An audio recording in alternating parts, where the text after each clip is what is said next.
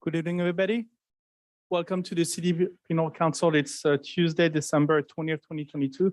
My name is Vincent Salimi. I'm the mayor of the city of Pinole, and I'm welcoming you with the rest of the City Council. Can you please join me in the Pledge of Allegiance in honor of the U.S. military troop? Thank you. I pledge allegiance to the flag of the United States of America and to the republic for which it stands, one nation, under God, indivisible, with liberty and justice for all. Thank you. We'll then move on to item number 2, which is the land acknowledgement. Before we begin, we would like to acknowledge the Pinole people who are the traditional custodian of this land. We pay our respect to the Pinole elders, past, present, and future, who call this place Pinole land, the land that Pinole sits upon their home. We are proud to continue the tradition of coming together and growing as a community. We thank the Pinole community for their stewardship and support, and we look forward to strengthening our ties as we continue our relationship of mutual respect and understanding. Item number 3, roll call, city clerk's report and statement of conflict. Madam City Clerk, good evening. How are you? Good evening, Mayor, and well, thank you. Okay, Mayor Salimi. Here. Mayor Pro Tem Murphy. Here. Councilmember Taves. Here. Councilmember Toms. Here. Councilmember Martinez Rubin. Here. City Manager Murray. Here. City Attorney Kasher. Here. Mayor and Council, the agenda was posted on Friday, September 16th at 4 p.m. with all legally required notices. No written comments were received in advance of the meeting. Does the council have any conflicts to report this evening? Seeing none, that concludes my report. Thank you. Thank you, Madam City Clerk. I will then move on to the next item on the agenda, which is convening to a closed session. We don't have any closed session this evening. Item number 5 does not apply. Before I move on to a citizen to be heard, I will just skip and move on to item number 8, and I will come back to item number 6 and 7 right after number 8. And I would like to start with recognition, presentation, community announcement. And I would like to start with item 8A2, which is a proclamation in support of the country of Ukraine. Good evening, everybody. I would please invite the entire City Council to join me in reading that proclamation tonight. Okay, I will just wait for the rest of the council to be ready. Thank you.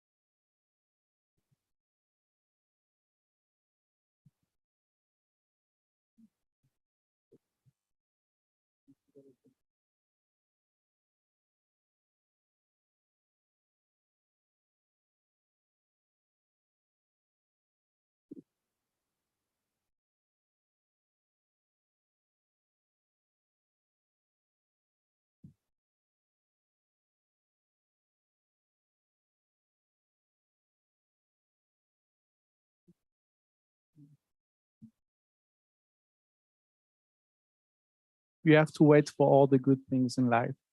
And this is one of the good things that you have to wait for.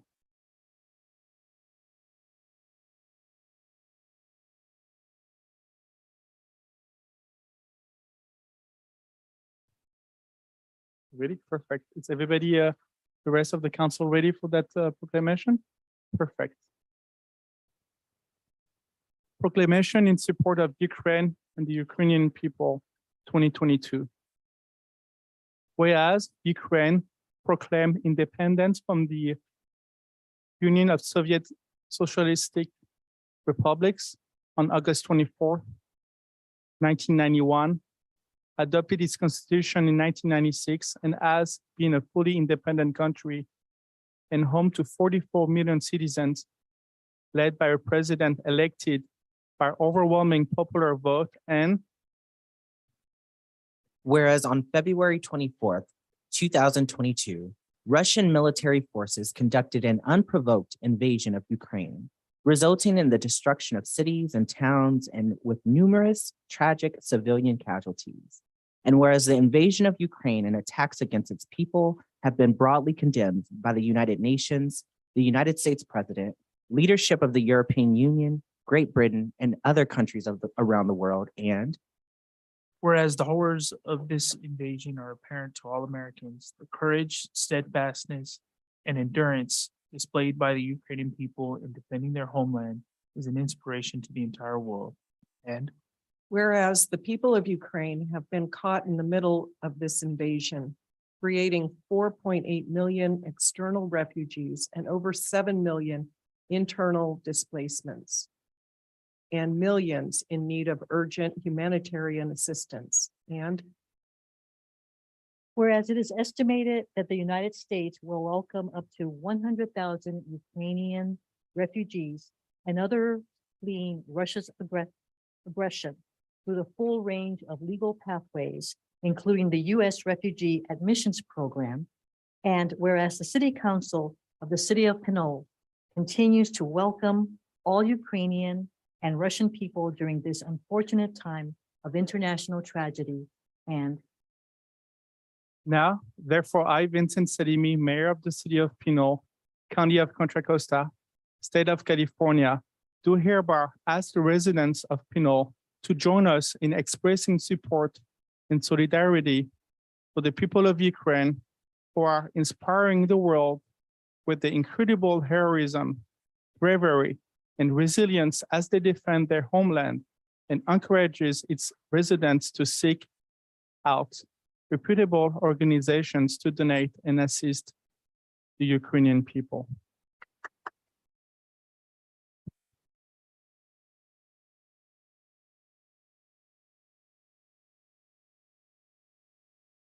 Before I move on, I would like to give the opportunity to Consul General of Ukraine, Dmytro Kushnerek, to say something. Good evening, Consul General. Thank you for joining us and welcome to the City of Pinole.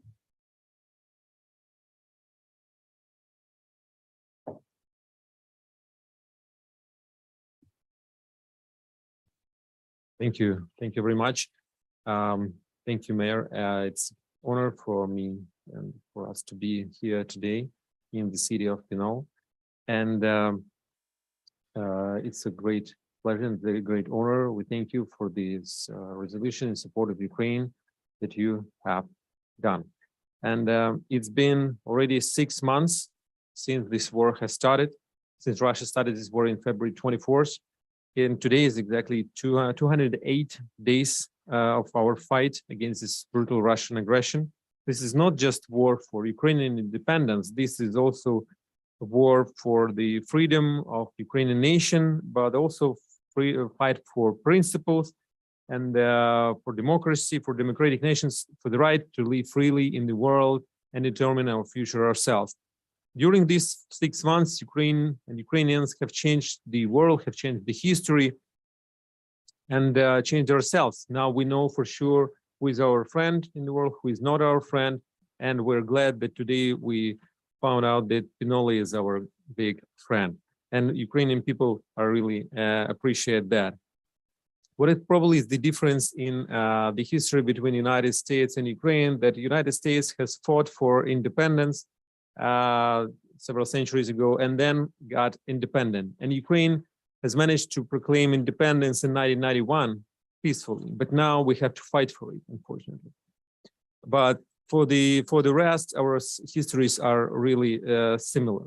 And unfortunately, in this war, we have lots and lots of casualties. As of now, 362 children have been killed, innocent children, and more than 13,000 civilians are the casualties of this war. We're not even talking about our army, our soldiers who are brave soldiers, thanks to whom we still stand strong against Russia today. And of course, for the last couple of weeks, we had some positive news that Ukrainian army managed to liberate a significant part of the territory which was previously occupied by Russia. That's a part of Kharkiv Oblast, and that is more than 5 or maybe 4,000 square miles. And unfortunately, after that, the Russian government decided that they want to probably change the course of this war, because the whole world now realizes the Russian army is not as strong as it seemed to be. And today, as we speak, we expect that probably in the next 4 hours, we'll hear some new speech from Putin, where he might announce new wave of this aggression, maybe making another threats to the West, another threats to the United States.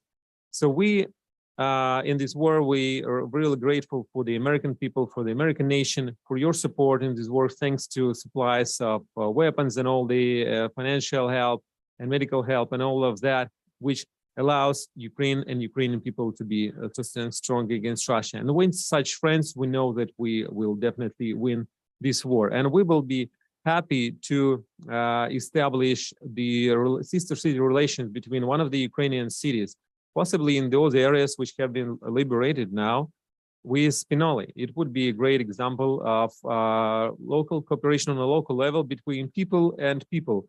And we hope this war will end pretty soon, and then we'll be able to proceed with the exchange of people coming here to Pinole and from Pinole coming to Ukraine, get to know each other and culture.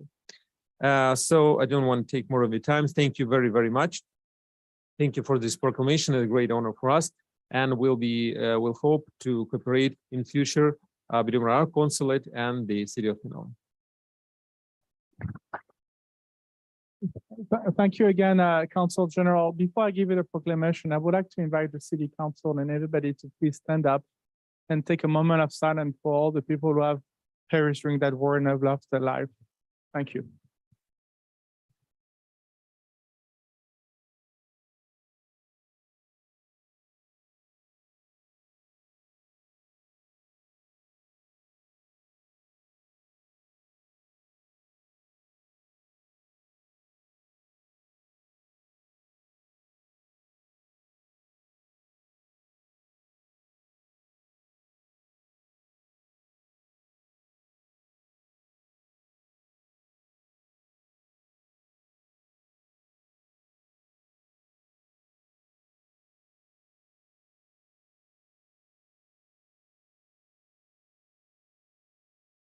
Thank you. What I would like to do is I would like to welcome you to the podium. I will give you the proclamation, and I would then let the City Council to make a presentation, speak as well, and the rest of the public. Please. Can you please join me, City Council?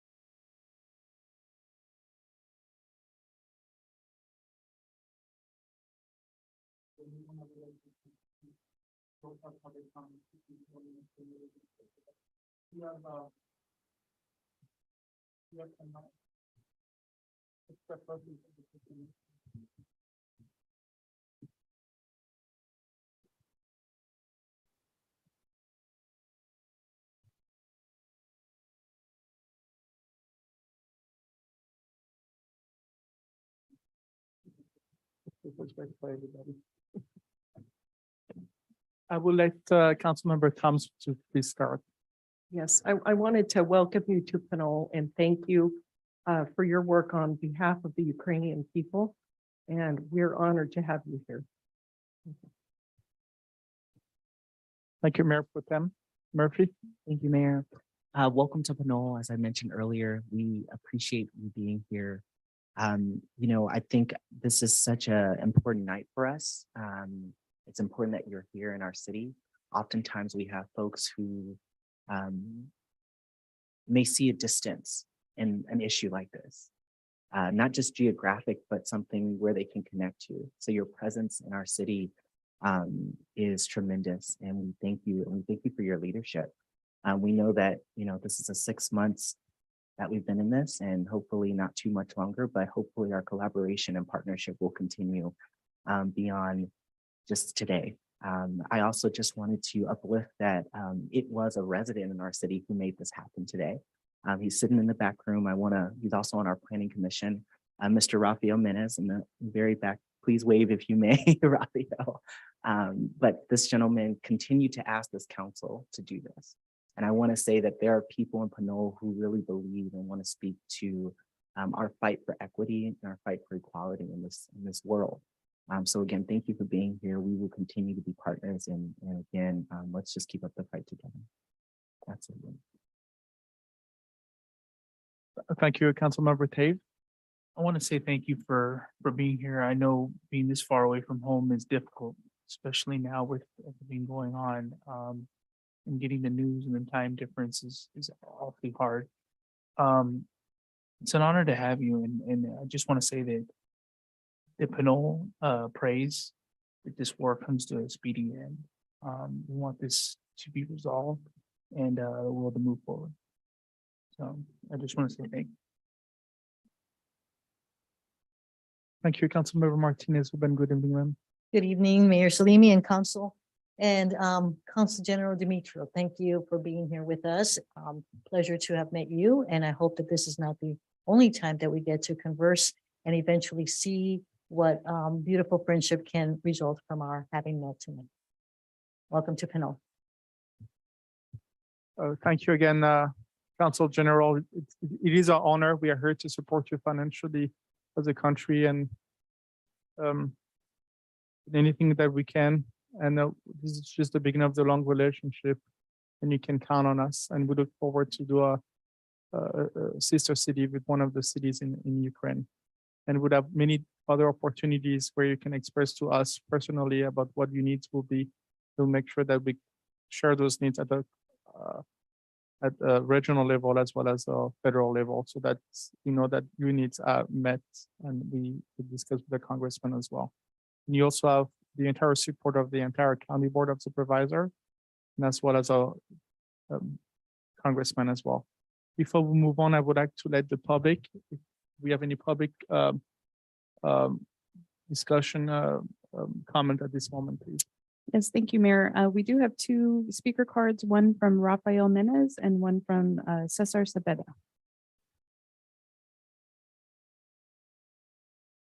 Mr. Menes, thank you for bringing that resolution to the city about back really 5 months ago. Thank you. Greetings, Mayor, Council, staff, members of the public, and honored Council. My name is Rafael Menes, and as the Mayor Pro Tem was kind enough to note, I did urge that a proclamation along these lines be brought up in February and March and April of this year, because this war, unfortunately, has been going on for longer than we hoped. Many people are of the opinion that what's going on in Ukraine is somehow irrelevant to Pinole, that it's something outside of the city of Pinole's concern, that it's something that we shouldn't be dealing with. I disagree. The unlawful invasion of Ukraine by the Russian Federation threatens the core values we hold dear in Pinole, the values of democracy, the values of being an integrated community, the values of justice, the values of the rule of law. All of these things are threatened when tyrants can invade another country and think that they can just claim new territories by raw force. And that is why it's important to understand that this war should not and I believe will not end until Ukraine has recovered all of its territory that has been stolen from it by Russia, up to and including Crimea. And that it's also important that everyone in Pinole do as much as we can to support Ukraine, because Ukraine's fight is not just about Ukraine alone. Ukraine is fighting for all of us and serving as an example to all of us, an example of freedom, of democracy, of fighting for what we all hold dear. And that's why the United States has sent intelligence and military aid. That's why the United Kingdom and many other countries have done likewise. And that's why the council had this proclamation tonight to encourage our sending humanitarian aid as best we can. Because ultimately, we cannot separate the fate of Ukraine from the fate of Pinole. They're fundamentally intertwined. Because if Ukraine lost this war, if Putin was able to accomplish all that he tried to accomplish, it wouldn't end in Ukraine. No one believes that. Not even Putin believes that. It might be quiet for a year or two, but then the exact same thing would happen again. So we are all of us in Pinole, in the United States, and the rest of the world, relying on Pinole, relying on Ukraine to not just stop Russian aggression on itself, but to prove to Russia and to all the countries of the world that unlawful invasion and aggression attempting to crush democracy will fail, and that it should not even be attempted. And so I thank Ukraine for the efforts that it has done, and I encourage all of my fellow citizens and residents of Pinole to support Ukraine to the best of their ability. Thank you.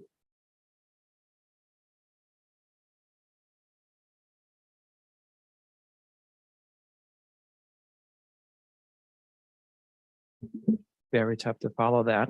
My name is Cesar Zepeda, President of the Board for the West County Wastewater District, and we want to welcome you to our West County area. We stand in solidarity with you and anything that we can do to support. And I want to thank the city and the mayor and the city council for allowing us the opportunity to host them and to pledge our support. So thank you so much. Thank you very much. I believe that concludes any other citizen who. We have one virtual comment. Excellent. Cordell Hindler.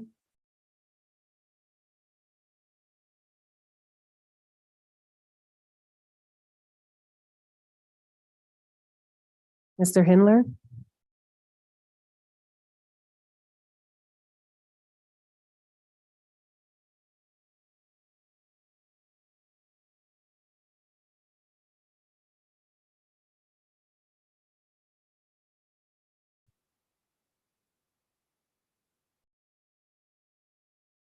Mr. Hindler, are you able to unmute yourself?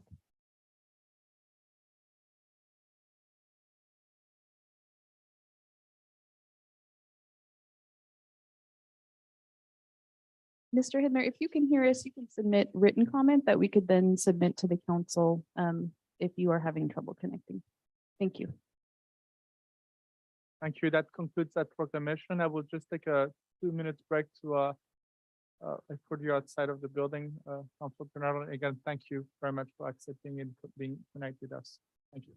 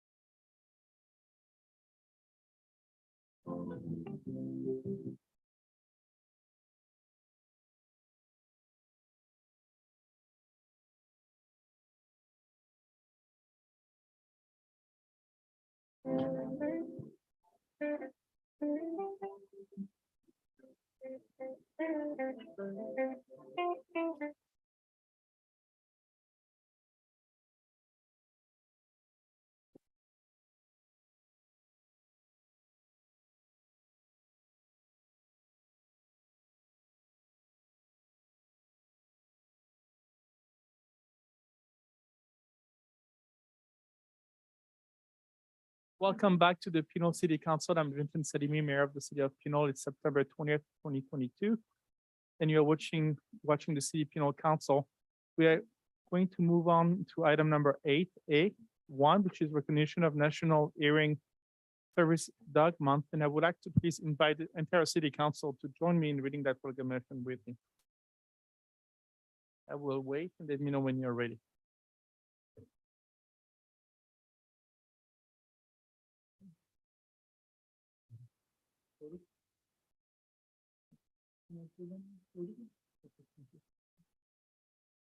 National Health Center Week, August 7, 13, 2022. Now, I do have the wrong proclamation. I do apologize. It was part of the plan. I just want to make sure that everybody was following me.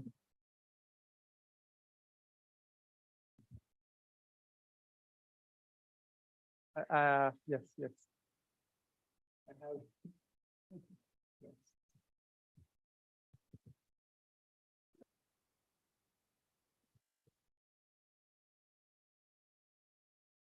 Somehow today our computers are hacked. We don't know what happened. Opening right now. Perfect. National Service Dog Month, September 2022. Whereas the Americans with Disabilities Act allows public accommodations for service animals, which are defined as dogs that are individually trained to do work or perform tasks for people with disabilities. And Whereas before being paired with a human, each service dog requires months of training and practice. And whereas before dogs are paired as potential companions, they must be raised in an environment that is conducive to learning. And Whereas across America, hundreds of canines are raised by volunteer puppy raisers each year who agree to provide a safe environment, attend classes, teach manners and basic commands, provide for food, veterinary expenses, transportation, and agree to give up the puppy after 18 months time period. And Whereas Canine Companions is a nonprofit organization that enhances the lives of people with disabilities by providing expertly trained service dogs and ongoing support to ensure quality partnerships. And whereas Canine Companions, through their network of trained service dogs, helps individuals live their lives to the fullest by providing best-in-class training, cutting-edge research, and a deeply committed community of support. And Whereas the residents in the city of Pinole believe in the joyful, transformative power of the human canine connection. And whereas National Service Dog Month aims to educate our community about the benefits of service dogs and the laws protecting them. And Now therefore, in recognition of service dogs and the adults and children in our community with disabilities, I, Vincent Salimi, Mayor of the City of Pinole, County of Contra Costa, State of California, do hereby recognize September 2022 as National Service Dog Month and encourage all citizens to celebrate genuine service dogs and be respectful to the adults, children, and veterans who lead more independent lives because of them.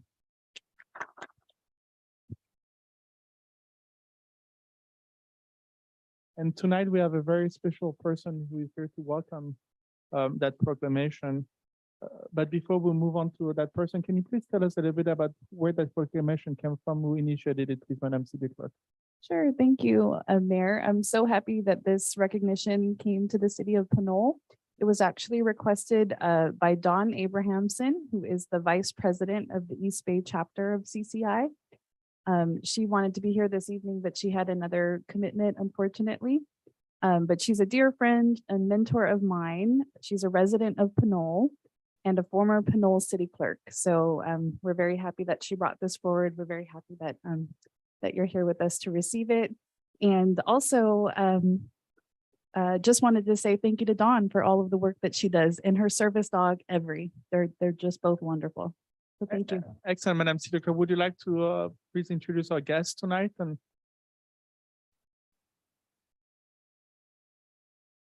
Yes, so we do have a client of CCI with us tonight. And I believe Tyra Ires is here with her service animal, Nella. So thank you so much for joining us, and we can bring the proclamation down. And if you wanted to say a few words, that would be wonderful. perfect. Yes, I will bring you the proclamation. I'll bring you the proclamation and I'll let you say a few words. Is that how you want to make it happen? Okay, perfect.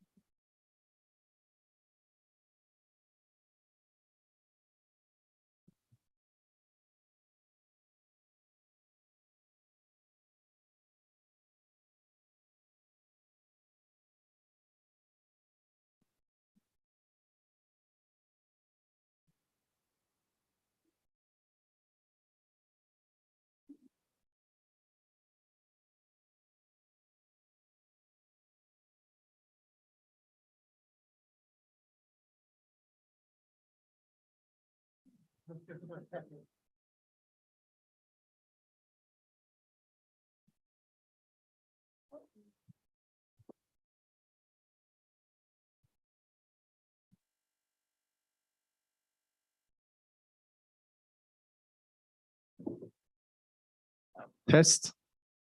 This is a singing microphone. You would have to sing us a song afterwards, you know? later. Thank you, Mr. Mayor and council members. I really am delighted to accept this proclamation on behalf of Canine Companions and all of the graduates who benefit from having a highly trained service dog. Until I've had my dog Nella about 4 years now. And she spent a little over a year with a volunteer puppy raiser. I can't even imagine what it would be like to raise and love a dog, knowing you're going to give it up. I am so grateful to her. All of us are grateful to the puppy raisers who raised our dogs for us. But I had a number of friends with disabilities who spent years telling me I should get a service dog. And I was like, I don't need a service dog. What are you talking about? I'm fine. I didn't know until I had her how much I needed her. She has made a huge difference in my life. I feel much more secure. I feel much more certain that I will be able to maintain my independence and continue to live in the community, which is a gift beyond price.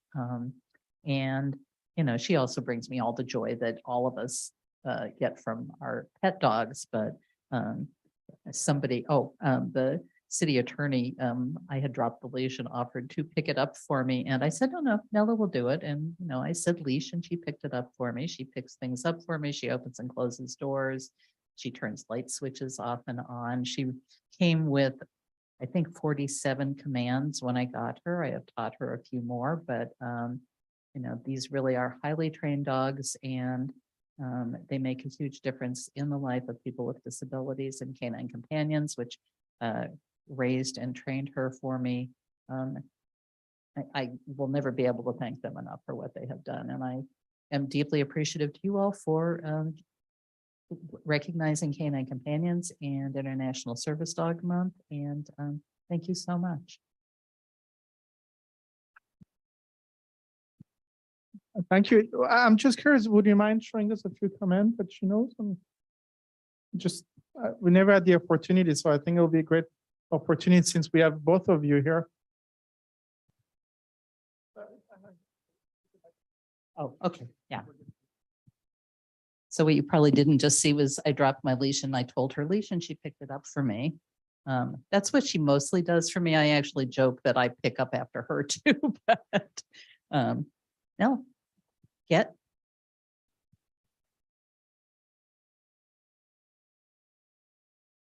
You can do it. Yep, good girl.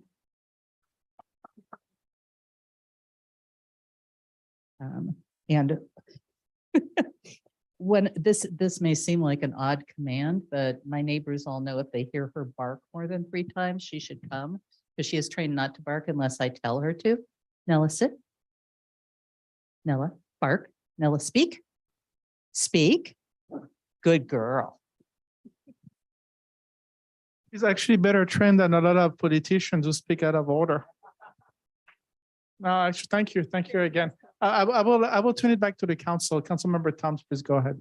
Yes, I'm happy you came. I had an opportunity to meet some of the leadership of Canine Companions when Dawn advertised a fundraiser out in Lafayette, and my family and I attended, and it was very inspiring.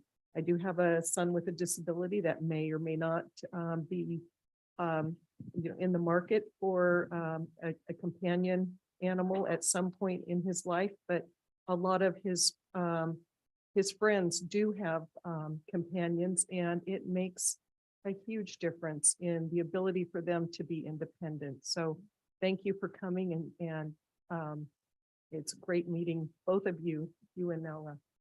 Thank you. Thank you for coming, and it is a pleasure to meet you both. If there's any, time you want to come back, we would love to see more tricks. But also, we would love to hear more about the program and how we can support you better. So thank you again, and Thank you. of course, absolutely. I just want to say thanks for being here and raising awareness of this program. I think that, a lot of times somebody may be at home and not realize that this program is out there. So I just want to say thank you to my colleagues and to you and the organization, just because these are these things that we as a community have to put out there and make sure that people are aware. So thanks again. Thank you. Thank you for joining us. Dogs are the best, and specialty or specialized dogs are that much better. And to have a program that allows for independence and continue to be involved in the community makes that even more special. So I'm glad that you got to show us what Nella can do. I have seen Nella like companions in the past, and I'm grateful that the program exists as needed for people who would like to have a companion like Nella. What is the wait period for someone to receive a companion dog? I waited about 2.5 years from the time I applied until I received Nella. Though I delayed a little bit because I had some family emergencies going on. So it was probably I delayed 3 months. So, but 2.5 to 3 years is the normal wait at this point, because there are a lot more folks who would like service dogs than canine companions. And even though I am deeply grateful to Canine Companions, there are other organizations that train service dogs. Matter of fact, when I discovered what the wait period was, I actually thought that I considered adopting a dog and training it myself. And then but most dogs can't be service dogs. We're asking them to do things that most dogs aren't temperamentally able to do. They have to be submissive, but they have to not be fearful. And they also have to be assertive enough to deal with things, like a hearing dog that's alerting someone to the sounds in the environment that they can't hear has to be very assertive, for example. So I decided I could actually end up with a very highly trained pet who couldn't be a service dog at the end of spending 2 years training my own dog, which is why I decided to wait. But Canine Companion says these are $60,000 dogs because that's approximately what it takes to train one of them, and they provide them to us free of charge. Will we see you around town? I didn't catch whether you are in Pinole as a I'm resident. actually in Richmond. They asked me to come because Dawn couldn't come tonight. So, Well, but welcome, Well- Nella, and welcome to both of you to Pinole. thank you very much. Thank you again. It's a great honor. And, in the city of Pinole, we have the police department as a service dog model. As the chief of police reminded me. Thank you again for being here. Do we have any public comment at this moment, Madam City Clerk? We do. do We have have- one online comment. We'll see if he is with us. Cordell Hindler? Yeah, can you hear me now, Roxanne? Yes. Yeah, so sorry about the technical issue earlier. So good evening, Mayor Salimi, Council. I am Cordell Handler. I'm a Richmond resident. So thank you for this proclamation. I was very impressed by the dog doing tricks. I was like, wow, this dog is as smart as a whip. And I said, I wish I could meet her in person, but I will meet her at some point. So I just want to thank y'all for this proclamation. That's it.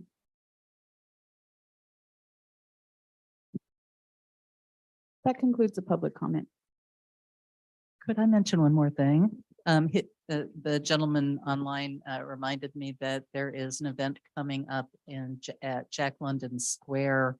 I believe it's the first weekend in October, called Dog Fest, that Canine Companion sponsors. So if you want to meet service dogs, you can come on down and meet a ton of service dogs. And if you go to the Canine Companions, it's canine.org website, you can get information about that event. Excellent. Thank you. Thank you very much. And that concludes that item number 8. And then thank you again. My pleasure. Thank you for coming. Pleasure.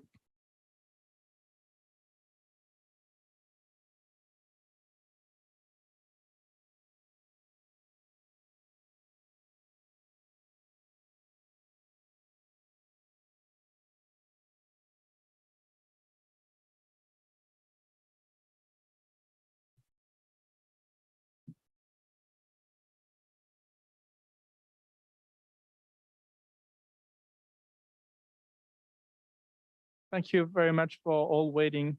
That concludes item number 8. And I know I went out of order because I wanted to give the opportunity to the people for the proclamation to not have to wait. I know we also have a few members in the public that are here, I believe, to talk about an item on the presentation tonight, and I don't want you to wait until the end of the meeting, even though I want you to stay as long as you can with me, but out of respect for you, I will also bring that item a little bit earlier. I believe that will be item 12A, which is the overview of the citywide labor project agreement. Is that correct? Okay, I will try to bring that earlier. What I will do here, I will move back to citizen to be heard so that people who are here to express themselves as part of citizen to be heard will be able to speak. And then I will go to that presentation, Madam City Clerk and Mr. City Manager, and then I will bring it back to council reports so that people don't have to wait in the chamber of council chambers as long as I wish them to wait. But anyway, let's move on to item number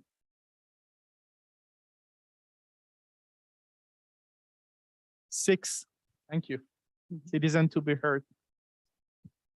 Thank you, Mayor. We have one in-person comment for citizens to be heard, Rafael Menes.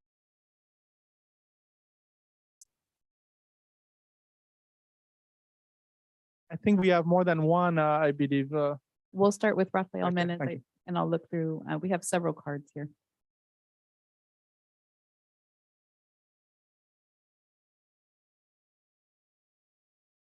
Greetings again. So first off, as usual, I'd like to start with an update on the COVID-19 data for Pinole from the county. As of 11:30 today, Pinole had a case rate of last 14 days per 100,000 of 249.2, which is the 4th highest rate in the county, including other/unspecified. And the number of actual cases was 48.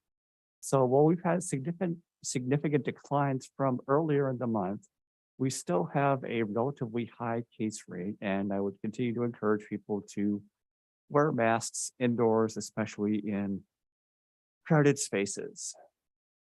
And moving on from that to a more positive topic, I'd like to thank everybody who helped make the coastal cleanup this Saturday possible. It was a big thing. It could only happen with, help from the Community Service Commission, of course, and also from the community service staff of the city of Pinole, and also members of the community who aren't necessarily on the Community Service Commission staff. Like I know Pete Murray over there and Bob Kopp and Debbie Long helped with setting up a barbecue after the event.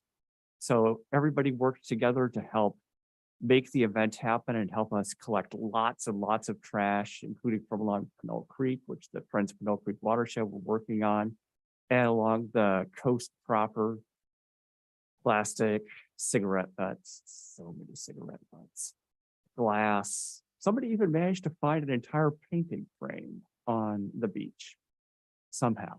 But ultimately, we all managed to get it together and working together, managed to clean up a whole bunch of trash within our community and make our community better. So I just wanted to thank everybody that was involved in making that happen and that took part in, cleaning up our community and making it better.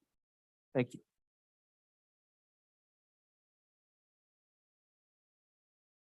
I believe we have Debbie Long as well.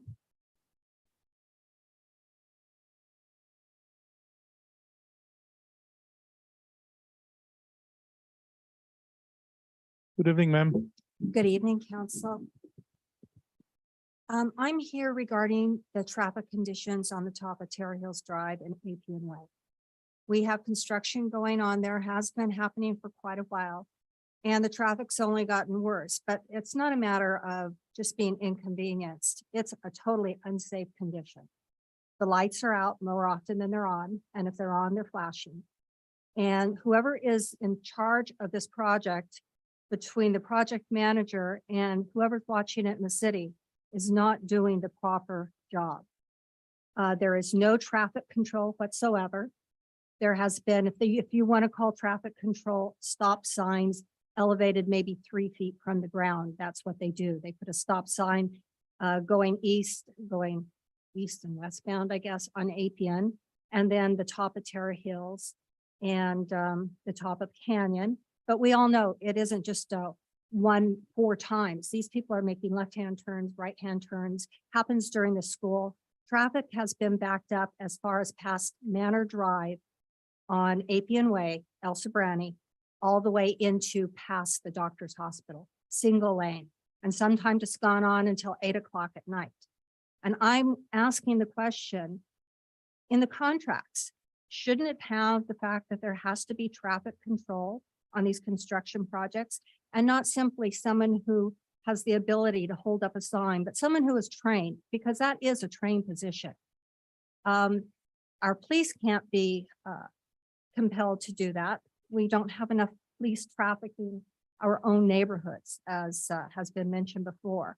So I'm not sure if that is in our contracts. If it's not in our contracts, we need to immediately put it into the contracts. We have a lot of construction that's going to be taking place on Appian, soon Fitzgerald, and we need to actually have all of this in place long before that happens. We shouldn't be closing the door after the horse is out, and that's just what's happening here. So I hope that this is addressed very quickly.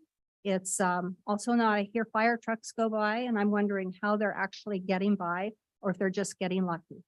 So I would like that addressed at some point in the future, and maybe the future meaning tomorrow. Thank you. Thank you. Staff, if we can get back to the next meeting. I would appreciate it. Thank you. Another citizen that wish to talk, please. Yes, I have one card that says coastal cleanup. Peter Murray, please.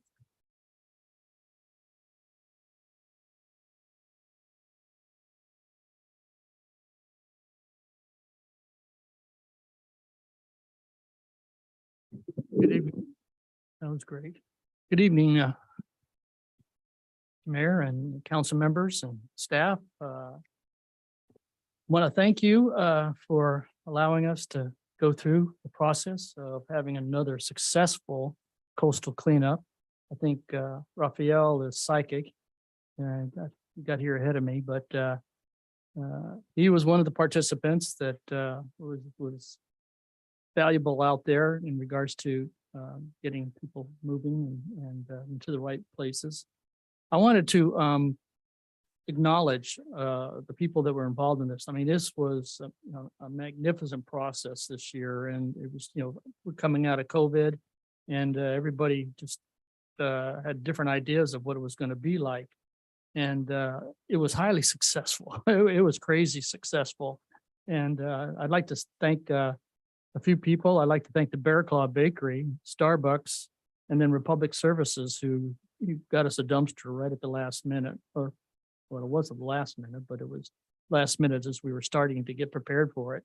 And they got it there and we utilized it to quite an extent. We had staff, city staff that were participating, Matt Jones, Michael Brock, Letitia Andres, Kathy. Yes. And I'll do terrible on that. Maria Picasso, Jeremy Rogers, Sanjay Mizra. I gave Sanjay a bad time all day long. Andrew Murray, the city manager, was around. Kapil Amin, the Civic Spark Fellow that was working with the city. Andres Cruz from Pinole TV. Christine Murray Ruiz, who was from Tiny Tots. Eric Casher was out there amongst us just to provide us with the legal advice in case we found something that was detrimental to our health. We had Friends of the Creek, Pinole Creek Watershed, Kent and Ann Moriarty. The Interact Club from the high school, excellent. Earth Team, Pinole Rotary Club, those were the clubs. But we had really great effort from the Community Service Commission, and they get together and they really organized to put this on. We had Laurel Martin, who was the organizer, and then we had Debbie Ojeda, who was team photographer. We had Bob Kopp, who was Mr. Barbecue. Christy Lamb, Julian. We had Derek Clark, and Nicholas Teller, all from the community service group. And also I'd like to thank the Contra Costa Resource District that was out to help us put that thing together. I might notice that we had a few electeds there, some celebrities. We had Norma Rubin, we had Maureen Toms, we had Devin Murphy, and Roy Swearingen, the man with the money. And then we had community volunteers. We had Debbie Long and Larry Long, who assisted with the barbecues. Jim Tillman, who is always there from the last 20 years. He gets there, and even though he's having a few mobility issues now, he's still there and enjoys it immensely. And then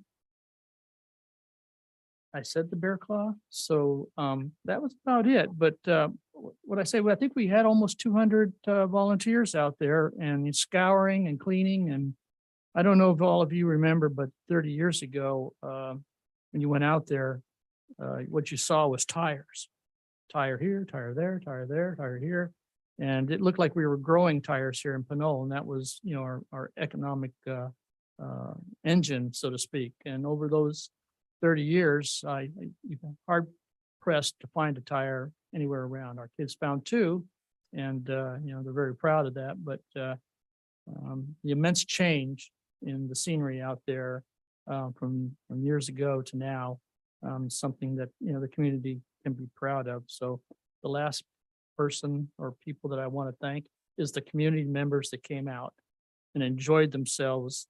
And they're watching tonight. I think, please pat yourself on the back and your children's back and everything along those lines, because it was a really, really good day. Great weather, great everything. So thank you very much. I appreciate you allowing me to do so.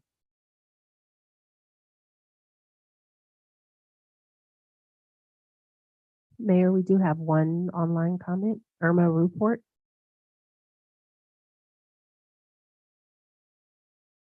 Good evening. It's actually David Rupert. We share the same line on certain computers. So can you hear me now? Yes, go ahead. Again, my name is David Rupert. I'm a long-term resident of Pinole, an attorney, and carry a number of other hats, including volunteer. I'm here speaking as my personal opinion and not representing anybody else here. So therefore, I would like to talk about two items. The first being the Pinole, Solano Contra Costa County Food Bank, which I've been volunteering for, and my wife and other people for the last year or so. Unfortunately, last week, we received a notice from the food bank indicating that the large portion of that process, which feeds over 200 people in our city alone, will no longer be able to provide food for lack of donations. Now, we've partied with the food bank, and we've both exchanged mutual services for mutual benefits, which is trying to extinguish the food deprivation that exists in our county, in the Bay Area, which is currently about 2 million people. And we're doing our little part, but unfortunately now that's going to stop, and we're going to be limited to passing out a few vegetables and onions for those that come down and need food. I would like to see the city agendize this issue at a future meeting to see whether the city can find some money. It seems that we can find money for a lot of different things that may not have the priority of eating on a regular basis, which is the purpose of food banks in the Bay Area and the nation. I don't know what it would cost to fill in until some donations come in, but it doesn't seem logical, even though we're only feeding our population and anybody in the area that wants some food, that we do it once a month and we're going down to zero. So if the city can agendize this and try to expedite the matter, if it costs some money, please find out how much it would cost to fund through Christmas. It shouldn't be something that the city would be doing for years. And so therefore, look into it, and I hope somebody in the council would agendize this.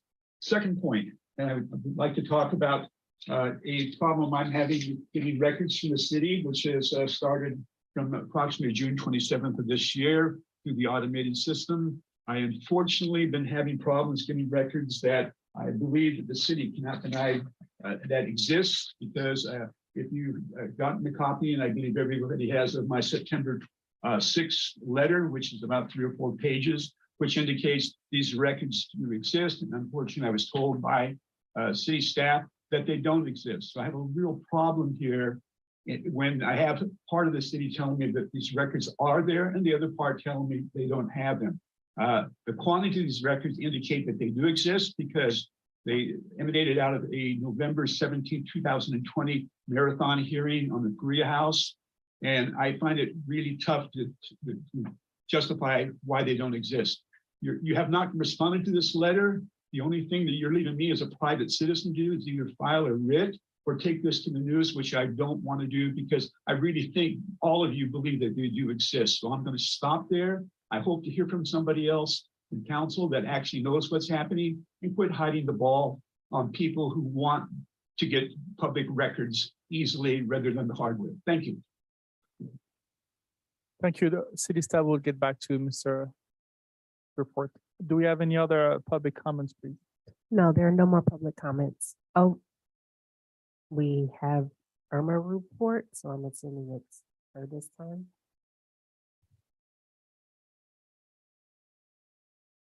Good evening. Can you hear me? Yes, go ahead. Hello. Good evening, Mayor, Council, staff, and public. My name is Irma Ruport, and I have lived in Pinole for over 40 years. First, I would like to take this opportunity and speak about a certain council member that has lived up to his promise and conviction to the residents of Pinole in the past 4 years. Council member Anthony Tape has been, in my opinion, a voice for our citizens, and as I would like to call him, the people's council member. He has always voted for the best interest of Pinole and never wavered for his own personal gain, special interest, promises made by others, and stood his ground when voting for important issues of financial stability and transparency. He has proven himself to me that he is one of the best council member we have had in a long time.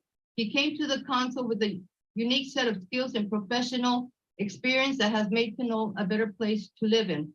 He is a people's politician. One of the things that make him stand out from the rest past council members, he listens, he returns messages, calls, communicates with the people. His voting record speaks for itself and stands his ground when making important decisions for the betterment of the Pinole citizens. He represents what we want from our council members to be transparent and be true to themselves and do the people's work for all of us.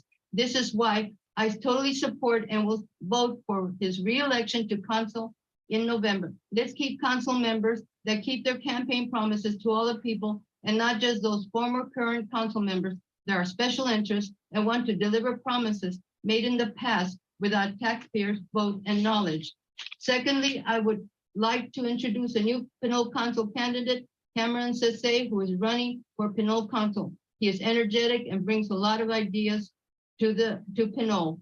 Please look at his website, www.sese2022.com, and take a look at what he stands for and what he will bring to the table. In my opinion, he deserves your vote and support in November.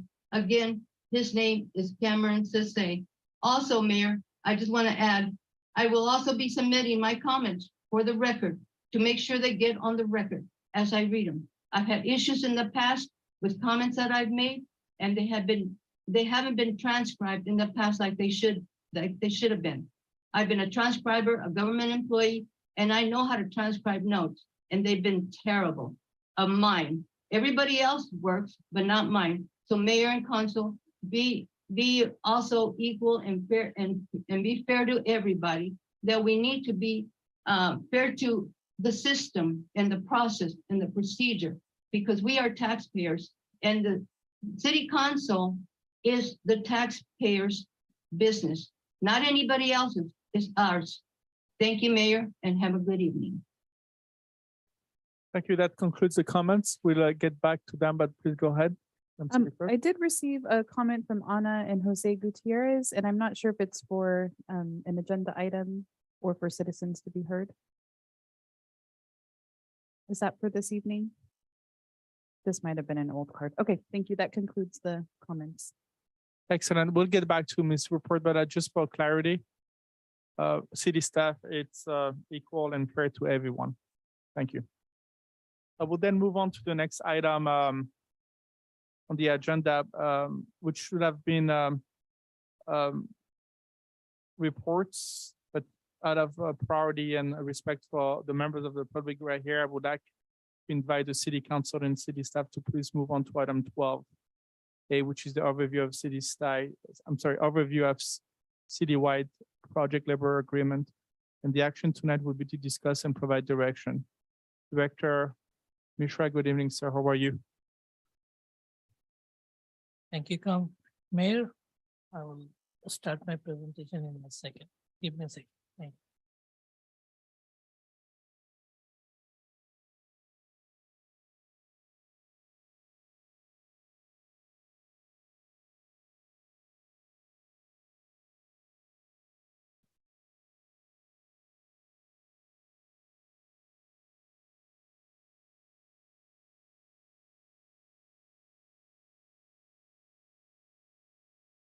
Good evening, Mayor, Mayor Pro Tem, council members, staff, and members of public.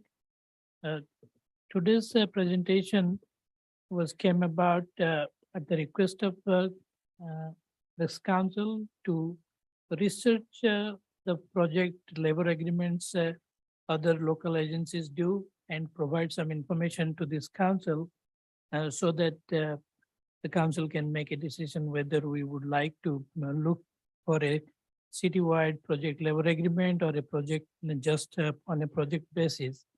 And so I worked with City Attorney, Mr. Casher, to present some of the local agencies around our county who has similar project agreements. And we will provide some details through this presentation to the council. Project labor agreements is a pre-hire collective bargaining agreement between a construction project sponsor, owner, and one or more labor organization that establishes terms and conditions of employment for a specific construction project or projects. Sometimes it's also known as community workforce agreement. PLAs are governed also through Public Contract Code 2500A. PLAs prohibit discrimination based on race, national origin, religion, sex, sexual orientation, affiliation, or membership in a labor organization in hiring and dispatching workers for the project. PLS permits all qualified contractors and subcontractors to bid for and be awarded work on the project without regard to whether they are otherwise party to the collective bargaining agreements. PLS contains an agreed upon protocol concerning drug testing for workers who will be employed on the project. Contains guarantees against work stoppages, strikes, lockouts, and similar disruptions of the project. PLS help address certain issues such as wage irregularities. It helps promote local participation, it promotes local hire, offers project stability related to labor disputes. It does have its own criticism as well, such as there is people think that it increases cost because of unionized wages. That it is anti-competitive as non-union contractors may choose not to bid on the projects or participate in city projects. And there is this is unnecessary as existing pre-qualification procedures screen contractors for public work contracts. PLS by the local agency around us, we may research some of the PLS that exist currently. City of Hayward, Martinez, Sacramento, San Jose, and Watsonville have utilized PLS on individual projects. Some of them have also established overarching or citywide PLS. As City of Pinole has signed PLAs on individual construction projects in the past. That is for the water pollution control plan upgrade project.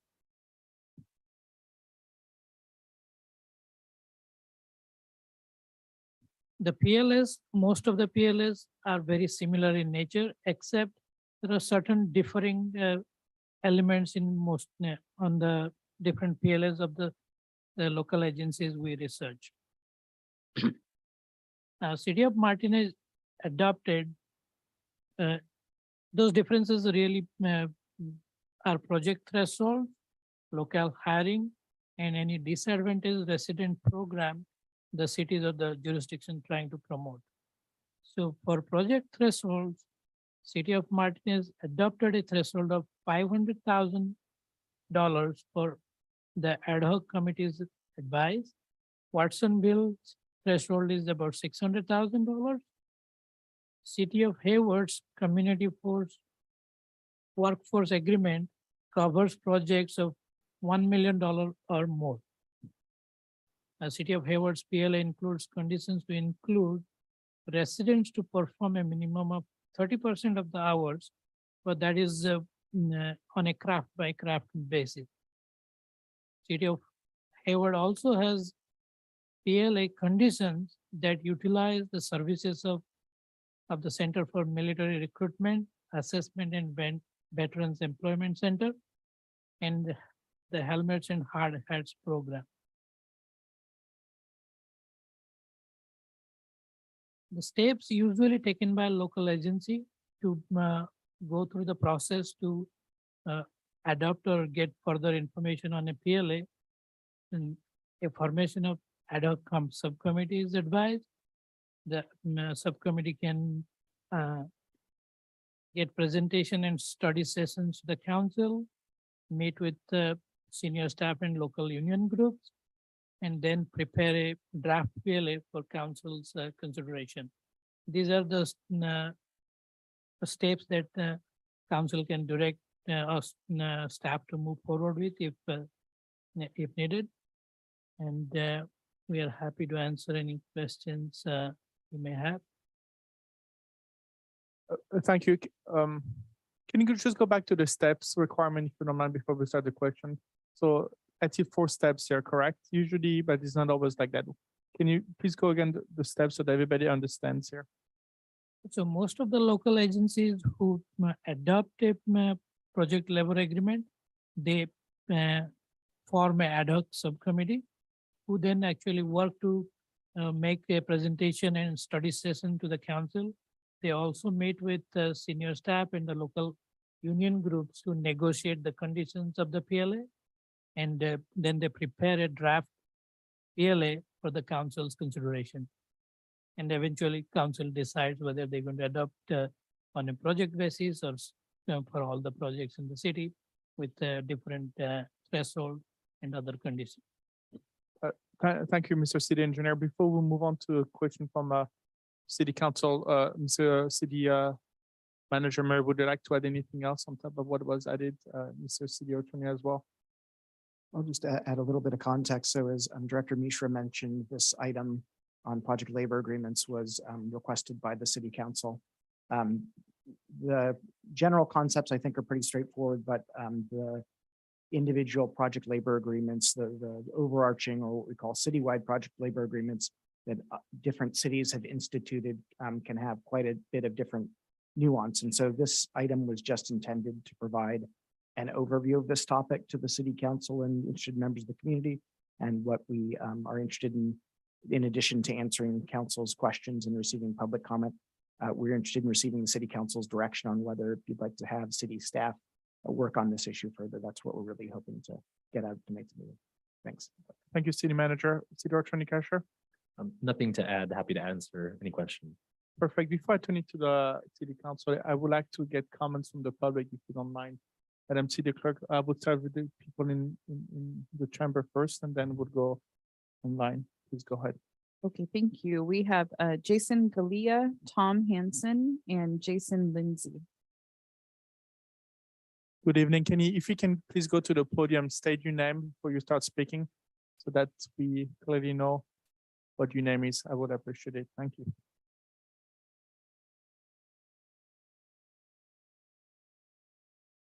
Good evening, sir. Hi. My name is Jason Gallia, Pinole resident, 22 years. I stand here before you as a product of the project labor agreements throughout the Bay Area. Through the project labor agreement process, I was able to buy my first home and start my own family. It was definitely a direct pathway to an apprenticeship where I got the experience. And I joined the building trades, and I've been there ever since. I raised a real nice family. I've been able to send my kids to school. And I live in a real good city. When I heard this meeting tonight, I didn't waste any time to get down here and support the project labor agreement. It offers a lot of good things for those who are starting out in life. We have a wonderful high school here. The pathway that you could create with this project labor agreement with this high school and surrounding high schools for that matter could definitely launch a lot of citizens into the middle class where they could do the same thing I've done. I didn't get rich, but I'm able to make a good living, and there's food on the table every night with health care. Looking forward to a pension one day when I decide to retire. And it's been a beautiful life, it really has. And it's all due to project labor agreements that I've worked around the Bay Area. As you heard, there's other cities, school districts that are using project labor agreements, and they probably agree with what I'm saying here tonight. Very successful in starting people off into the middle class. You know, these projects, they deserve not only being built by skilled labor, but you have a better product when it's all finished.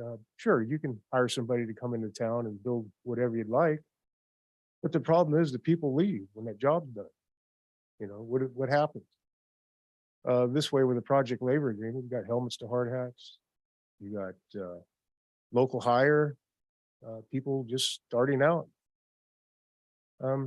It gives them a good pathway. I definitely highly recommend a project labor agreement. It's definitely been impacted my life and people around me. I have a camaraderie with the people I work with, lifetime friendships, and we're able to enjoy life. We really are. I hope you adopt this and move forward, and you have my full support. Thank you very much. Thank you, sir. Thanks for sharing your experience. Good evening, Mr. Mayor, council members. My name is Tom Hanson. I'm the business manager for Electricians Union IBW Local 302. Thank you for considering this item tonight. Many cities throughout Contra Costa County has picked up PLAs, and as Mr. Galley said, also the school districts, and they've all been very happy with the outcome. We get a high quality project on time, on budget. Everything's worked out quite well for everyone that has one else throughout the county. But the other thing you pick up is apprenticeship, real live, honest to goodness apprenticeships. Those are all run under the state school system. They're all accredited. Most apprenticeships receive college credits while they attend the schools, and they can actually go on to a junior college and get degrees, and then on to a four-year school if they wish with the credits they have. So you're buying a lot when you get a PLA. You're getting a lot of value for your city. You're investing in the future of the city, and you're investing in the middle class. If we had more people in the middle class, we'd have less problems in our society. By having a PLA, you're making sure that the people who work on your project are the highest skilled people that are available. They're making money that actually keeps their families whole. They have health care for their families, so they're not a burden. So when they come home at night, there's a positive influence in your community. And that's what you're investing in with the PLA, is you're actually getting a community and not having someone undercut somebody because they're taking wages away from a worker, or they're coming from the valley and underpaying their workers. You're actually getting people from Contra Costa County, from this area, from West County, working on your projects and actually earning a real living. And that's what you're getting with the project labor agreement. Thank you.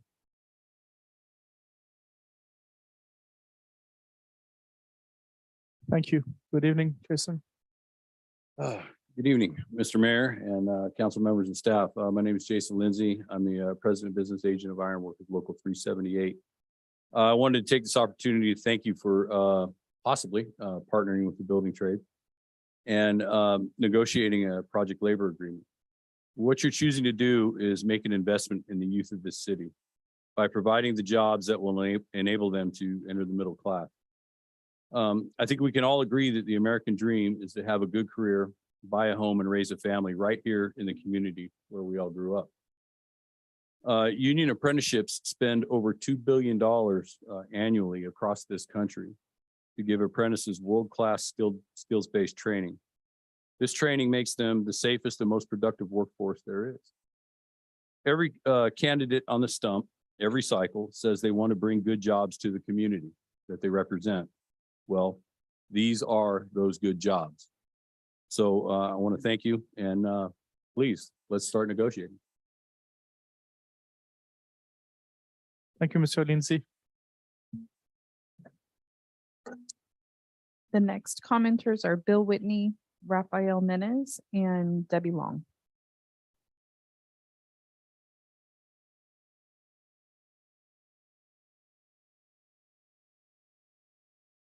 Good evening, Mr. Whitney. How are you? Couldn't be better, Mr. Mayor. It's awesome to be here in your wonderful community. Good evening to you, the council and staff. Thank you for this opportunity. My name is Bill Whitney. I'm the CEO of the Contra Costa Building and Construction Trades Council. And I'm here tonight to speak in support of council directing staff to begin negotiations on a Pinole citywide PLA. Contra Costa Building Trades Council is approximately 35,000 workers, middle-class workers in this county. 65% of those 35,000 workers are men and women of color and indigenous people. We don't, not only do we walk the walk, we talk the talk, we walk the walk, we do it all. So we're committed to making sure that our career paths offer a hand up and an opportunity to everyone.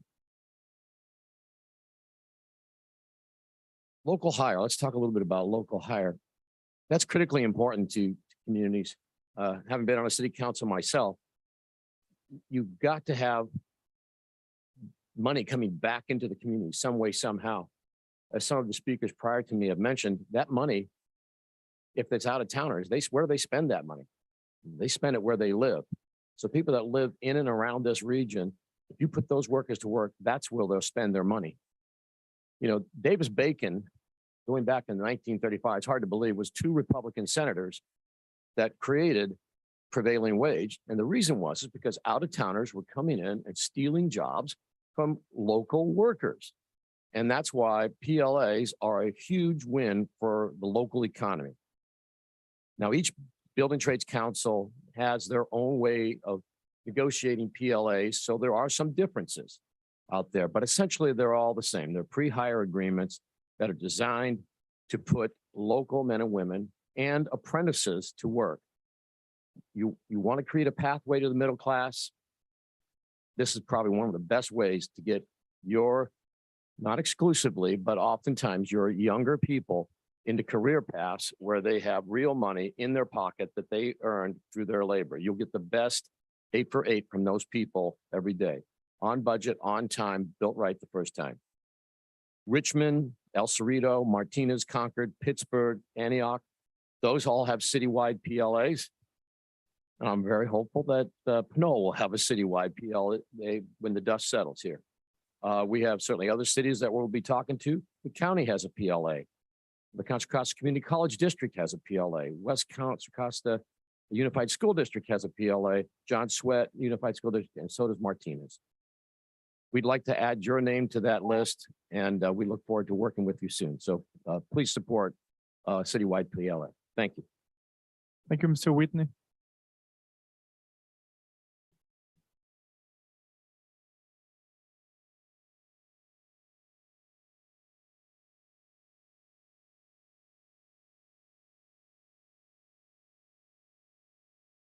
Greetings again. So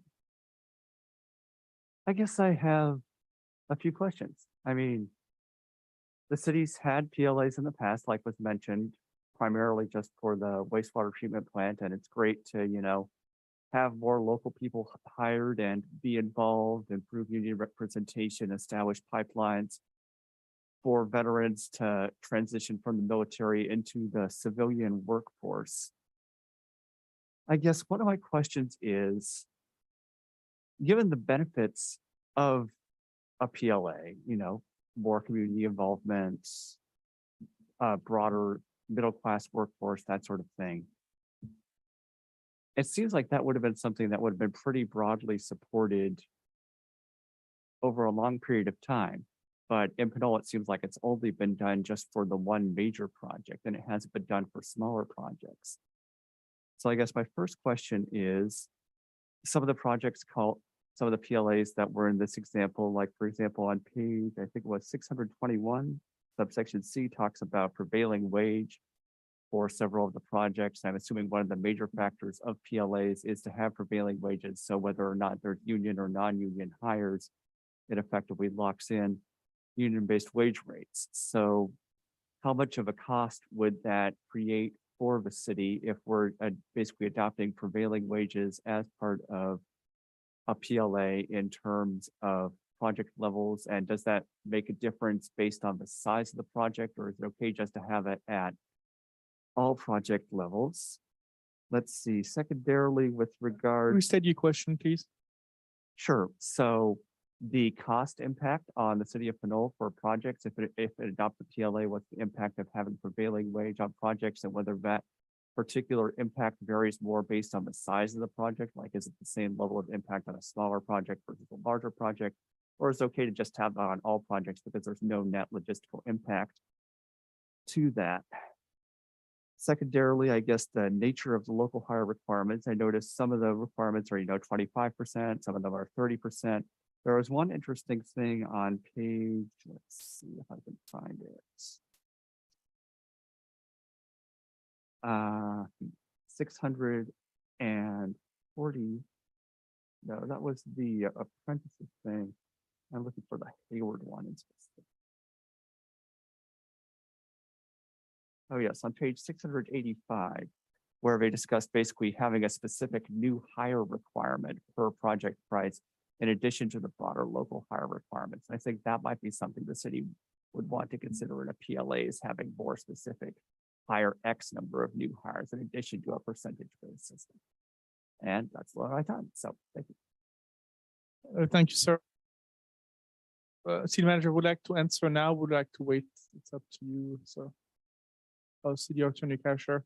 I think that related to labor, really depending of the material cost will be the same, but just labor cost will be different based on the prevailing wages, and then the number of hours multiplied by the hourly rate of each worker. That will be the main difference. But and I think with the local hire is something the council would have to discuss, and the percentage of want to give it to minorities or women-owned businesses. But Mr. Casher, please go ahead. I'll just offer, so Labor Code Section 1720 defines the requirements around prevailing wage. So any public works, any public project that is funded in whole or in part with public funds requires prevailing wage. So that would be the case with a project labor agreement or otherwise. So I just wanted to clarify that that is often a term or condition of a project labor agreement, but that is going to be the case for any public works project for the most part. We would definitely need to look further into the actual cost impacts of a project labor agreement. I think Director Mishra mentioned that there as anecdotally there's thoughts around sometimes the cost tends to increase, but again, prevailing wage would be the general rate that would apply for each of the trades under a PLA, but under any public works project. Thank you. Please go ahead, Director. And I just wanted to say the same thing what just Mr. Casher said.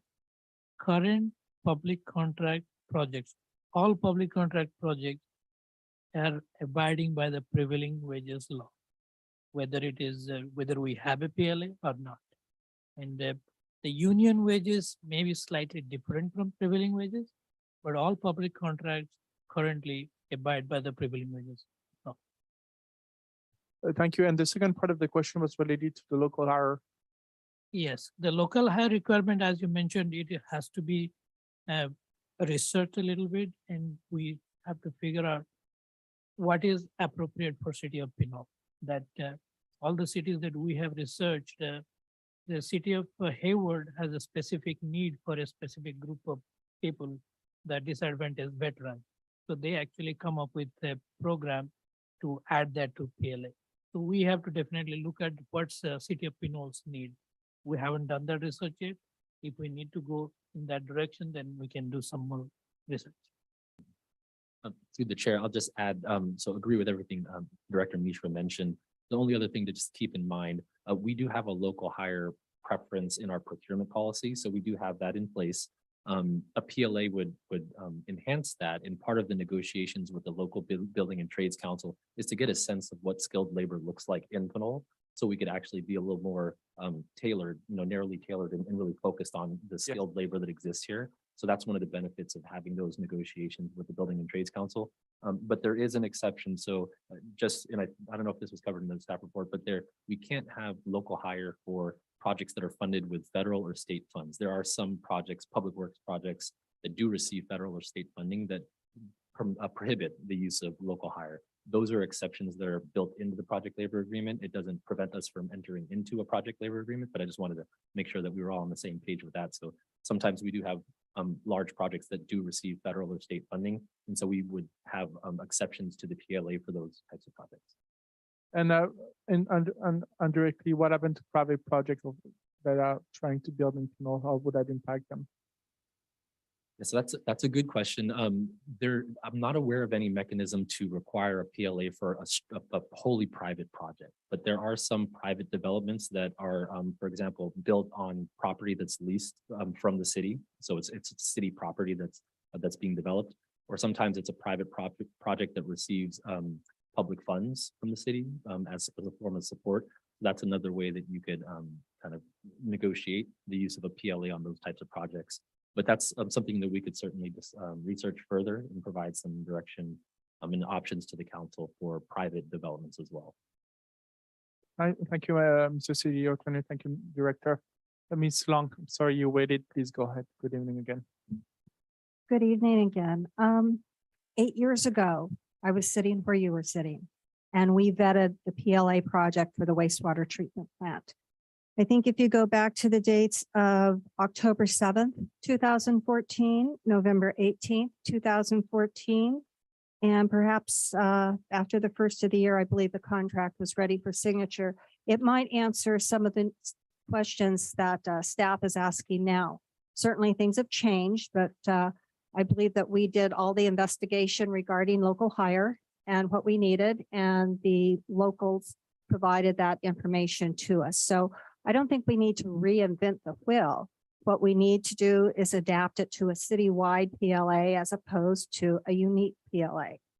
The other thing I'd like to speak to particularly is skilled and trained labor force. And I think that's what's been alluded to when we talk about the schools and promoting our youth. They bring to you, the trades, a skilled and trained labor force. Apprentices have to have a ratio of journeymen on the job. And so they're always they're watched over as to see whether they're doing what they've been trained in the classroom. Because these folks just don't work 40 hours a week. They usually attend up to 8 hours of classroom time a week each. And sometimes that extends to 5 years, 5 years, depending upon the trade. I had a chance to look at the Ironworkers Training Center. That was just incredible. I mean, colleges don't have that. In fact, my husband was wanting to go and ask if he could take advantage of it as well. They're safer projects. They're much safer projects. And I can attest to, and all of you should be able to attest to the fact that the wastewater treatment plant had one heck of a record when it came to safety.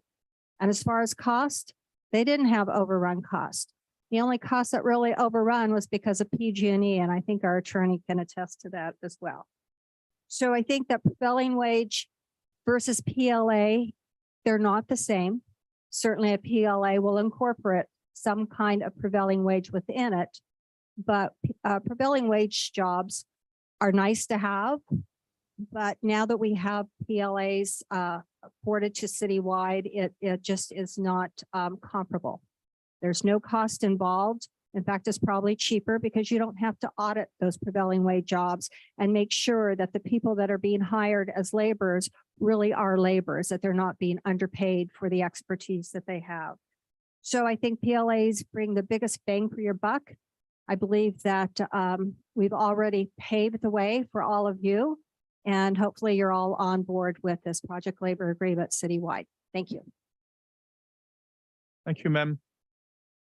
Who is the next citizen who would like to speak, please? James Ashcroft, followed by Eric Haynes and Peter Murray.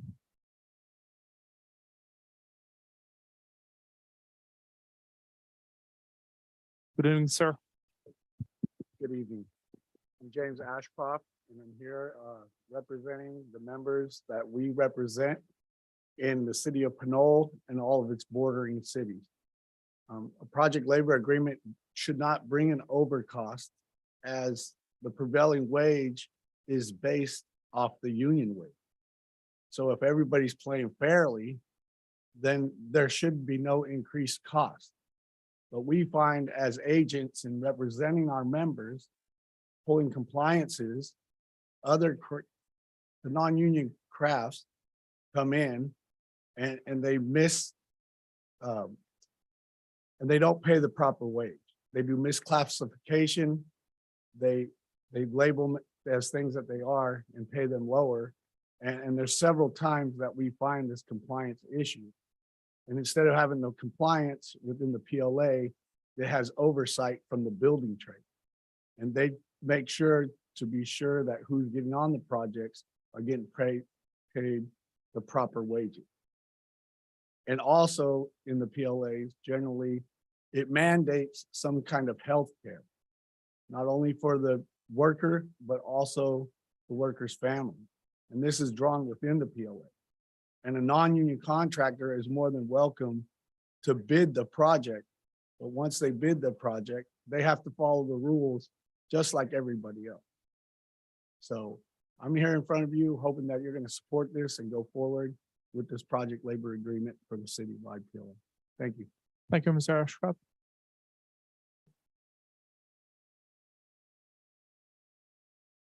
Good evening, sir. Good evening, Mayor Salimi, Council. My name is Eric Haynes, Business Representative with Sheet Metal Workers Local 104, representing our members of Contra Costa County, nearly 1,000 of them. I thought I'd try and get in last so I could play cleanup, but I don't think I'm going to have much to say at this point. What I will say is that, a project labor agreement is a partnership. And what you're gaining in that partnership is, like was said earlier, the building trades invest over $2 billion a year in training, the best that there is. Another thing that you get is you get a guarantee that you're actually getting what you pay for on a prevailing wage project. A lot of people don't understand. Public works, prevailing wage, the rules are this. If you are not a registered apprentice, you have to be paid as a journey person. That's it. With the building trades, you're getting a guarantee that those journey persons are just that. They're journey persons. They've been trained. What you also get is our members, our apprentices, don't just get training when they're working on public works. They get training while they're working on every project outside of public works. That's not something you get with the non-union. What you get with the non-union is they're required to request apprentices by the certified apprenticeship that serves that area. And once they're done with the job, they don't use apprentices outside of those public works. And most of the time, they don't even have apprentices get dispatched to them because our apprentices are busy working on other projects. So you will get what you pay for under a project labor agreement. You will not get what you pay for just following public works law. That's what I have to say. Well, I would like to say, why don't we just close this deal tonight?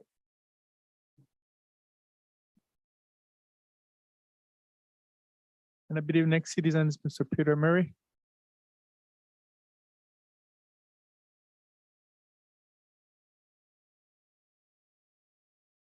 That's tall. Here. Good evening once again, Mayor and council members.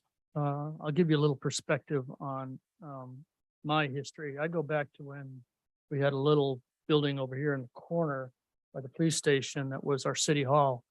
And I can remember on projects down at the treatment plant where projects became so contentious that we would have council meetings and there would be just animosity galore in the council chambers there, and we were sitting there trying to figure out what was what. It's a world of difference with the project labor agreement. These projects are coordinated from the get-go. And I'll tell you, from the time that that project at the treatment plant started to when it finished, it was like a little piece of heaven, if you will. The project ran smooth, it was coordinated. When there were issues with the project and some of the things that were found unexpectedly underground, they were able to solve those issues. The project kept moving on time. And as Councilmember Long said, it was brought in on time, on budget, and probably one of the safest projects we've ever had in Pinole. Another thing to consider is when you look at all the things that are finished with project labor agreements, you generally have a solid built project. And same goes for the high school. Go look at the high school, do the walk, and you're going to see a project that you can be just proud of. And if you've got a construction eye, you see all of those things that maybe the average everyday person doesn't see. But getting back to the treatment plant, I don't think anything has ever gone as smooth as that project right there in this city. So, like I said, I've gone from contentious meetings to not having to worry about anything that, pertain to the, a project labor agreement project. And I think even our staff was impressed, because I know there were some doubters on staff when that project started. But by the time we got halfway through that project, they were highly supportive of that process. So I'm urging you today to look at this project labor agreement with serious consideration. Thank you. Thank you, sir. We have any other comments, please? Yes, we do have two online. We'll start with Vincent Wells.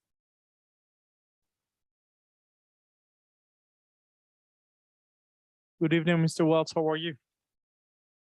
Doing fine. Just a sound check. You can hear me? Yes. Loud and clear. All right, good. Yeah, I'm Vince Wells. I'm president of the firefighters 1230 and represent a lot of different fire agencies in Contra Costa. And I stand with my brothers and sisters from the building trades, as I always have, and have stood with them in Brentwood, Concord, and many other projects. And I was there for the water treatment plant. It's nice to see some of the previous council members seem to be much more supportive now, but I just stand with them to say that, they've laid out all the benefits of it, and to save everybody time. I'm not going to repeat all of them. They did a good job of saying why our project labor agreement is city, good for the community, and it's good for labor workers. So I just wanted to let you know that firefighters stand in support of supporting this PLA. Thank you. Thank you. Next, we have Irma or David Ruport. Good evening. Can you hear me? Yes, go ahead. Thank you. Good evening, everybody. I'd like to say that I totally agree with this project labor agreement. I'm a former government employee of retired 26 years union rep, and doing things the right way means getting this labor agreement approved. The only thing is I was around when the wastewater treatment started. Meetings, yes, there were lots of meetings back and forth. And I just want to say that I'm not really sure if I remember correctly. I would like to see our project labor agreement include some of our high schoolers, Pinole and maybe Hercules. Wastewater treatment was thought about and talked about bringing the kids as maybe trainees or mentoring as when they're seniors. I think bringing things back to the school locally could at least train some of these kids to see what their future might be. Yes, I believe in local hire, but also how about the community? How about people around us, our families and our kids? So if we could include some kind of training or mentoring, work study or some kind of thing like that, I would certainly love that idea so that our kids won't be out in the street after high school, can't find a job. And these are good paying jobs. I mean, everybody that's spoken, obviously we like the idea, move forward as a team. And I totally agree. Let's approve it tonight and move forward and include something to add our schools, our kids, some future for all our community so that we all can team up and make it better for all of us. Thank you, Mayor. Thank We you. have one additional comment in person, Cesar Cepeda. Thank you.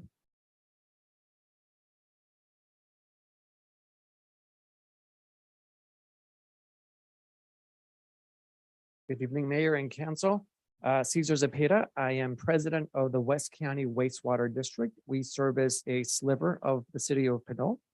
And we established a PLA about a year ago now with COVID. I forget the time frame now, but we have been in partnership. And I stand here today side to side with our brothers and sisters in support of a PLA. I believe that it's gone great for our agency. We have a couple multi-million-dollar projects and they've come in on time and some of them even ahead of schedule. So that's always great for the constituents. I also wear a different hat. I am also on the board of the Contra Costa Community College Foundation. And the kids there and the students there, not all kids, but the students there are also looking for opportunities outside of a four-year college. What can they do, as this previous speaker spoke? So this is a great opportunity for them to be able to have a career outside of going to a four-year college. So right after community college, which again, that community college belongs to all of us, even though it sits partially in San Pablo and Richmond, it belongs to Pinole as well. And if you have any questions or if you need any guidance or sort of footprint or anything, feel free to reach out to our GM. We just went through this. We had a lot of really great questions similar to what you have now, but I would like to make our agency available. Should you have any questions, either as staff or as elected officials. Prevailing wage uplifts our communities, right? It's great for everyone, especially local hire. And if I can suggest something that I put out there when I made the motion to move forward with a PLA was a timeline, because I know that everybody gets really busy. So if you put a timeline of when you want to get some of this back, it might help everyone keep on track. It's something that I put together, again, to make sure that our staff got a little bit better guidance there. So thank you so much for your time and hope that that we're able to work together with this PLA. Thank you. Thank you, Cesar has spoken. Well, there's not much to say after that. Do we have any other comments? I believe that concludes the public comments. Yes. Okay, I've never been in a situation where I've had so many positive comments about one subject. We should wait a little bit longer. At least somebody has something negative to say about it. Or no, nobody. Everybody has always positive things to say. I'm wondering why this has not been done sooner. Citywide project labor agreement. If it's so great, anybody's in favor of it. I think we are 30 years behind. Better be late than never, right? What I would like to do here, I took some notes about public comments here. And I think one of them was the higher local requirement. The other one was related to having some of the high school kids and the community college students to participate in a mentoring program and then putting a timeline together. What I would like to do right now, it's probably invite council members to make comments and suggestions, combine the questions. Councilmember Thomas, please go ahead. Sure, thank you. I appreciate everybody coming out to talk about this issue. One thing that really wasn't brought up is, from a staff standpoint, in my day job, I have done public works projects. So I know that, the compliance piece, the monitoring, the wage certifications can be pretty cumbersome for staff to report whenever there's federal and state monies involved to make sure that the right people are getting the right amount, their wages are accurate. And with a prevailing wage project, that's, incredibly important, that the wages are indeed prevailing wage. Believe it or not, there are some times where they're not. And with a project labor agreement, there's a partnership on making sure that there's compliance. And so that really helps staff in moving forward on the project. So the other piece I wanted to just, other folks had mentioned it, but public works projects with public money, those are already going to be prevailing wage projects. So you have the benefit of, having the compliance from the through the project labor agreement. So you don't see that increase. There's not the necessarily the massive increase in costs. The other thing, I know Council Member Martinez Rubin and I were on the Citizens Bond Oversight Board with the school district, and we've had presentations about their project labor agreements and the local hire. I'm hoping we move forward on this, that we should visit what the local hire definition is. That was something that I kind of questioned. I thought it was just too broad. But I think that if we move forward with an ad hoc committee, that that committee takes a careful look at that. Maybe it's just an expanse of what we already have for local hire, or maybe what the school district has is the right approach, but it should be looked at. I would also propose that we identify what, when I hear citywide, is it citywide that is a public project, or is it citywide where there's any project? And what's the bottom line? Like, is it a value of development? Do we start with just public projects and maybe expand to other projects? I think that's something that an ad hoc committee should take a look at. Those are basically all of the comments that I have. I think this is, it's really about time, especially since we're going to have a major infrastructure project coming, in the San Pablo Avenue Bridge project, and it would be good to have this tied up before that happens. And then, some of our other infrastructure projects that come along. So Thank you, Councilmember Yeah. Tom. Thank you. I Thank you. think one question was related to compliance, and I think certified payroll is something that is really standard, and where contractors would have to submit weekly the certified payroll that will be certified through systems like LCP trackers and some other computer software that will be reported to the city staff and be verified, and making sure that those wages and benefits are certified by the owner that is providing them. And the local hire, I think the city attorney said that he would come back to us. I believe Mr. Menes asked the question earlier. And related to the definition of, should we just put it for a public project, or should we do it also for private projects that are publicly funded? This is the question that the city council will have to ask, and we can have this discussion tonight, or we can have another committee to discuss about it. But I will definitely leave it. I will ask the question tonight later on if they want to discuss about it tonight, or wait for the other committee. I will then move on to Councilmember Martinez Zuben, then the Mayor Pro Tem, and I will finish with the Councilmember. Sure. Where are the women? Where are the women in the trades? They're working, okay? I had to insert that because I think that falls also under this matter of qualified local participation, local hire, and who that is, and the city having to assess what the talent is locally at all. I recall as a member of the public, not on council yet, having heard that it has been difficult over the years to obtain the talent to be a qualified contractor or subcontractor. So I would like to have a better understanding about that. So my question, the questions that I pose here have to do with trying to better understand how we can indeed move toward a partnership that's going to work. Starting with construction project sponsor / owner or / owner, who that is ordinarily. I'm going to take as an example because it's their current situations are the private developers on private property.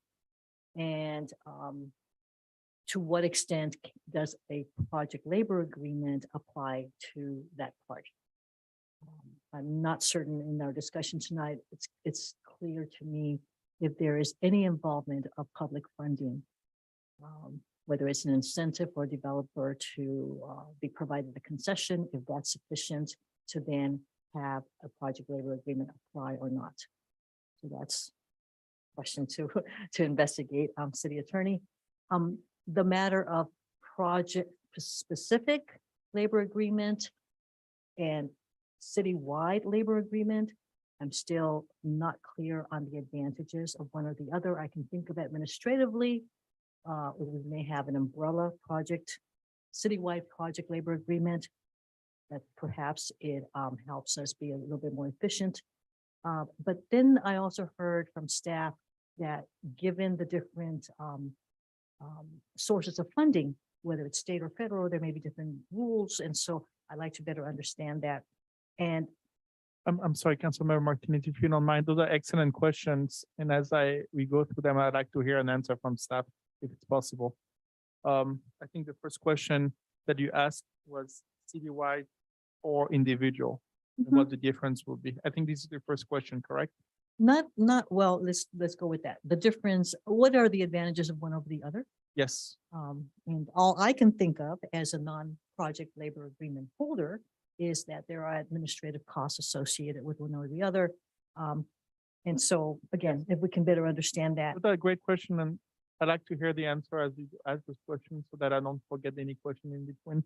If we can have city staff answer the question, Councilmember Martinez Ruben, and I will let you go for the next question. Please go. Thank you for your patience. So the PLS agreement that we actually research, most of them has the project value threshold. And just because of the admin burden that each project would and the availability of qualified staff for a smaller dollar amount project. So most of the project threshold, you will see that the local agencies have adopted either 500,000, depending on the size of the city and most of the projects they do, it varies from $500,000 to $1 million. So for City of Pinole, we haven't done that kind of a analysis yet. What's our threshold is going to be, but that is definitely something we have to look at when we're going to evaluate further. Well, what's a percentage of project we have over $1 million, whereas below $1 million? In the current CIP, I would say most of the bigger sewer rehab project and the bridge project are probably over $1 million. All other projects are below $1 million. So that I would say more than 40% of our projects are over $1 million. Thank you. Thank you, Councilmember Martinez Ruben. Please go ahead. Craft by craft basis is another way of expressing the different trades. Help me understand that? Yes. Okay. Thank you.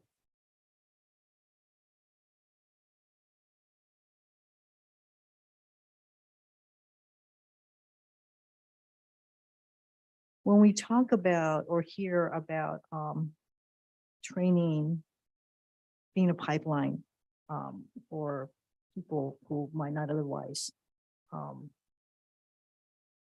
have an avenue to pursue a way to getting into the middle class, that's a great advantage of the project labor agreements. So I'd like to better understand how we could, whether indeed high schoolers are involved in projects, because my recollection is that the training begins after high school. So if you would confirm that, and we don't go away misunderstanding, I would appreciate it. And I'm going to turn to Mr. Whitney, if I may. Yes, please go ahead. I'm sure. Yes, please. Just that we get to people who are not here tonight get to hear you. That's the reason why I'm asking you to go to the microphone, sir. Thank you.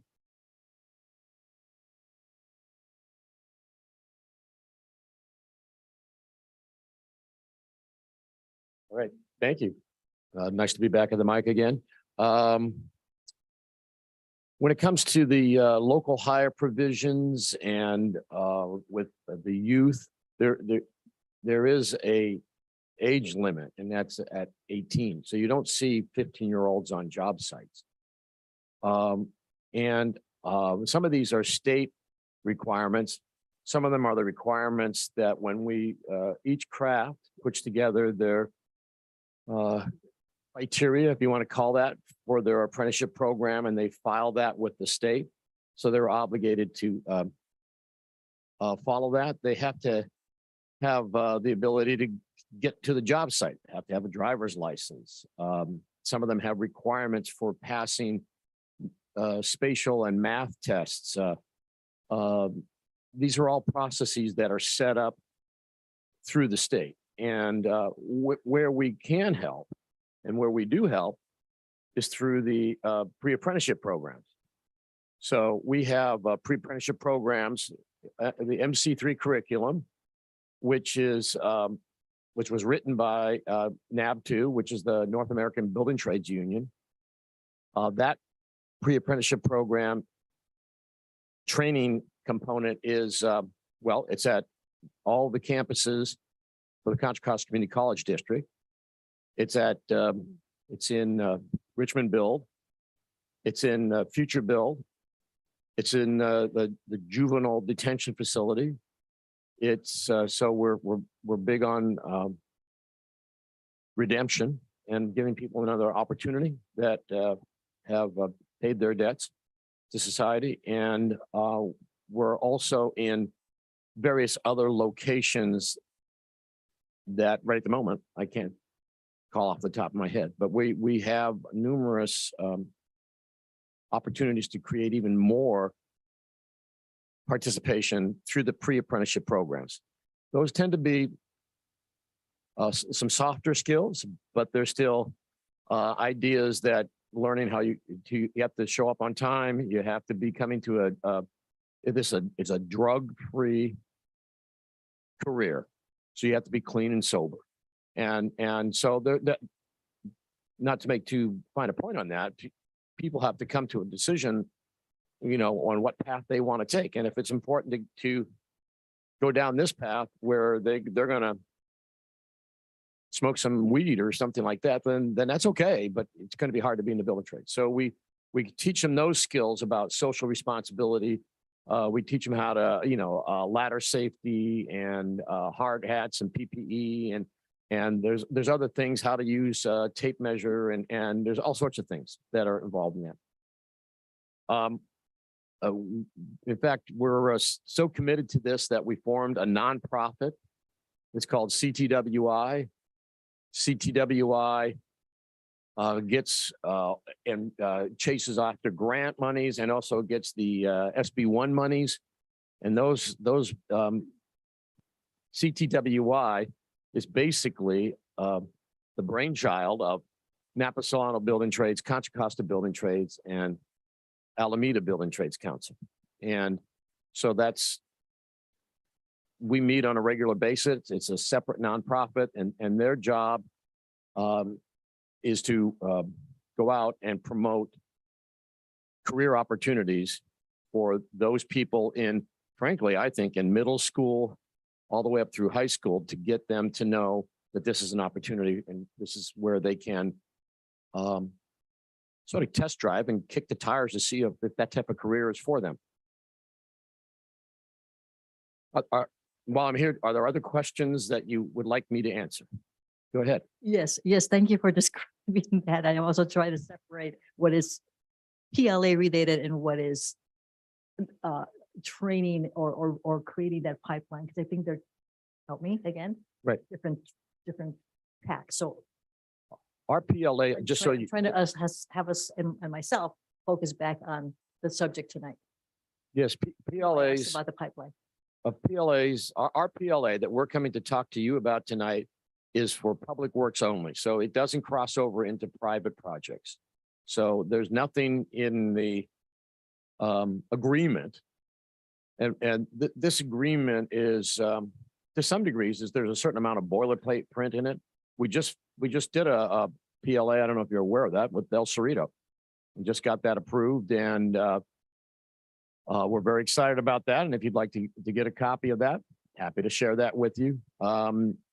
There's a large portion of this language that's required by the North American Building Trades or a specific craft. And there's some areas in there where we do sit down and negotiate.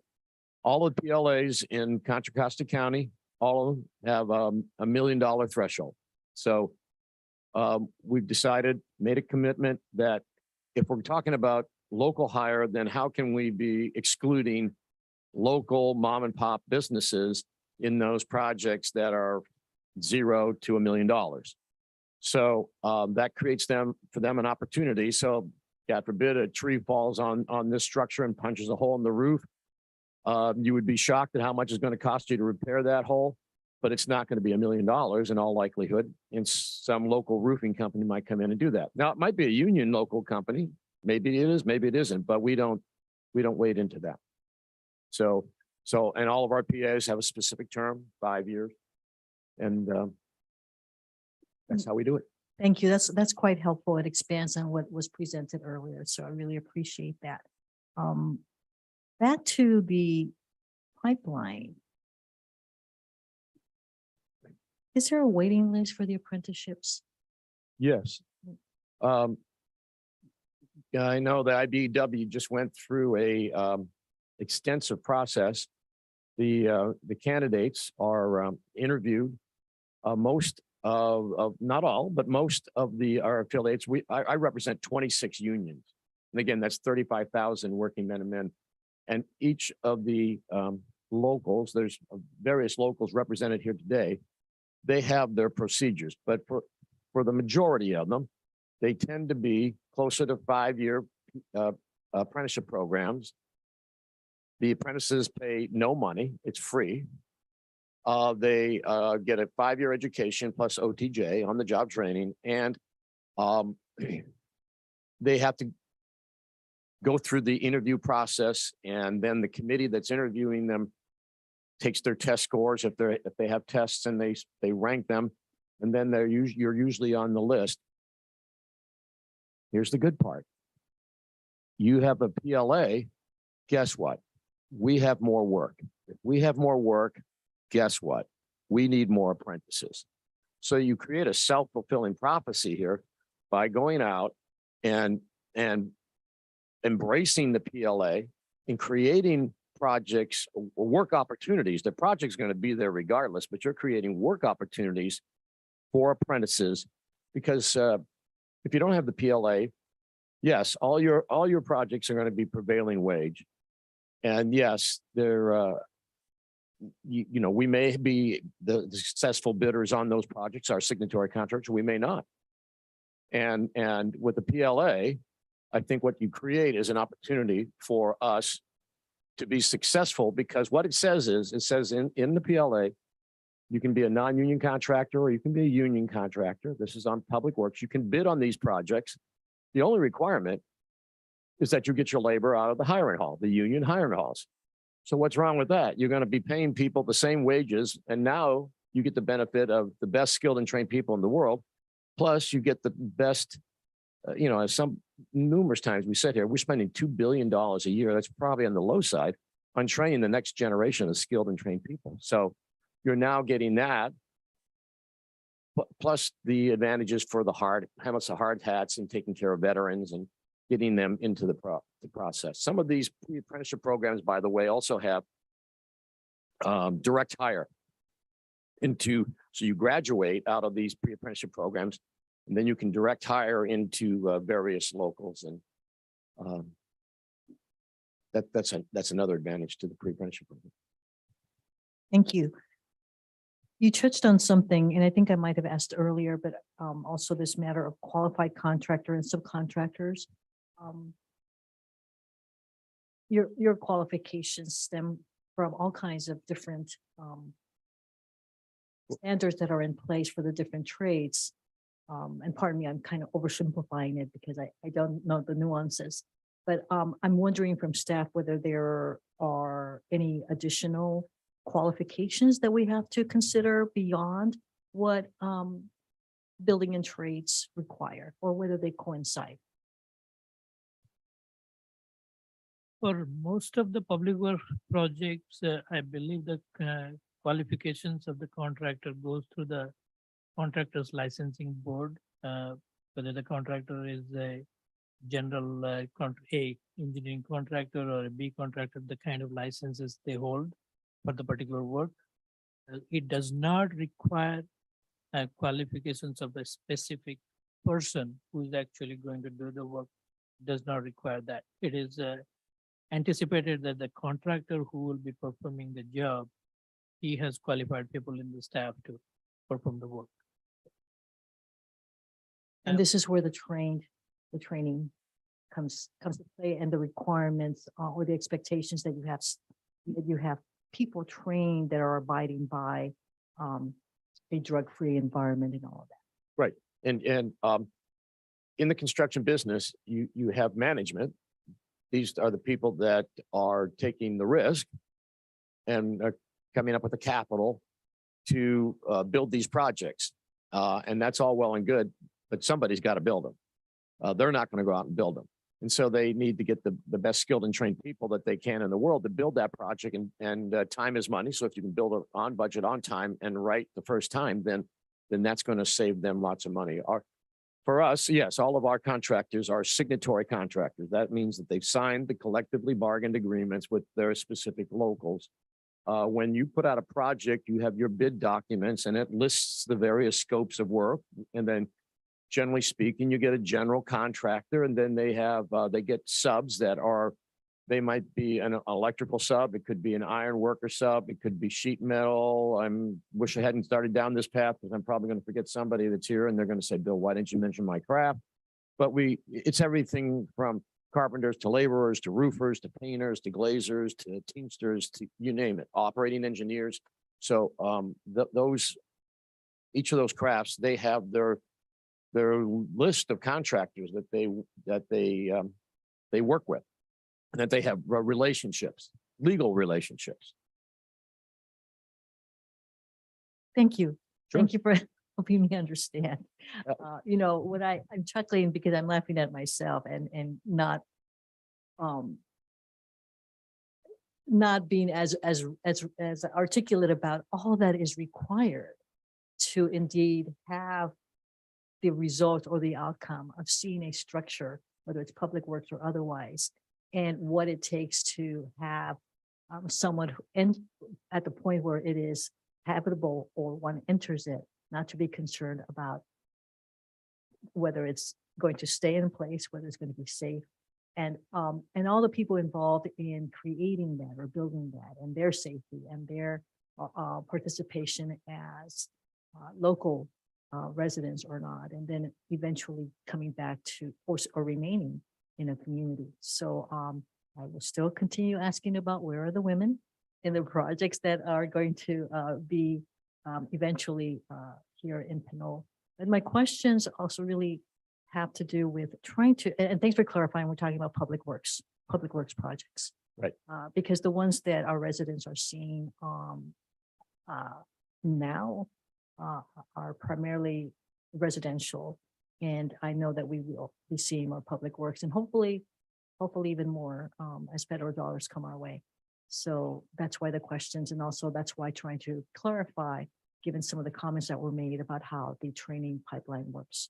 Thank you very much, Mr. Whitney, and everyone else who represented the trades to help us understand that your involvement in how you all work together to try to make life better all around for a number of different folks.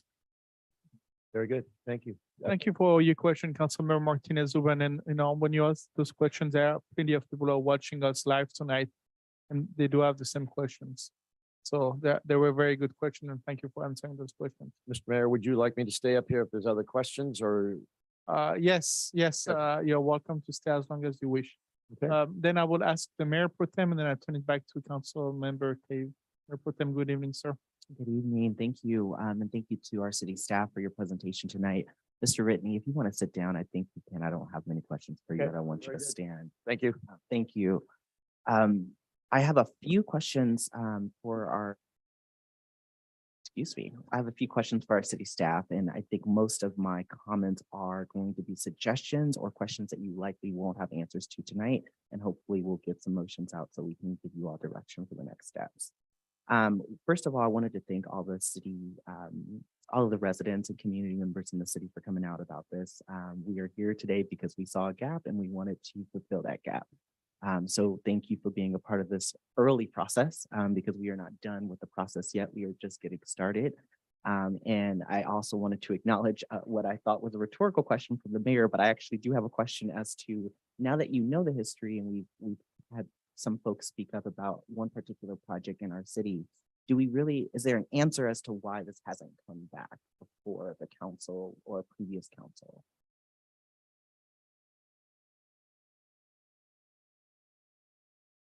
So I don't know the history of prior dialogues regarding citywide or overarching project labor agreement and policies.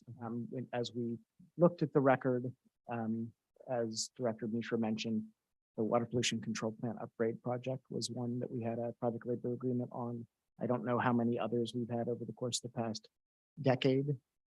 Some cities have citywide project labor agreements, others don't. And so it's not like it's a foregone conclusion that a city would have one. Okay.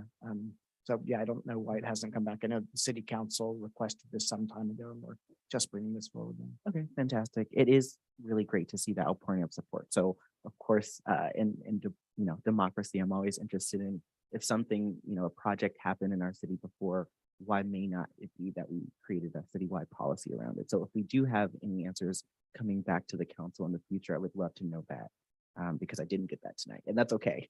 Yeah. I just want to make sure we get that. Yes. I'll go ahead and add to city manager's comment. And I believe Miss Debbie Long also mentioned the October 17, 2014. I did watch those council meetings where actually the council actually received update from the city attorney regarding the history of when City of Pinole actually had this PLS. But after that, I don't think there was any significant projects, and that's why it may have fallen from the radar. And recently when council asked for this, and this is the result of what it seemed. Well, now we're here, and I'm grateful that we're here and having this conversation.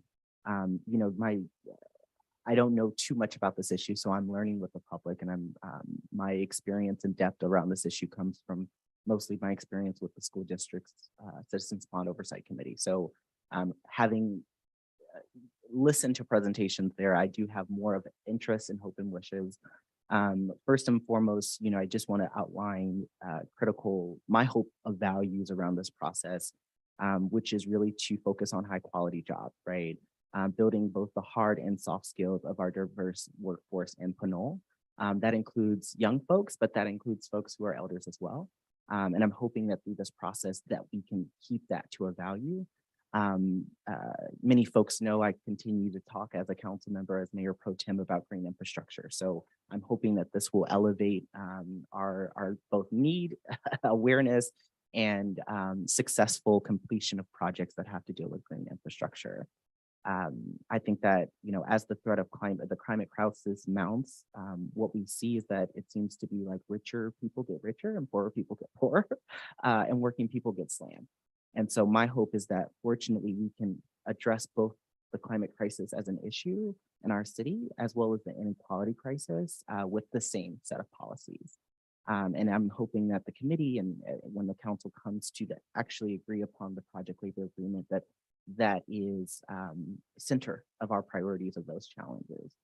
And then last but not least, I do want to uplift this just a need for full employment. And we've talked about this and really have our challenges as a council when it comes to our city, whether it's police or public works or other city departments, right? We've done a lot of work to recruit the best, to get the best, and still there are challenges to get people to work. And so my hope is that full employment and economic security are a central part of this program, in addition to climate protection. So again, because of the threat of unemployment forces workers and unions to accept any jobs, it's important that as we think about the future of Pinole, we think about those as values in line with this project labor agreement. So again, I know that there's a lot of conversations that are to be had, but as I count as one of five, I want to uplift those values and hope that the next steps will take those into account. One of the things I did know before in doing my research around project labor agreements is that President Biden on February 4th of 2022 restored an executive order from the Obama administration that would require the use of PLAs on federal construction projects. So I'm glad to see we're aligning with our national government on this, if we do move forward, of course. But at least the presentation is probably a good start to doing so. I am interested in what I see as a challenge to all of us, those who are in a labor union and those who are not, those who are elected and those who are city staff. I'm interested in how we support and protect minority-owned, women-owned, lesbian, gay, bisexual, trans, and queer plus, as well as justice impacted and formerly incarcerated contractors in this process. That has yet to be an answer that has yet to be a thing I have an answer to. And so as we develop this model, I want to have an answer to that. And I want to be able to go to our citizens and to our residents and tell them that we are protecting those who may not have the equal access to our projects that others have. I know it was mentioned by a council member earlier, but I am interested in those particular communities and how we uplift them through this process as well. I think that's the good question that the mayor pro tem is asking, basically asking how are we making sure that DB contractors and minority-owned contractors and other type of federal level certification or even county level certification, or I know we don't have yet. And just to save time and preserve To time. be we used to be to participate in those contracts. And just to preserve time, because I know you both, Councilmember Tate and also Mayor, you This have is to- an important question you're Okay. asking, so But take your time. for the future, would just love would love this type of conversation to be a part of the larger conversation. If you don't mind, I'd like You want hear the the answer. answer? Okay. Go ahead. If you have any answer, City Attorney Cash or Director Mishra. So, so for federal contracts, there are disadvantaged business enterprise DVE requirements, and it kind of identifies how you kind of meet that criteria. There's challenges at the state level because of Proposition 209 and kind of some of the restrictions around kind of preferential class certifications for certain groups. But that's something that we would obviously discuss as part of this and figure out ways. There's things that other cities have done, creative ways to make sure that they're addressing the issues that you're talking about. Okay, that's absolutely something that we would incorporate as part of the process of developing this together. Grateful for that. And I do want to say, Mr. Whitney, I know you mentioned you had a couple examples in our county. I did take a look at the North America Building Trades Union, and they do have a number of resources and guidelines and parameters around creation of this. Perhaps if you have examples to answer that question, that could be very beneficial to us or anyone else too. But Mr. Whitley, I feel like you've been a great resource thus far, so thank you. The last couple of comments I'll make are in conversation to what I see as just more data that I would love to have. I am interested in how this will economically impact our city.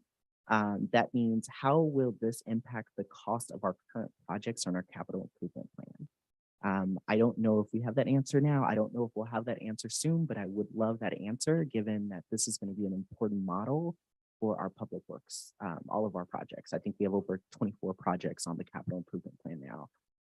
And of course, dependent upon the what will trigger the PLA. Some of those projects may not be under this because they're not a threshold or a monetary threshold. But I'm also interested in the cost of inaction. We talked tonight about the fact that the wastewater treatment plant had a project labor agreement.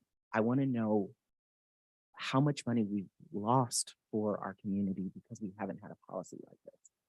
It's really going to be important if we're building a new model for residents to understand. It's going to be important to know that inaction is also a cost. The cost is not only what's going to happen in the future.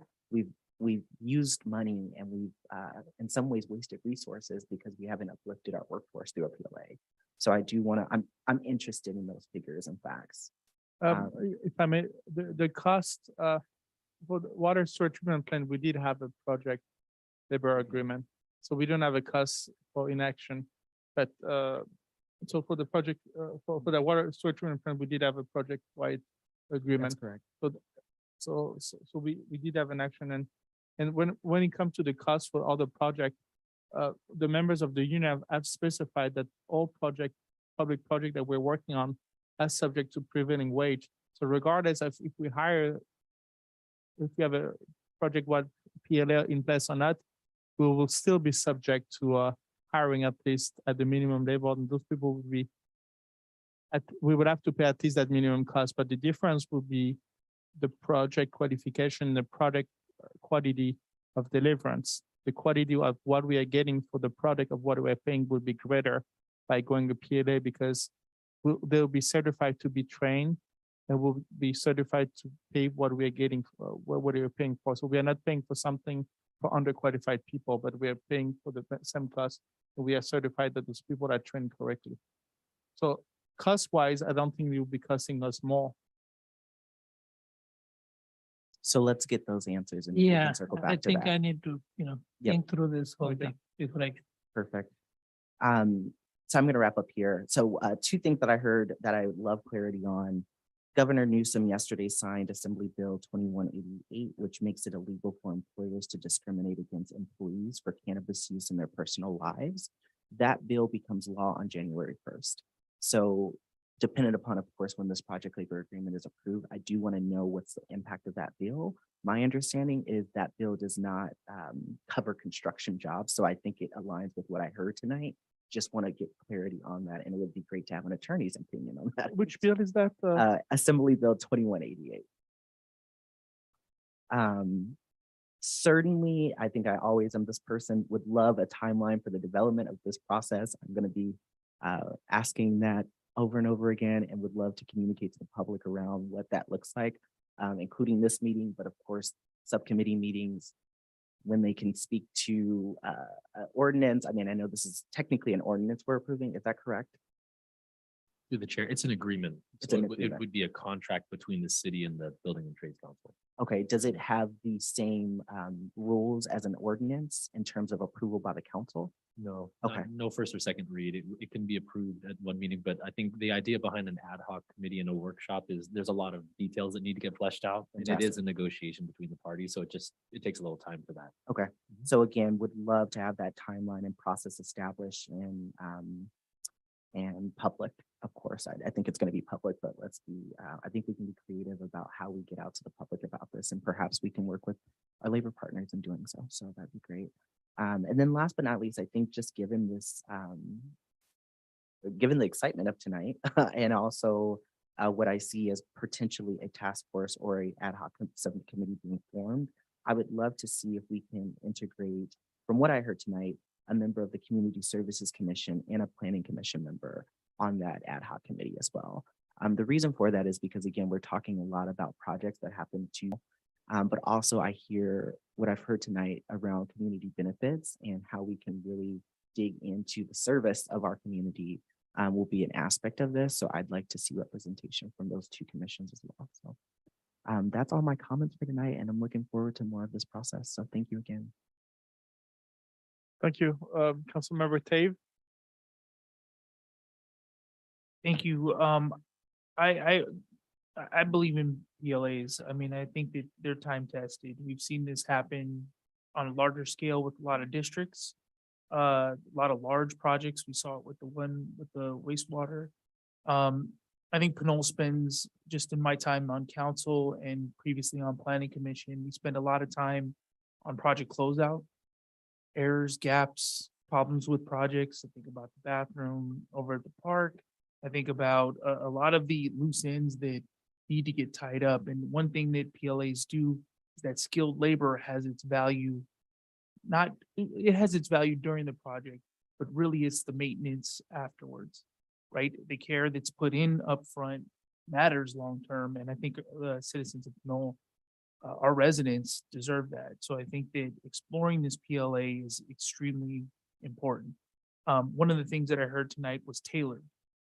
We need this tailored to Pinole, where our needs are. It sounds like the CIP mentioned is about 40%. I think that would fall directly into this, but I want to see conversations about what that means for those smaller critical projects. So I want some element of criticality involved there.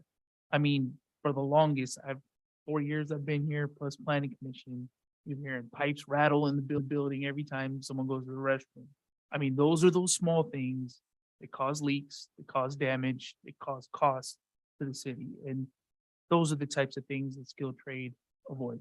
It's done and you know that you have a good product at the end of that.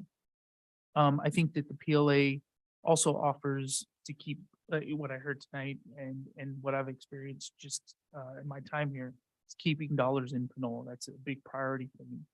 Making sure that when we issue these large projects, that residents are allowed to work where they live and be able to invest in their community.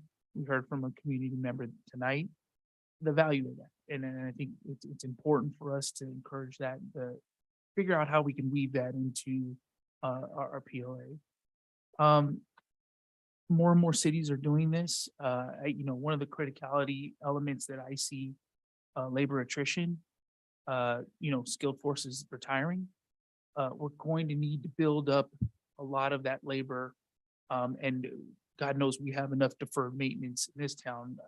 And I know there's probably more that we're still uncovering, but I want to make sure that labor force is starting to fill in those gaps. But I do think that we have a gap. Another indicator for me, just in my work life, material lead times are starting to get longer and longer, which means there's more and more demand on transformers, pipe.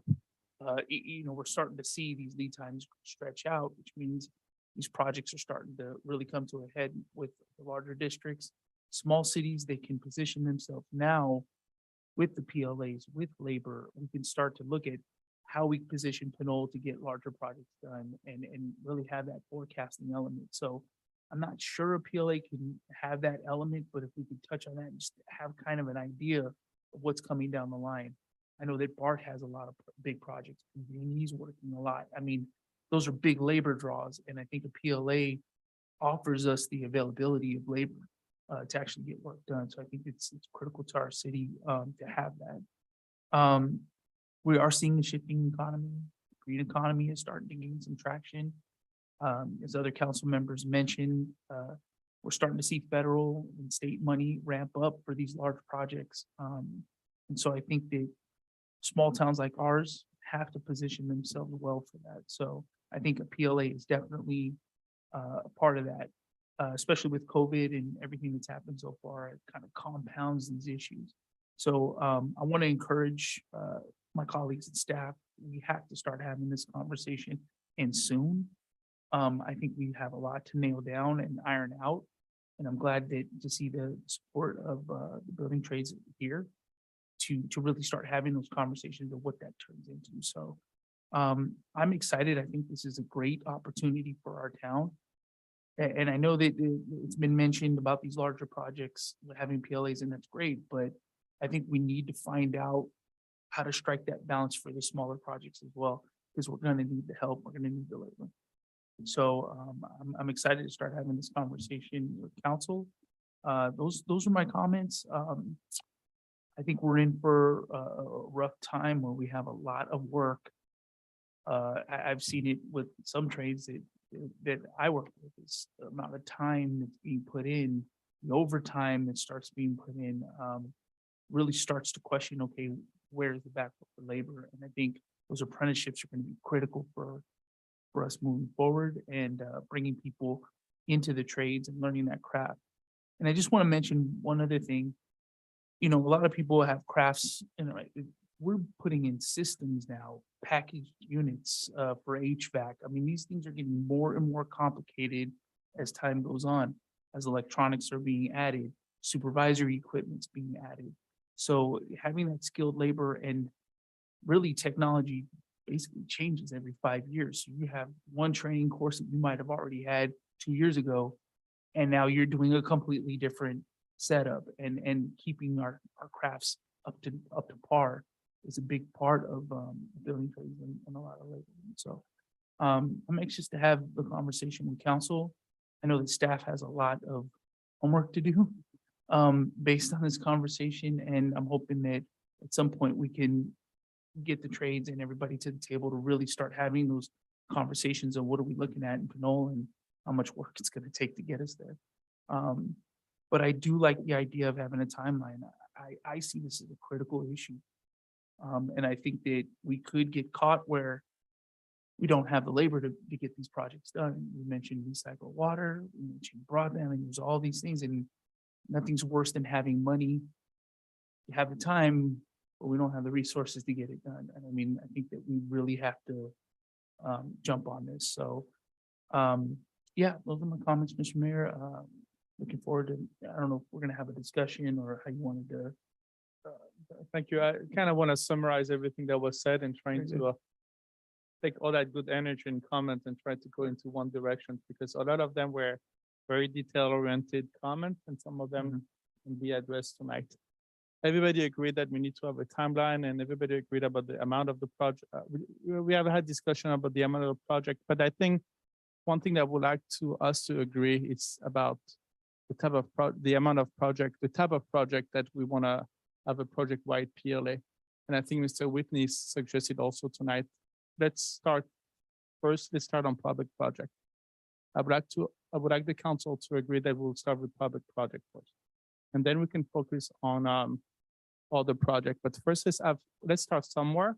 And then once we have something, we can elaborate it as the years goes by. So I would have a few motions that I would like to do. And we can discuss about when and as part of my other motion, but I would like to make a motion to first have a project-wide PLA for public projects, and this will be for over $1 million projects. I would like to make a motion to have a project-wide PLA agreement for public project over $1 million. I'm sorry. Go ahead. No, please. I was going to say, are there a number of issues that we can roll into one motion? I would like to go after the small issues, one after that. The reason why is because I don't want one issue to hold the entire motion. I just want to make it as simple as I can, so at least we can all agree on the majority. And if there's one issue, I don't want one little small issue to hold the entire motion. And so my question to that is why? The 1 million sounds great, sounds reasonable, it sounds like something we. Well, why $1 million? Because I believe it's a standard that has been adopted by other cities with a threshold of $1 million below above. I mean, it's a threshold that has been, I believe it's a standard labor agreement that all the cities have been doing, and that's the reason why. Okay, so City Attorney Casher, have you seen other cities with that standard? Is that, I mean, I didn't hear that was a standard. I wanted to make sure that is. I defer to the trades, but I think that is the case, that most of the Contra Costa County PLAs are $1 million thresholds. That's said right below there. that or above that? Yeah, if you can, Mr. Whitney, if you can please go to the microphone so everybody get to hear you. I'm inviting Mr. Whitney to answer the question of Mayor Pro Tem Murphy. Just as a point of reminder, we have a motion on the table. It has not been seconded yet, but we have a question. So we have, I'm sorry, Madam City Clerk, the motion has been seconded by Council Mayor Pro Tem, and now we are going back to part of the question to Mr. Whitney. Please go ahead. Mayor, just can we please clarify, because I've heard project Yes. wide. Let me, It's citywide project. yes, thank you. Let me clarify my motion. Yes, before we thank can- you. Thank you. I'm a little bit dyslexic, so sometimes I mix words, and growing up in French, the words are not always the same place. So let me clarify the motion here. So everybody's on the same page. Let me go. I would like to make a motion to have a citywide project labor agreement for all public projects at or above $1 million. And I'll second the motion. Thank you. Seconded by Mayor Pro Tem, and then open it for questions. And you had the question. And the question was why 1 million? And Mr. Whitney, please go ahead. Sure. Thank you, Mayor. The county has $1 million threshold. The Contra Costa Community College District has $1 million threshold. The West County Wastewater District has $1 million threshold. All of the cities have $1 million threshold, with the exception of Concord. That was done before I was in this position. And I believe it's at 750,000, 750,000. I think I articulated it early. I made a decision and our board and our members backed it up, which is if we're going to be talking about local hire and having a sense of balance and fairness, we should have it set so that it's $1 million so that local businesses that do the smaller plumbing, you know, you're not going to call a mid-sized mechanical contractor to come in and fix one toilet. And you're probably gonna get, you know, Bob or Mary's plumbing service down the street to come over here and fix it. And so that was part of the reason why we did that, in the sense of being fair. We do have in our PLAs, though, we have language that allows for the council to add in any projects they want to add in. So if you have a complex project that maybe is $700 or $800 or $900,000, and you say, we want this done for whatever your reasons by the skilled and trained people in Contra Costa Building Trades, then you can add that project into the PLA just by a simple motion and a vote here at a future council meeting. But the $1 million threshold is pretty much universal throughout the county. Fantastic. And the reason I asked that question is primarily because most of our projects on our CIP right now would not meet that threshold. I think most of them are under 1 million, with the exception of the San Pablo Bridge redevelopment. I think we said 40% of them were above $1 million. Yeah, a lot of the sewer projects that are going to come online, those are above $1 million. So 40% of our projects are 1 million. Roughly, yeah. And you also have the ability to combine projects if you want. Okay. And again, we have a kind of a side door that if you feel that there's a rationale and you want to add a project for whatever the reason, you can certainly add it in, whatever the size of it is. And we would be very happy to do that work for you. Thank you. This is just this motion, but another motion would have to add a committee that can modify it within the time count. Just want to give you a heads up. You have another question, Matt? No, I have a substitute motion. Please go ahead.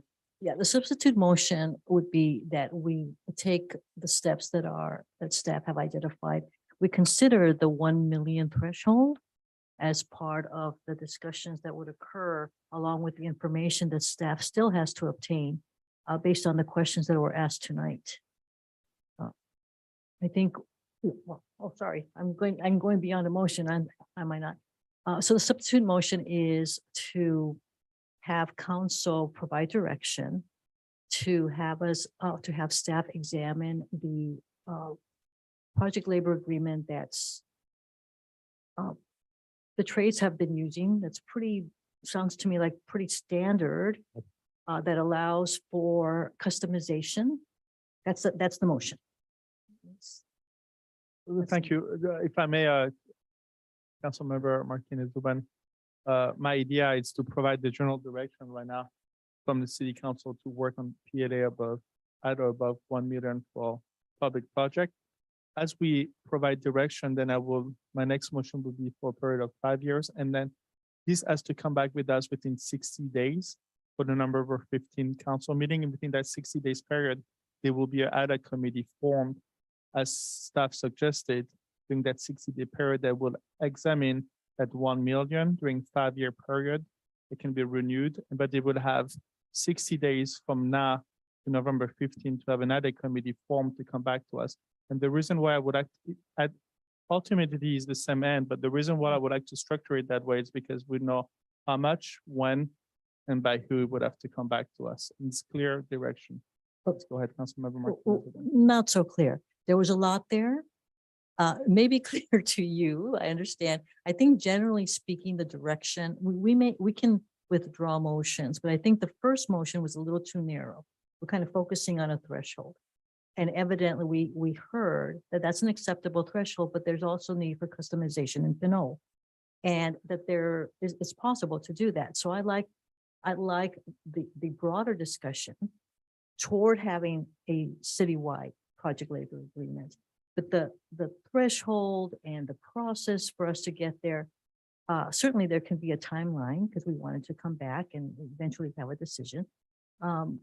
But I think we're getting a little too specific on what we're voting on tonight while we're still lacking information that we need back from staff. And so the process that you've outlined, I think jumps to having something in place with us not necessarily having answers that were to the question that were posed. Now, that's me, and maybe other council members feel differently, but I think I have to admit that there's more work to be done before we even decide on and or come to an agreement about that threshold. It sounds reasonable. I'm not saying that, but I think there are other things that relate to that 1 million. Yes, that will amount. come back to the city council. I hear it. So my idea, as you understood, it's like we limited to 1 million or above public project. And then motion number second would have been for 5-year period. And motion number 3 would have been to have an added committee that will be there for 60 days and come back to us by November 15 with all the questions that are being asked by the city council. So by that time, all those questions will be answered by the city council. And then we can move on and finalize that. Councilmember Dave. Just this is more a point of order. So I could try to unravel what happened. We had a motion, a second, substitute motion. We're waiting for a second. Then we can discuss, because right now there's only That two is council correct. members. Okay, so do we have a second Conversation. based on the sub? But if there's no second, Excuse me, there's a sub motion here. right, we're waiting for a second. No, All right, there is a sub motion on the table, but I think that's a term that we're making up on the spot. There's a motion on the table, Yes. and then that motion could be withdrawn. It could be amended. There's no I don't know about a substitute motion, the but City city Attorney attorney- Casher, thank you. I'll try to follow here. So there was a motion and a second. There was a proposed substitute motion. So if the moving party would like to entertain or accept the substitute motion as an alternative to the original motion, that can be accepted. But if not, then there should be a discussion and vote on the original motion. So that goes back to the moving party. That would be you, Mayor. If Okay, you're thank willing you. to accept the substitute motion as your motion, then that can move forward. Otherwise, the original motion should be voted on. Mr. Mayor, you mentioned 3 different steps of motions. Can we just roll that into one motion? Yes. So city attorney, If you'd like to amend your original motion, then to add in the other aspects of it, and then you'll need a second. okay. So what happened to the proposed sub motion? It dies. Okay, so I would like to amend my initial motion. I would like to withdraw my initial motion and make another motion, please. I would like to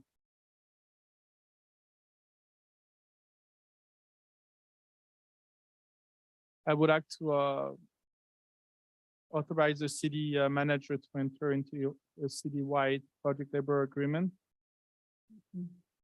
No, I'm sorry. I would like to.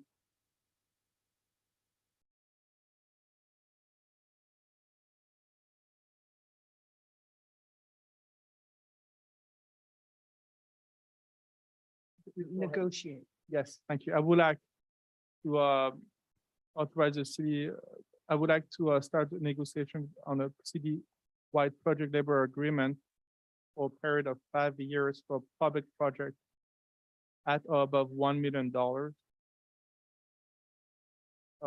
And I would like also to form another committee to come back to us with all the questions asked by the city council within the next 60 days. And I would like to add a committee and the city staff to come back to us by November 15th city council meeting for discussion with the contract. I'll second. Can I have a roll call, please? Questions? Normal roll call? Just repeat the motion for clarity, City Clerk, please. Thank you. Thank you, Mayor Pro Tem. So I heard a motion to authorize negotiations for a citywide project labor agreement with 5-year terms for public contracts, the threshold being 1 million at or above, to also form an ad hoc committee within 60 days and have that committee return to council by November 15th for discussion. So just a point of clarification, the city council hasn't established an ad hoc committee, establishing the membership, appointing members. That's not an agendized item tonight. Right. So I think that needs to be taken up, the appointment of members to the ad hoc committee, and the composition needs to be taken up at a future agenda, a future council meeting. That can't happen tonight. If that takes place at a future meeting, the ad hoc committee is not going to have time to complete its work to come back to the city council with a proposed project labor agreement in the middle of November.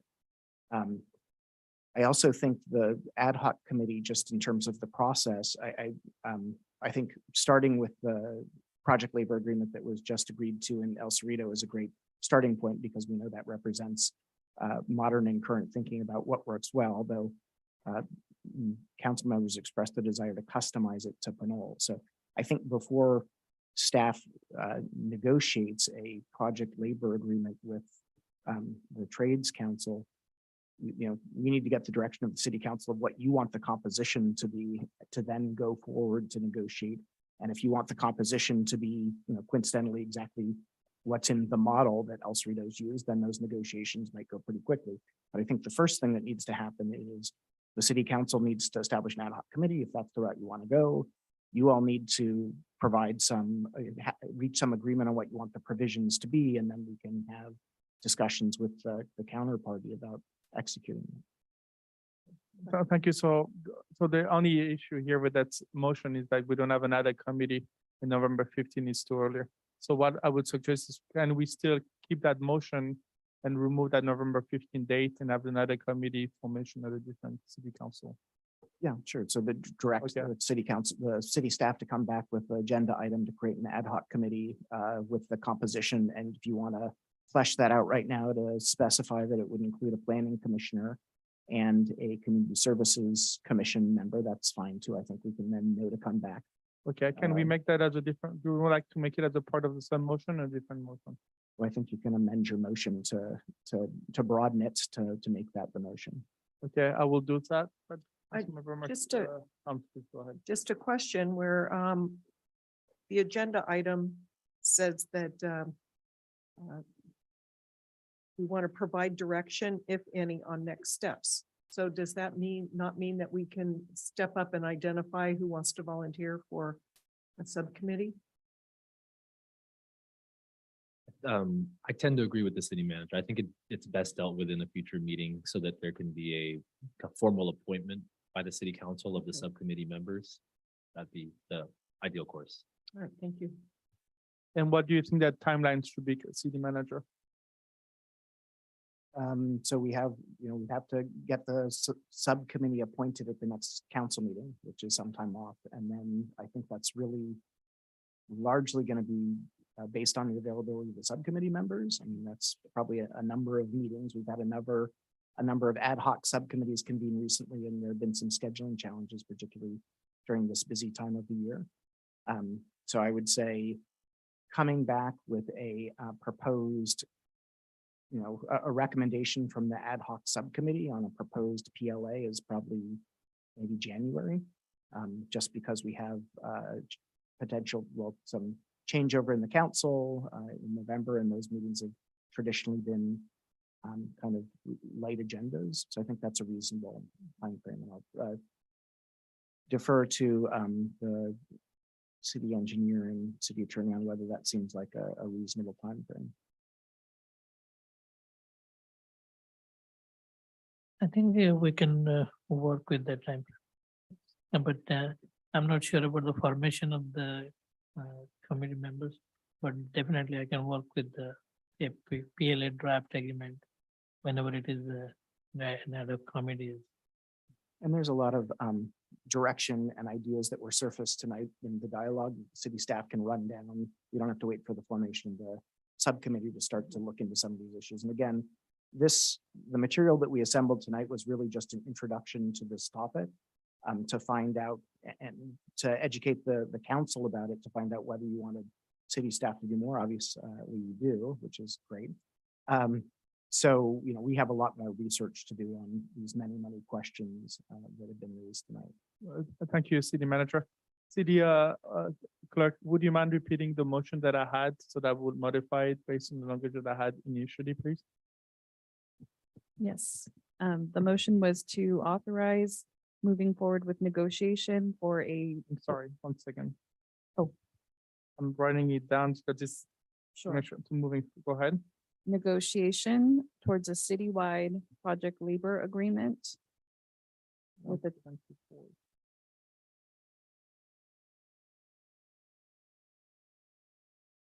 citywide project labor agreement with terms of 5 years for public projects.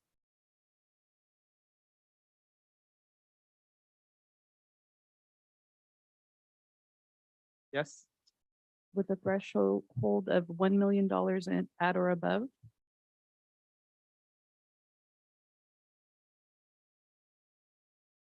Yes. And a formation of an ad hoc committee within 60 days.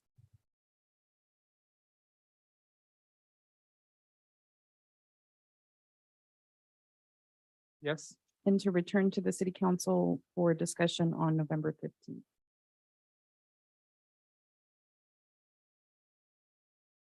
So the modification that we'll be making would be with the formation of ad hoc committee.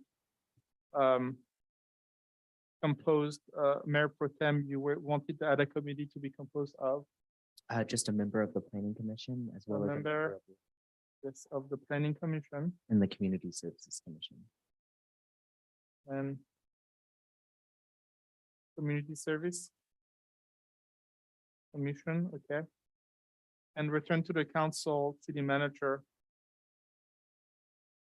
in January 2022. 2023. I really want it for 2022, huh? If I could go back in time. Okay, thank you.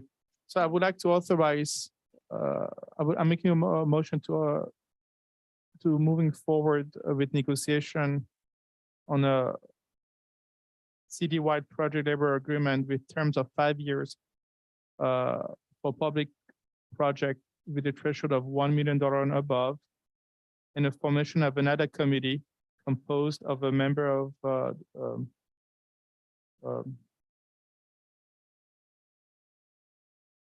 community committee and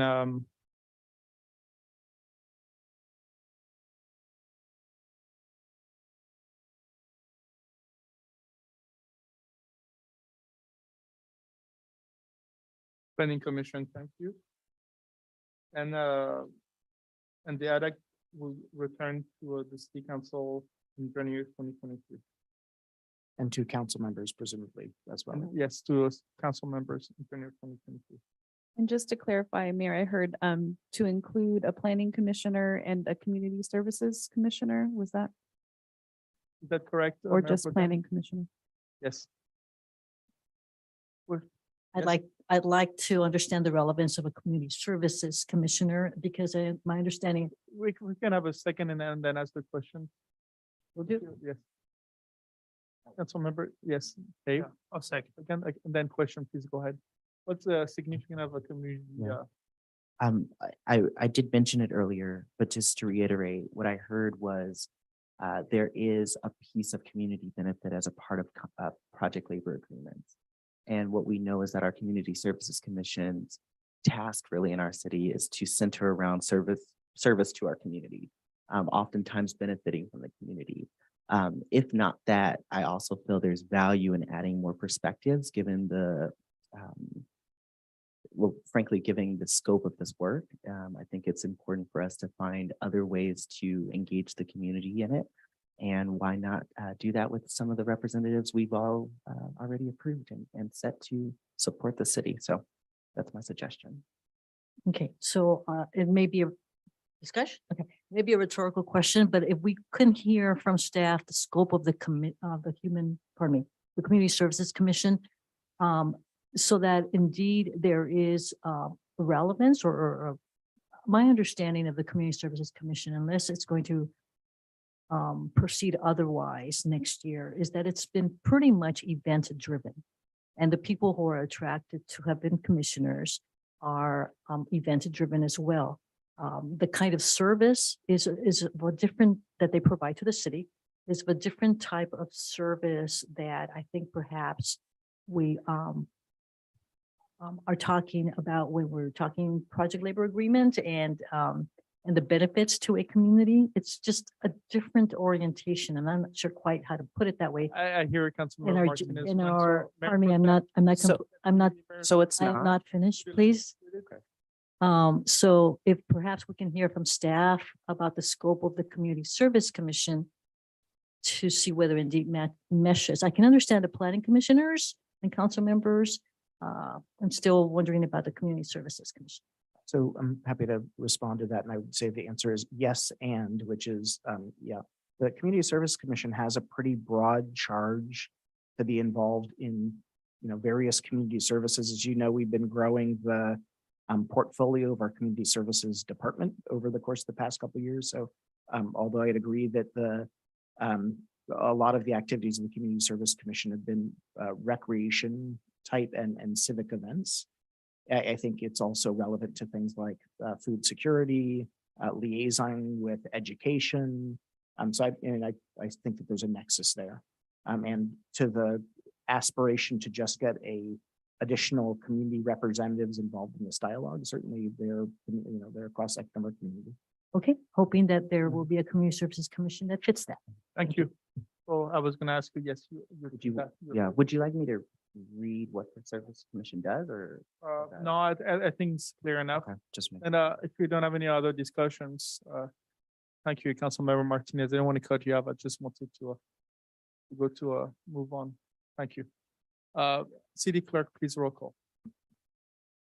Councilmember Martinez Rubin. Yes. Councilmember Toms. Yes. Councilmember Tave. Mayor Pro Tem Murphy. Yes. Mayor Salini. Yes. Motion carries. Motion carried. It's 9:17. I would like to take a 10-minute break. We'll come back at 9:27. Thank you.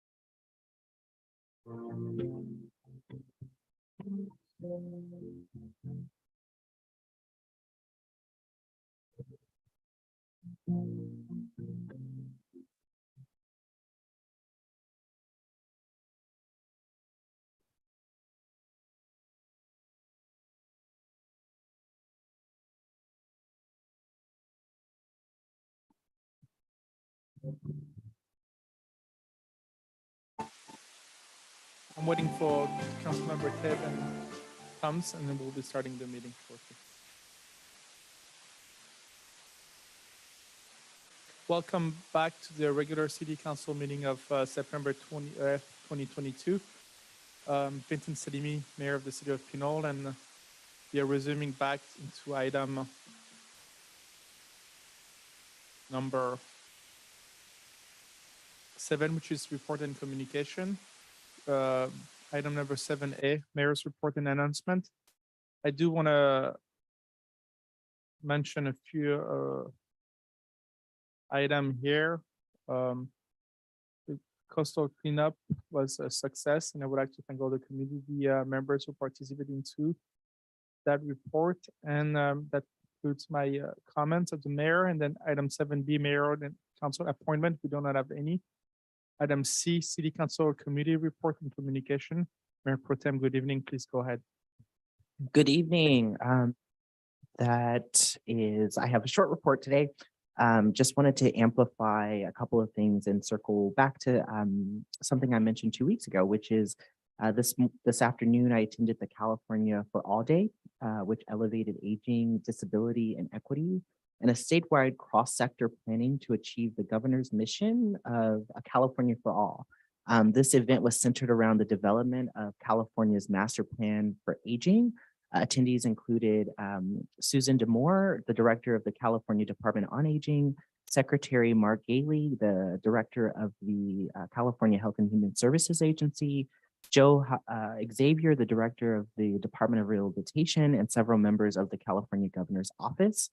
Fun fact is that in 2030, one in 4 people in California will be over the age, well, they will be 60 or older. And given our census numbers in Pinole, the statistic might be a lot higher. So again, whether it's aging in place, accessible housing and transportation, or essentially essential caregiving support, the California Master Plan for Aging sets out a pathway and policy direction to transform the lives of all Californians, especially those who are elders and people with disabilities. And so it's really important that as a city, we are both engaged in this process and also uplifting issues that Pinoleans are dealing with. If you are interested in this process, I would love any contact, anyone who wants to email me directly. I'm happy to talk a little bit about the what they call today the Day of Action, California for All Day of Action. But also there is a website that you can visit. That's mpa.aging.ca.gov. Again, that's MPA, like Master Plan in Aging, and that's mpa.aging.ca.gov. And you can get more information about the 5-point plan of the Master Plan for Aging. And again, I believe even the city of Pinole has had a future of a commission on aging. So some of this is kind of relevant. But again, because this is a new plan, if folks have questions or would like to stay involved in the conversation, visit that website. And of course, if you are a social media, you like fun with social media, you can use the hashtag CA, the number 4 all. And again, that is their official hashtag for online conversations. And if you'd like to use that to ask questions, they say they will get back to you. So I wanted to say that. This morning, I also wanted to note that the Contra Costa County has hired a new economic development director. I love to see the county and our work in our city align as we take final steps to finalize our economic development strategy.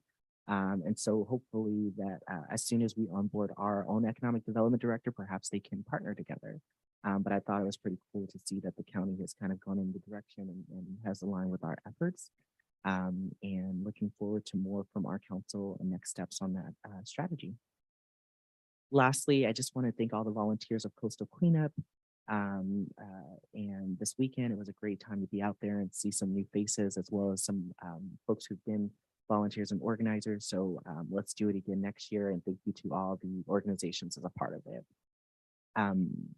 We today heard a public comment about the food bank. And I did want to give a brief report that I think is absolutely phenomenal. As many of you all know, we've partnered with the food bank of Solano and Contra Costa County on the second Monday of every month, as well as the Pinole Senior Center. We provided families with non-perishable and canned foods. We've done a tremendous job as a city to do it. So thank you to all the city staff, including our recreation department, for making this happen. Since October of 2020, we've organized 24 food drives. That's incredible, 24 food drives. We have received boxes at this point enough for 225 families. That's again a 200% increase in community need. When we started in October of 2020, I believe there's about 7 volunteers, and we started for enough at 75 families. After awareness and engagement in the community, there continued to be a need, and now we have 225 families that benefit from this program in the city of Pinole. And so again, most of the participants are seniors, but younger families have also participated in the program as well. And of course, we do tend to see more families and children in the summer months when we don't see schools providing lunches and food. And so my hope is that we continue this program and that we work with as many partners as possible and see it within ourselves, council, to ensure that we continue something that is such a high need for this community. And again, over this last 2 years, we've seen a 200% increase in that community need. So really, really important there. So I will have a future agenda item in the future. But last, I just want to say happy National Voter Registration Day. If you have recently moved, changed your name, or turned 18, please check your voter registration status and register to vote. You can do that at registertovote.ca.gov. And again, that concludes my report, and thank you. Thank you, Mayor Pro Tem. Then I will turn it back to Councilmember Thomas, which you announced me a very good news this morning via email. And I'm sure if you can include it as part of your report, I would appreciate it, please. Actually, I was going to leave that for maybe the city manager. Okay, let's leave it to report the on city that. manager, so we'll leave it. That's the resolution. Okay, but so I attended the League of California Cities conference a couple of weeks ago, and I attended a number of sessions that really relate to some of the work we are doing or some of the work we want to be doing. One of them was on creating a youth-friendly city. Another one was dealing with deferred maintenance and going green by 2025. Some discussion of how we're going to deal with our dealing with our organic waste as required by SB 1383. And then also a discussion on development impact fees. So those were, really good breakout sessions that were available. I also attended a brief of the Contra Costa County Fire Chief's review of the new fire code. And that was very informative as well. And then I also attended the coastal cleanup. And as I was picking up trash from single-use straws and wrappers, and I was just really thinking we really need to address that kind of trash. I don't know if we kind of quantify what types of trash there is, but that was one of the pieces that my son and I picked up a lot of straws and wrappers. And I attended another presentation for something else. And the person leading it said, how about take your straw out and see if it works. see if you can still consume your Those are beverage. plastic straws, right? Yeah, Okay, not paper, because I know some cities have resolution. right. But when you go to other countries, well, you would know this in Europe, you know, you don't need straws. It's the old fashioned way. You can drink your liquid without a straw. So the idea was to request not getting a straw. But anyway, I digress. That's the end of my report. As a matter of fact, in Europe, they stopped providing straws in a lot of countries, including fast foods. Yeah. Yeah, so that's I interesting. think we can do it. That's correct. And limitation of the straw, I know that some city only have paper straws, city attorney cashier. Is this a city resolution to limit businesses to use paper straws, or is that? So we actually have an item before the municipal code update subcommittee to adopt essentially an ordinance that would regulate the use of single-use plastics. I was going to just mention that we have a meeting scheduled, I believe it's, Monday, with our new sustainability fellow, who you probably met at Coastal Cleanup, Kapil Ami, and then he's going to be helping with the community engagement aspect around that particular ordinance. So that's moving forward. It's definitely front of mind for us, and we'll be working on that. Excellent, great news, thank you. Councilmember Martinez Uben. Hello. Okay, announcements. Thank you, everyone, for a great time at Coastal Cleanup this past weekend. Earlier, there was mention of all the different parties involved, volunteers, new friends made, staff. Thank you, everyone, for that day. This weekend, there will be a number of celebrations to honor the 75th anniversary of St. Joseph's Parish. And St. Joseph is one of the bigger parishes in the area. About 3,500 families make it up. So it's a great component of people here in Pinole as well as neighboring cities. The Pinole History Museum fundraising dinner happening this weekend as well on Saturday, the 24th. Thank you all for those who have supported that. And for more information, PinoleHistoryMuseum.org. Additionally, glad to see that there is interest in candidates running for city council this election cycle. There are some anonymous flyers circulating in the community about particular candidates. These flyers are written with misinformation. As voters, you'll want to hear directly from candidates. Please know that campaign materials would be or should be consistent with fair political practices. They ordinarily will show the name of the committee supporting the candidate and a committee ID number. Short of that, and particularly if the flyers are anonymous and or misuse public property, such as the ones that have been circulating and have been placed in front of the post office, gives you an indication of the source. So not so valid. I too had the privilege of attending Cal City's conference, and among the sessions in which I learned a few tips and offered some suggestions, given that cities often have some common circumstances about them, was one titled Creative Funding Strategies for Infrastructure Renewal. And another one to learn from our rural cities was about making our community competitive and the attraction of franchisees and other retail outlets that might come into areas like Pinole. So looking forward to somehow incorporating some of the tips and ideas as we continue discussing the economic development strategy, as well as involving community members and helping support activities that we anticipate all add value to what the staff does by complementing what staff can do and enhancing the outreach and the inclusion of people that might not otherwise attend our meetings. Thank you, everyone. That's it for me. Thank you, Councilmember Martinez Uben. I'm sorry to hear about those campaign letters going without names and everything. City Attorney Cashier, what's the laws and regulation about if somebody decide to publish a flyer on behalf of somebody else without their authorization and without any name on it? So can you please specify what the laws and regulations state about? I believe this is against the law to start with, and can you clarify about Yeah, so it's a little complicated. So there are requirements for campaigns. So individual candidates in the notification of their campaign committee and what needs to be included on campaign signs. If it's just a member of the public that is has a flyer that they've created. They're not an individual candidate themselves. They're not part of a campaign committee.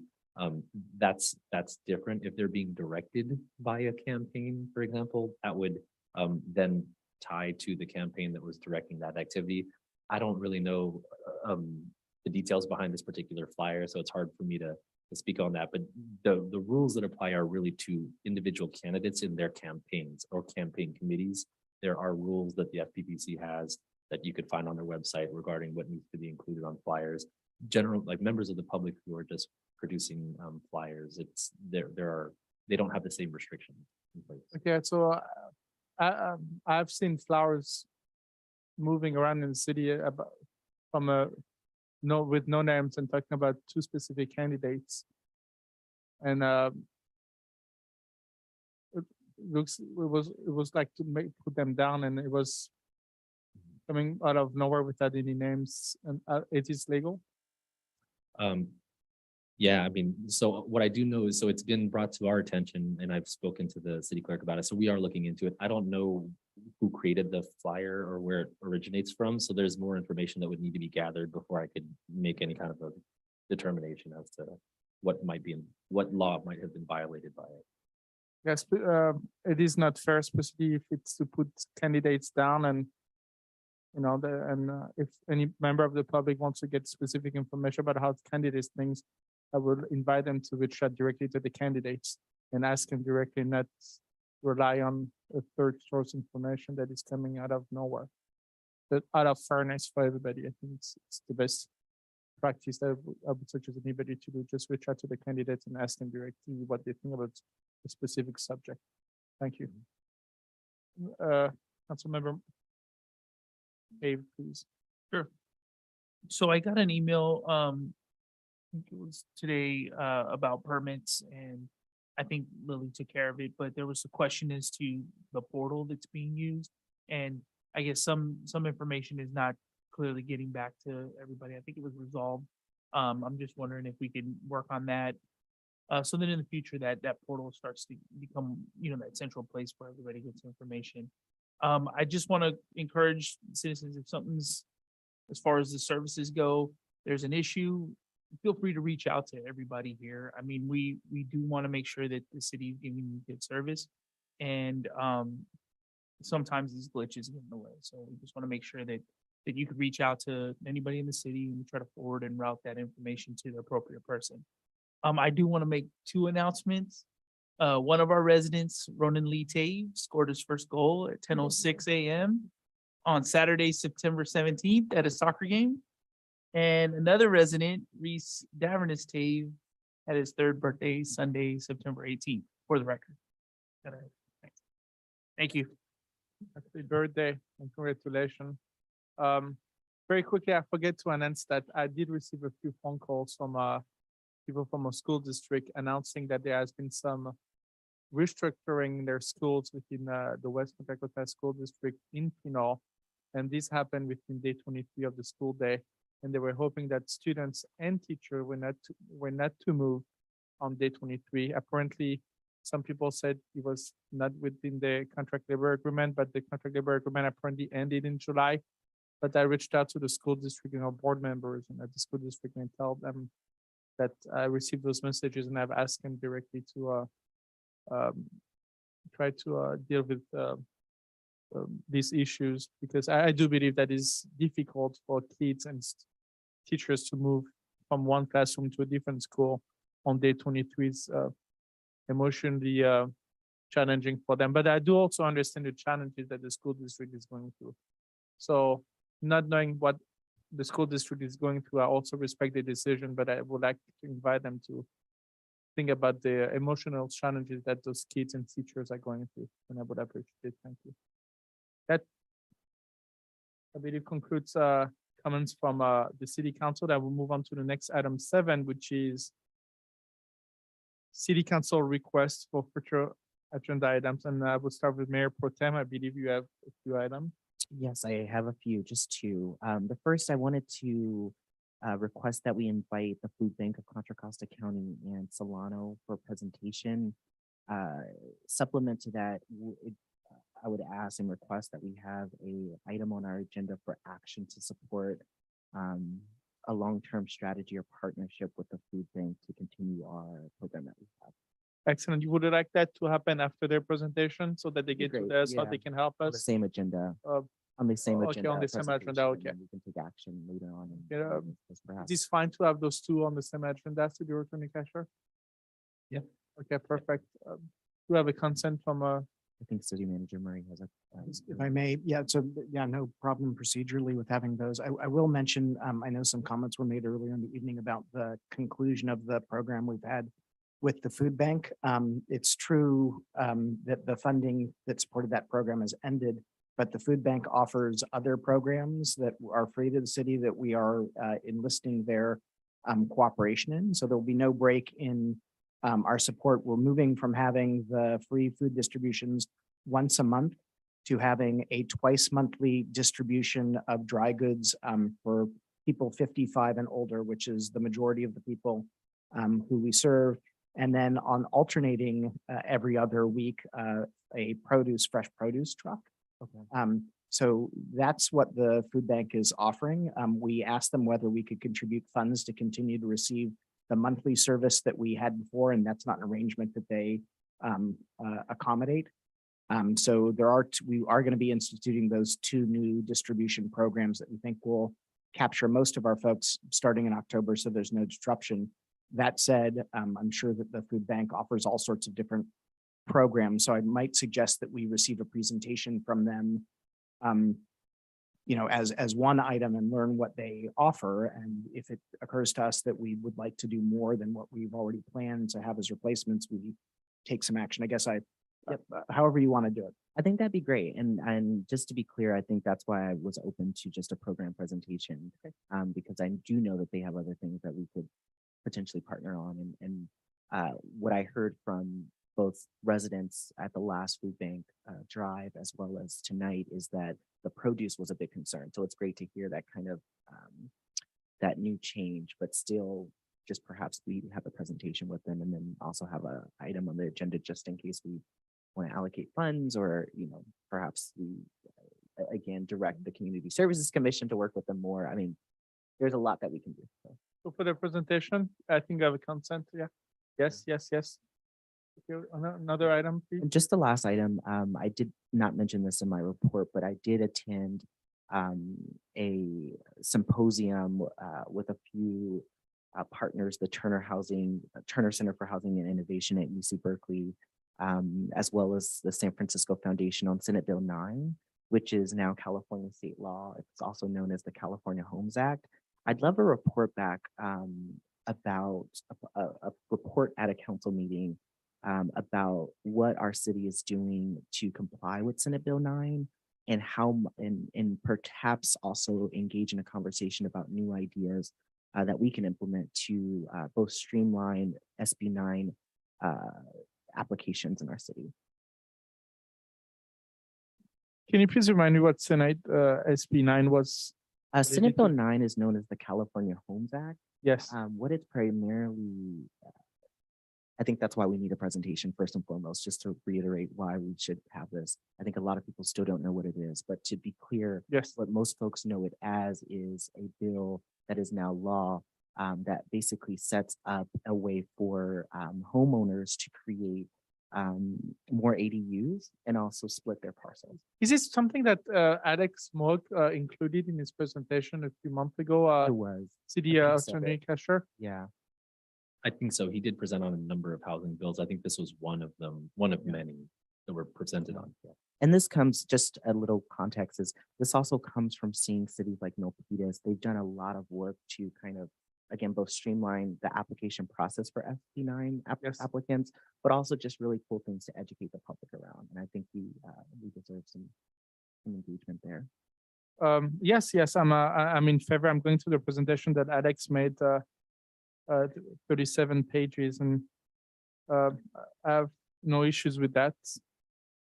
Is that fine with the rest of the council?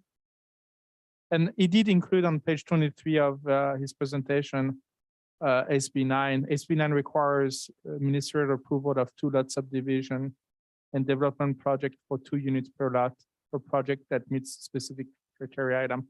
He did have I'm trying to see at 1, 2, 3, 4, 5, 6, 7, 8, 9.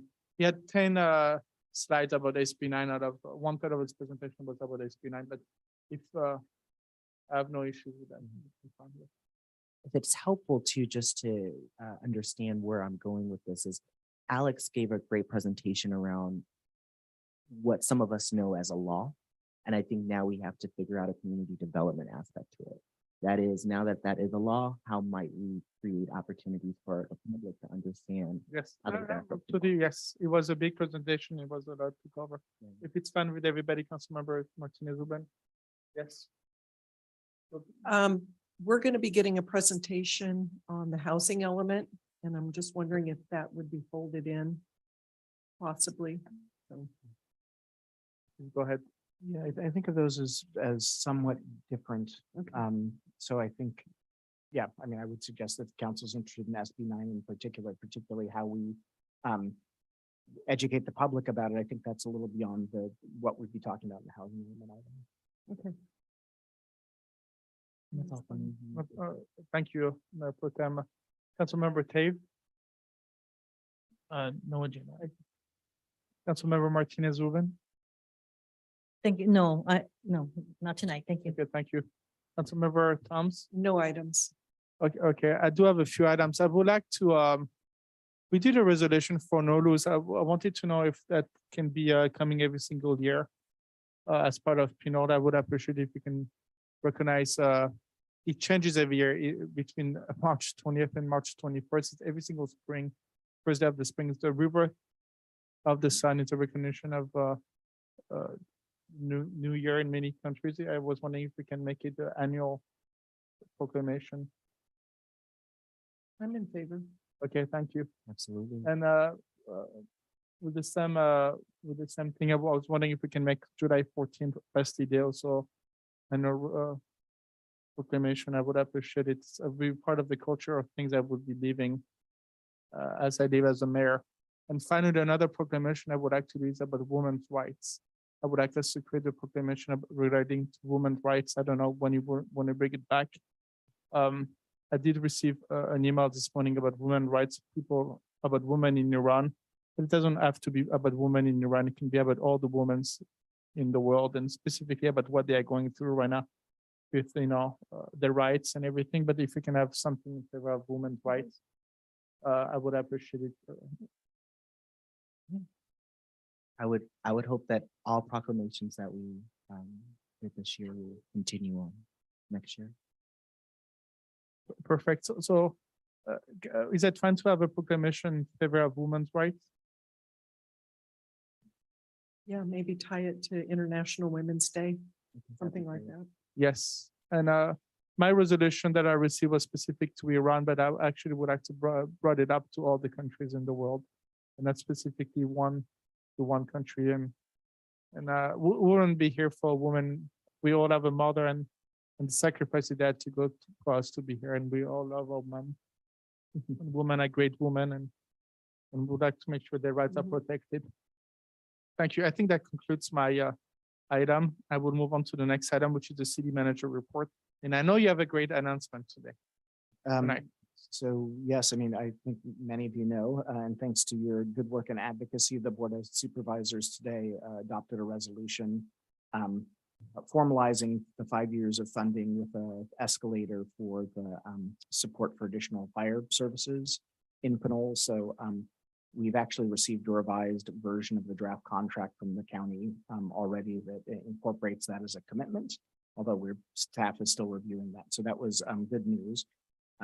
Backing up a little bit, we have next Monday a virtual community workshop regarding our draft communication engagement plan. So as you know, we have a consultant working on that, and we want to get community input. We've already had a number of interviews with key community stakeholders to get input, but this is open to the whole community. There will be information on Facebook, city website, administrative report, and all of that later this week. We have a number of community events coming up following on the heels of the Great Coastal Cleanup Day. We have a dumpster day on October 1st. We have National Night Out on October 4th. We have the final movie in the park of the season, a Halloween themed one coming up in October. And then, of course, we're going to have a number of ways of recognizing United Against Hate Week, including an event as part of that. Regarding our upcoming council meetings, we had tentatively scheduled a special council meeting for September 27th to have final consideration by the city council of the contract for service with Confire. We're still working out some of the language, and we're of course awaiting this commitment from the county on the 5 years of funding. So we're not going to be holding that special council meeting on the 27th. We are still hoping to get the final contract back in front of the city council as soon as possible. So that might be at an upcoming regularly scheduled meeting or possibly a special meeting, depending on when it's ready. Just looking ahead to what's coming up in our council meetings, we aren't going to have a council meeting on October 4th because we'll be recognizing National Night Out. On October 18th, we'll be recognizing Breast Cancer Awareness Month, Indigenous Peoples Day. There'll be a council requested item on a resolution on local democracy. We will have the contract award for the traffic safety improvements at Appian Way and Marlesta. We will have the first reading of the revised historic preservation ordinance, have the city council's consideration and design review of the proposed redevelopment project at the former Kmart site. We will have an update on park maintenance. We will have an update on options for improving mobility and transportation safety on the 10th Avenue corridor. And we'll see the proposed communication engagement plan. So a lot on the agenda for our October meeting as well as our 2 November meeting. That's it. I have a question about National Nights Out. Is anybody who wants to put a booth at National Nights Out, the process for them to go through? So that's a matter that has a question that's just come to my attention recently. And we are making a decision about who can serve as a exhibitor. So more information on that soon. Okay, thanks. Thanks for the update, the manager. Thanks for your report. Excuse me, Mayor, we did have a public comment card come in. Yes, I haven't done the city alternate report, but It was at the conclusion of 7D, so I don't know, Okay, do we yes. still have that public comment? Yes, we do. please go ahead.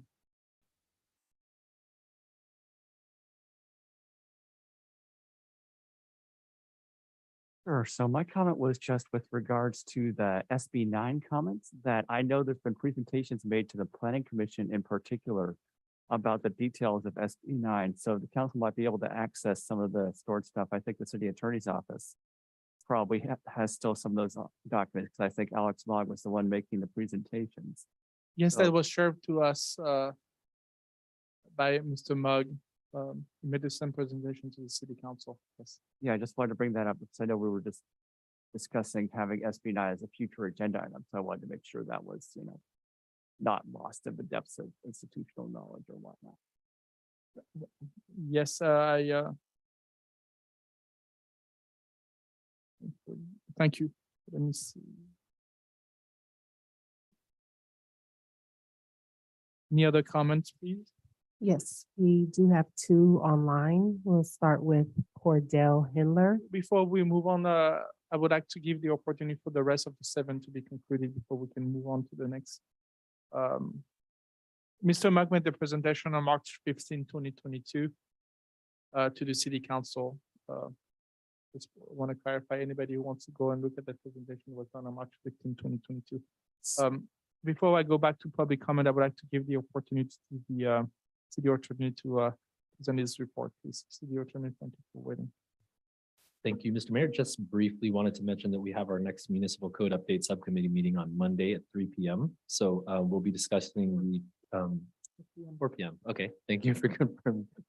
So we'll be discussing the triennial update to the building and fire code. So Councilmember Tom, it's great that you attended that meeting. You could lead our discussion at the subcommittee.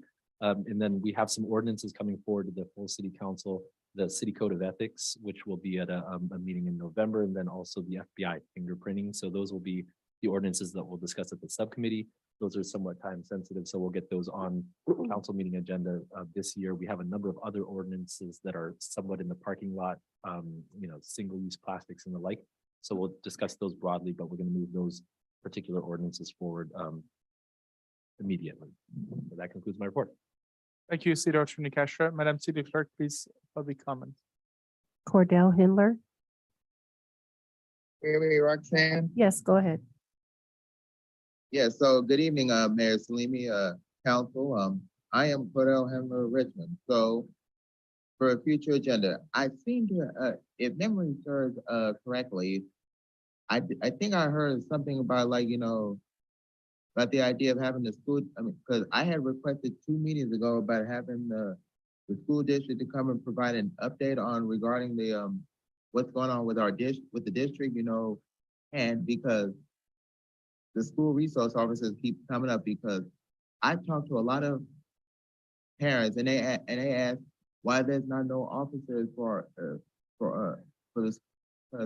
The students have bond with the officers. It makes them feel good. It makes them feel safe.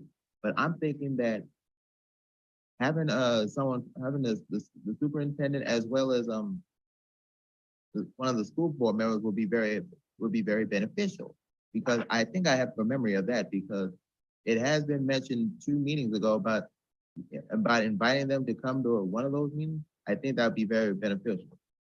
Number 2, I was thinking that I was at a city council meeting in El Cerrito not too long ago, and they had an item on the agenda regarding having a consultant like to do the diversity, equity, inclusion. And as I recall, I think that having Coffin and CPS Consulting would be very beneficial to help both work with the city on diversity, equity, inclusion, what kind of materials, that type of thing. So those are the things that I had in mind. So that's it. Thank you, sir. City Manager, I believe we will be scheduling a school district meeting for the end of presentation, correct, before the end of the year. Yeah, we've invited them to make a presentation on November 1st. We've also invited the California Department of Insurance for that date as well. So hoping to get those confirmed. Excellent, thank you. Any other citizen, please? Yes, Irma or David Ruport. Good evening, Irma. Good evening, Mayor and Council. Really quick, I don't know if this should be an agenda item or a recognition. We are celebrating Hispanic Heritage Month, September 15th to October 15th. And 2022 is United for a Stronger Nation.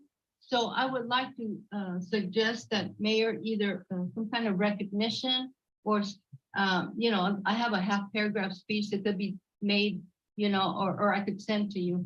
But let's celebrate the Hispanic Heritage Month and achievements and contributions of Hispanic Americans. I would appreciate it, Mayor. Thank you. Thank you. One is it's at September of 2022, is that correct? When is the next Yeah. city council meeting?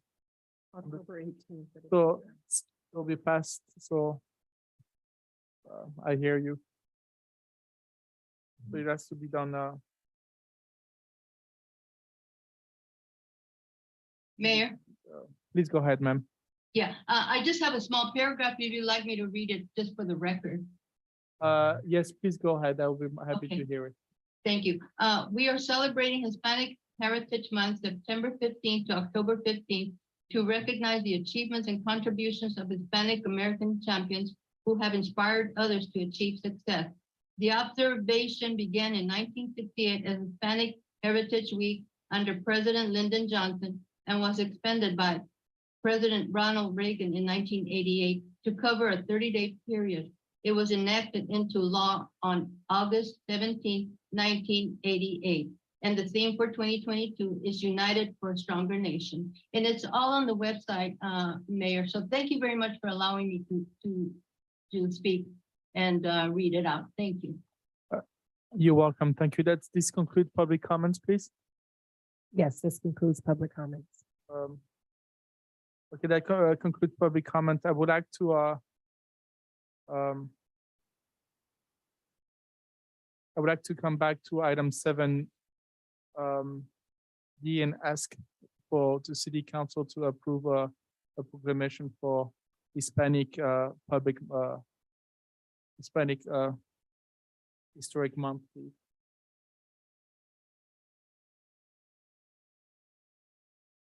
Do we have approval? Oh, sure. Yes, I would like to Hispanic do it on an Heritage. annual basis, please. I would like to come up. We have a huge community, a member of a community that coming from a Hispanic background, and I think it's very important to recognize them and where they are coming from and where this country is going to. They brought a lot of great resources to our country, and they have to be recognized. Absolutely. Okay, so we have consent. Sorry, can we have it for the? I know that next month we're going to be the indigenous recognition, but if we can also have this squeezed in after this proclamation, I would appreciate it. Thank you. Please go ahead. Mayor Salimi, one slight modification, Hispanic/Latino.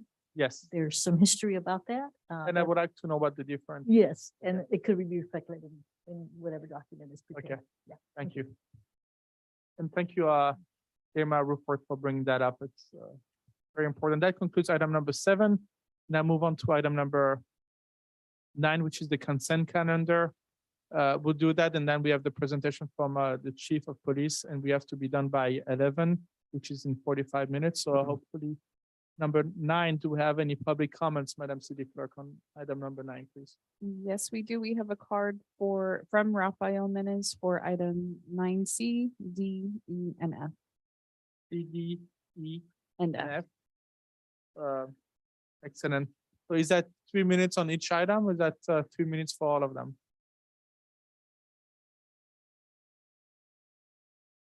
That is 1, 2, 3, 4.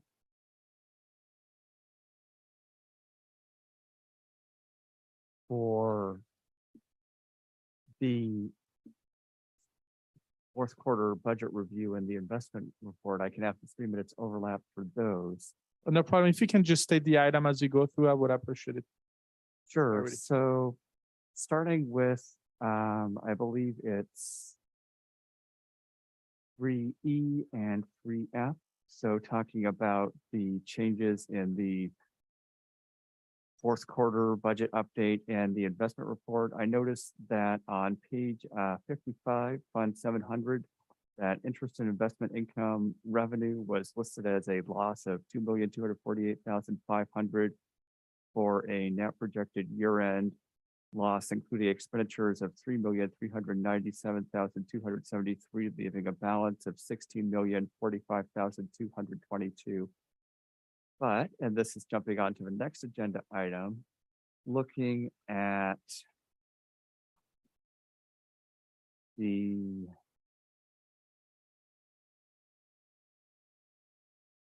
investment report, so that would be page 60, I believe, of the agenda. It shows a market value of 17,106,937 for the 115 trust. So I'm curious as to which one is right, because even before adjusting for expenditures, the market value and the value shown in the update don't quite match, because 16 million isn't the same as 17 million. And then let's see, is that all the questions I had? Okay, that's one comment, and I think it has to do with the report dates, the report ending dates, maybe a discrepancy, but city manager, if you can have city staff to get back to Mr. Menes about the discrepancy between page 55 and 60, I would appreciate it. Okay. If we can reset the timer for Mr. Menes, I would appreciate it. And I think the next 2 comments are related to 2 other items, correct? ENF. Actually, I have one more comment related to the budget update, the American Rescue Act plan thing. It says the ending fund balance for that is $1,771,899, and that's basically at its own fund. I was under the impression that had been shifted over to the general fund reserve as part of using the assumed loss calculations as part of that law. But is it still off in its own fund? I would have staff to get back to you, sir.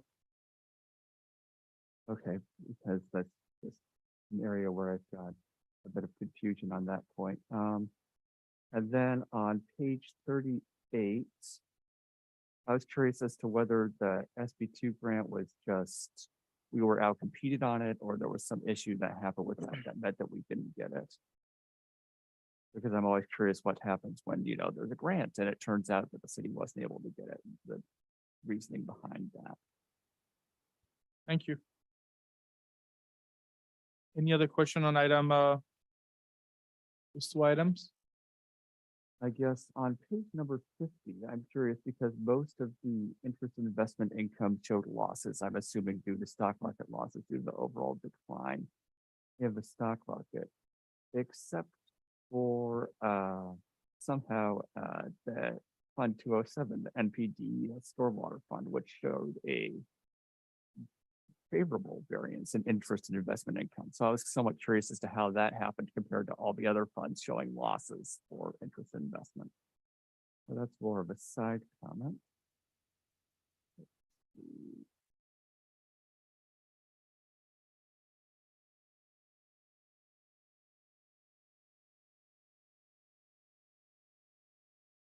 I was somewhat curious as to the increased expenditures in road maintenance compared to the Fund 377 in particular, compared to some of the other funds where you had more carry forward capital funds.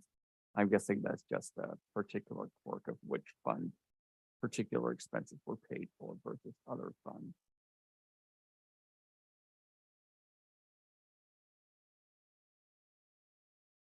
You would have 30 seconds left on those two on ENF, and then I will ask you to please move on to the next items, please. And then finally, for the investment report, it's noted that LAIF actually had a higher yield than usual, but the fund noted on page, I believe that's 50, no, page 60 showed a loss in market value for the LAIF fund. So I was curious how you have a gain in yield and yet a loss in market value. Thank you. And that's my questions on those items. Okay. And your so you had a total of 6 questions, page 55 to 60, the discrepancy. The American Rescue Act amount. Go to the second question, page 28.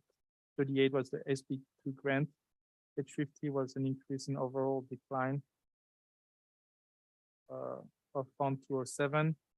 And the other one was for the Fund 277 increase, and then the yield difference on page 60. Then do you have another comments for another item in the agenda? Yes, for item 9E, I noticed that there was an update on the greenhouse gas inventory being completed. I was curious whether the city has a timeline for how it expects the CAAP to be developed. Because I noticed there was a contract, but there doesn't seem to be anything in there about a timeline. Okay, timeline, no problem. What is your next question, please? Let's see, next question. I noticed in 9F that the, So you're moving on, we are done with E? yeah, that was my only Okay. question for 9E. Thank you. Reset the timer, for Mr. Menace, please. And then for 9F, it looks like the storm drain master plan is now back on the CIP agenda, at least programmed for this fiscal year. And I was wondering what had changed compared to earlier on in the cycle when it was pushed off of this year's active project list. I'd like to note also the letter that I got from Director Misha Carr about why it was pushed off in the first place. But it seems like it's back on the list in this particular agenda item. So I want some clarification on that point.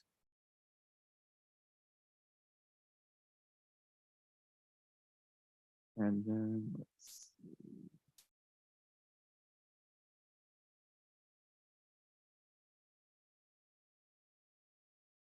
I guess. My final question was actually looking at it was in 9K, though it sort of ties back into my question for 9F. And that's asking whether the requirement listed on page 183 for the city to inspect the condition of all pipes from the Regional Water Quality Control Board also includes a requirement to inspect the storm drain pipes, or whether it just includes a requirement to inspect the sewer line pipes. Thank you, sir. We'll get back to you. City staff, I believe you heard the question that was asked, and you can get back to Mr. Menez via email. Mr. Menez, those are very good questions. I would invite you if it's possible. I know the agenda was published on Friday, and it doesn't really always give you a lot of time. Try to either reach out to me if you have any specific question. I would have them addressed to you before the meeting, or reach out to the staff. They will be happy to address those questions. Mr. Mayor, I have a quick inquiry on this. So Mr. Menace does have often really important question. I do want to respect your process, but I also want to challenge us to figure out a way for those answers to be a part of the record. So, for example, many of the questions he has today, I actually have. I would not like to repeat those questions because we just spent time asking them, but I do want answers to those questions. And I also want the public to know the answers to this question. So can we mitigate that right now? I think the question was asked earlier at the previous meeting, and we decided to include those questions as part of the. Don't we, Madam City Clerk? The meeting record, the minutes are a reflection of what takes place at the meeting. So the minutes will reflect the questions, and then the answers that come from staff become public record as correspondence back to the requester, and can also sometimes take shape of a memo to council if those are incorporated, which is also part of the record, but and that would be tied to the meeting date. Right. So at this point, we don't provide the answers on record to the minute. So last week's meeting, the questions that were asked are recorded. The answers to those questions, which is probably more important than the questions, I wouldn't say more important, as important to the question, are not recorded. So we need to figure out, because this happens often where someone like Mr. Menace has a question and we don't have those answers in record. So what's your suggestion, Mr. City Manager, for those questions and what the process should be? I'll give that some thought. I mean, one option is that to the extent possible, people provide the questions that they think are both of their own interest but also of interest to the public in advance, so that we can research them and be prepared to answer the questions at the council meetings, in which case they'll be included, in the minutes. Okay. There's a challenge there, right?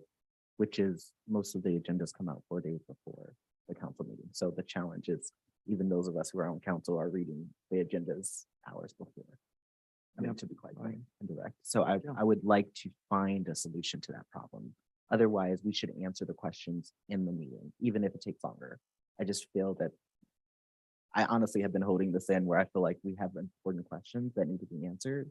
And yes, Mr. Menez needs to know the answers to his question, but oftentimes we all need to know the answers. including people You're who are not. welcome to ask us some questions if you need to, but I understand the process. I'm just trying to move us along. move on, because it's yes, it's already I'm trying to, I know we're all very tired, and I'm just trying to move And forward. Yes, Mayor, I just have one other comment. Just to keep in mind that an important part of the minutes is the approval by council. So as much as we can have questions, answered ahead of the meeting, that's great. That goes for council and for the public, just because, again, as much as can take place during the meeting and ahead of the meeting and become part of the record is great. But we can Yes. also think about ways, if we want responses to be part of the record, for those to have to come back Yes. to council for No, approval. But I hear you. in essence, what's Yes, reported I is hear. for the I hear meeting you. itself. So get back to us on the process that you think is more appropriate. We'd be happy to hear. Yeah, I think, and every year, the city council reviews its council meeting procedures. And so there might be an opportunity when we're reviewing those again in December. Okay. Because we could also create a record of the written responses. And as the city clerk mentioned, those are, if we provide a written response to a member of the public, that's a public record. But it doesn't necessarily, under our current process, it doesn't get fed out to the full council or other members of the public. So I think we could consider a process where those are documented and posted to a site where anybody could reference them. No problem, Councilmember Tom. Yeah, I just, we have some of the staff that may be able to answer some of these questions already on Zoom. And some of them may be able to be answered right away. Might be helpful to check in to see if any of those could be answered. I hear you. It's, I would, I would give them some time and they can, come back to us at another time. And I would ask Mayor Pro Tem if you have any of the similar questions, please ask them. Please go ahead, Mayor Pro Tem. So sorry, before we go back, so is that an acceptable, as we'll come with some suggestions for how to Yeah, I how think to that would be publish great. those? Because we Yeah. know they're not part of the minutes, but there does seem like we should be able to set up Sure. a system so that those can be shared. I agree that it would be a benefit to everybody to have those documented somewhere. Sure. And I think the worst case scenario, and unfortunately, this is the worst case scenario on behalf of probably all of us, is that we just spend time with the answers in the council meeting. Meaning what our process was probably a year ago, which is a member of the public has a question and we answer that question in real time, and that is documented because it's in the minutes. Does that make sense? Or would that be, if you don't have other solutions, I think that could be a solution to the issue. Yeah, agreed. Although the staff is not necessarily, even if we had spent the time during the council meeting, going to be able to answer some of the questions that come up at a level of Absolutely. detail, just because they're pretty detailed. If I can add, moreover, we don't want it to be an anecdotal answer or I guess what I'm saying is that I want staff to be able to take the time to answer it appropriately. I know that there is a process of supplemental, like there's supplemental documents you can have to a specific meeting. I think your idea of having some kind of document or listing of those supplemental memos and whatnot might be helpful, but to challenge staff to answer a question that may be very difficult at the time, we're going to be spending quite some time with follow-up questions on top of that. So it's probably better to get a thorough answer, and if somebody wanted to dive into the details, they could do so kind of via email with that particular staff member to add clarity. I find it hard going into 2 and 3 o'clock in the morning, challenging staff to come up with, very, very detailed answers that are on record, and could be challenged at some point. That's a good take too. Thank You for get back coming. to us, city manager, on the process. Thank you. Then I will turn it back to the city council and ask if you have anything that need to be pulled. I have a question on, I would ask you, Mayor Pro Tem, do you have any item here that you have a question that would like to be pulled on? Sure. I just wanted to quickly pull E, F, and G. Okay, and I would ask the rest of the council if they have anything else. Like Member Martinez Ruben, Councilmember Abe. No, but I'm just wondering, is there anybody online or? Yes. Yes, Okay, we just, and Councilmember. No items. Okay, so for Mayor Pro Tem, would have E, F, and G. And I will get you shortly after what we hear from the public, please. Thank you. Cordell Handler.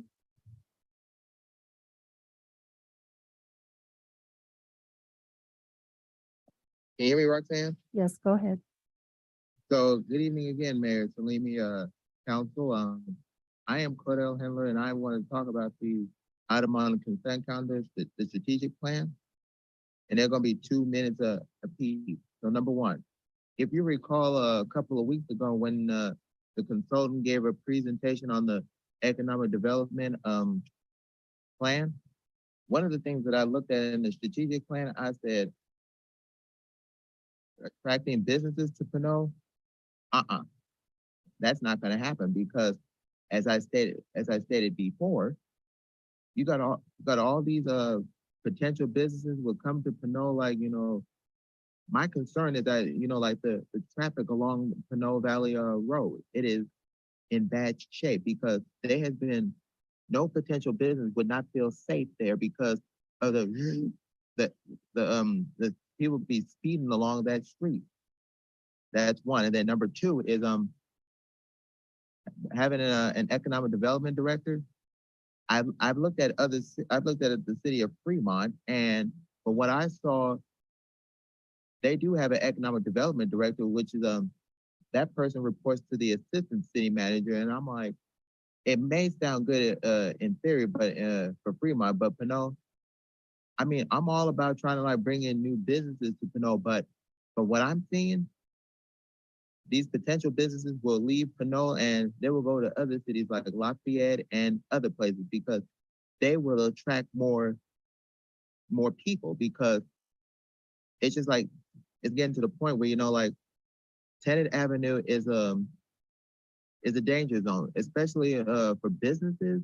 It's like, it just hurts me that, that new businesses that will come to Pinole, that they're not gonna last because they're gonna disappear just that quick. So those are the two things that I had in mind regarding the strategic plan. So I'm hoping that at some point that things will turn around, which I highly doubt that. So that's it. Thank you, sir. Mayor Pro Tem, you wanted to think about item E, F, and G. Would you like to, let's put those items? Mayor, we do have one more online public. We have comment. one more? Okay, please go ahead. Irma or David Ruport. Good evening, Mayor, again, and I'll make it quickly. Yes, I wanted a question on 9F, on page 60. I'd like to know, I got an email and a letter today from Misha, and thank you for the explanation, Misha, for some of these CIP projects. However, it was a little confusing for me. I'd like to know that the 5 projects that have been removed, and I'd like to know where the Faria House stands, the renovation. Is it on target for next quarter? It looks like there's no funding. It just says cost estimate 0 on the page 60 on the report. And I'm a little confused as to the why some of the most important projects were removed and we got the Faria House renovation going on, which is not a priority, was last place. So Mayor, I'd like to re-agendize or talk about this removal of some of these projects that were so important. And I think we need to start over on the CIP for next quarter. Bring it to a discussion and bring it before it's these projects move forward. There's some priorities here that I think are much more important. So Mayor and Council, I like this Faria project halted to the and make sure that the other projects are not waiting in line, which are more important. So Mayor, that's just my comment. Thank you.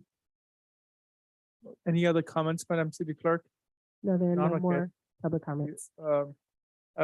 So I guess, why don't we have the item approved beside E, F, and G?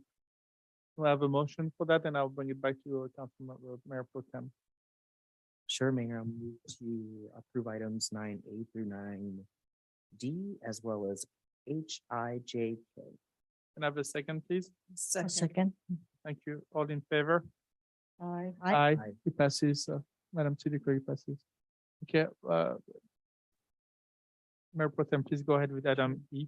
Yeah, just on E, I just had a quick comment and I felt like the agenda packet's pretty big this evening. So I wanted to not hide the lead and say thank you to our community development staff as well as all city staff who are really pushing us forward on our climate action and adaptation plan. But in particular, the greenhouse gas inventory is now completed. This is a huge step to cities like ours developing climate action plans. And so you all deserve a round of applause. I feel like you all put these packets together and sometimes they don't get a lot of notice, but this is a huge deal. And so I think I had a meeting with the city manager and said that, but I just wanted to commend the city staff on really pushing this forward. It takes a lot to get to this point. Some cities have still not gotten to this point. And I don't even think our state has. So again, for us to make so much progress in such a short time frame is both incredible and really exciting. And I just didn't want to hide that lead in the midst of so much on our agenda today. So that was just my only comment there. I also just wanted to say also congratulations on our sustainability fellow. This is, I know that kind of intersects at, the work around climate action, but also we have talked about workforce development and partnering with agencies who can help us build capacity to make things happen. It appears that this fellow is helping us build this climate action and adaptation plan. I hear that this fellow is helping us build new laws in our city with the municipal committee. So again, great job. Like, let's keep it going. And it's exciting time to be in Pinole again. So thank you again. You're welcome. Thank you. Absolutely. Item 9F, I wanted to, number one, I think all council members received an additional memo today from our capital improvement and environmental program manager. I want to make sure that memo is in the record as well, because I don't think it's a part of our agenda packet. So if I need to, I don't know, city clerk, do I need to make an official motion for that memo to be in the record, or? No, thank you. Okay. That will be part of the agenda packet record as a supplemental item, and we'll make sure to post that. As well. Okay, fantastic. Thank you. And to that extent, I too was a bit concerned. I didn't realize that I understand, of course, staff's analysis, and I'm grateful for the explanation. Now, I think it's a bit concerning around some of the projects that were deferred. I was hoping that we could have a larger conversation, not tonight, but at some point soon, around prioritization of those projects that could fall in line with a agenda item that I asked for. I think we discussed about it and we have asked, the city council was asked, and we have asked, and I agree with you, Mayor Pro Tem, that and I think Councilmember Tave asked it many times to have a meeting about how to prioritize some of those projects when they're on the list. Okay, so I know that the last meeting I recommended an item, there was consensus there. Given the memo that was sent out around 4:30 today that seemed to defer projects, the two I'm just kind of speaking on are the storm drain master plan as well as the city hall modernization. I think amended a construction budget for the senior center parking lot and car solar canopies. So I'm just, like I said, I'm a little concerned if those 5 projects were deferred. If that is the analysis and recommendations of our city staff, I feel like we do need to come back to the table as a council and renegotiate amongst ourselves. So I'm just wondering, I guess my question is around the inquiry around my council agenda item. Are we going to have that conversation soon, or was this part of the agenda item that I requested?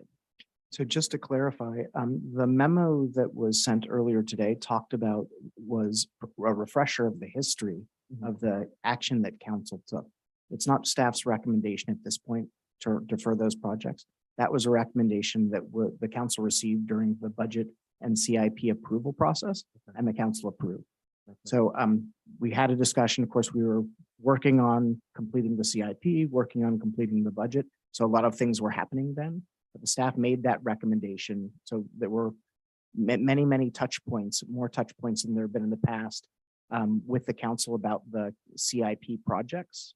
And after multiple rounds of discussion, including some project expansions, you mentioned the senior center parking lot and an addition of the project, which was the limited renovation of the Freya House. Staff said, we can do those 2 things, and we're proposing that these things be deferred. That recommendation was approved by the council, and that's why it's in the current CIP.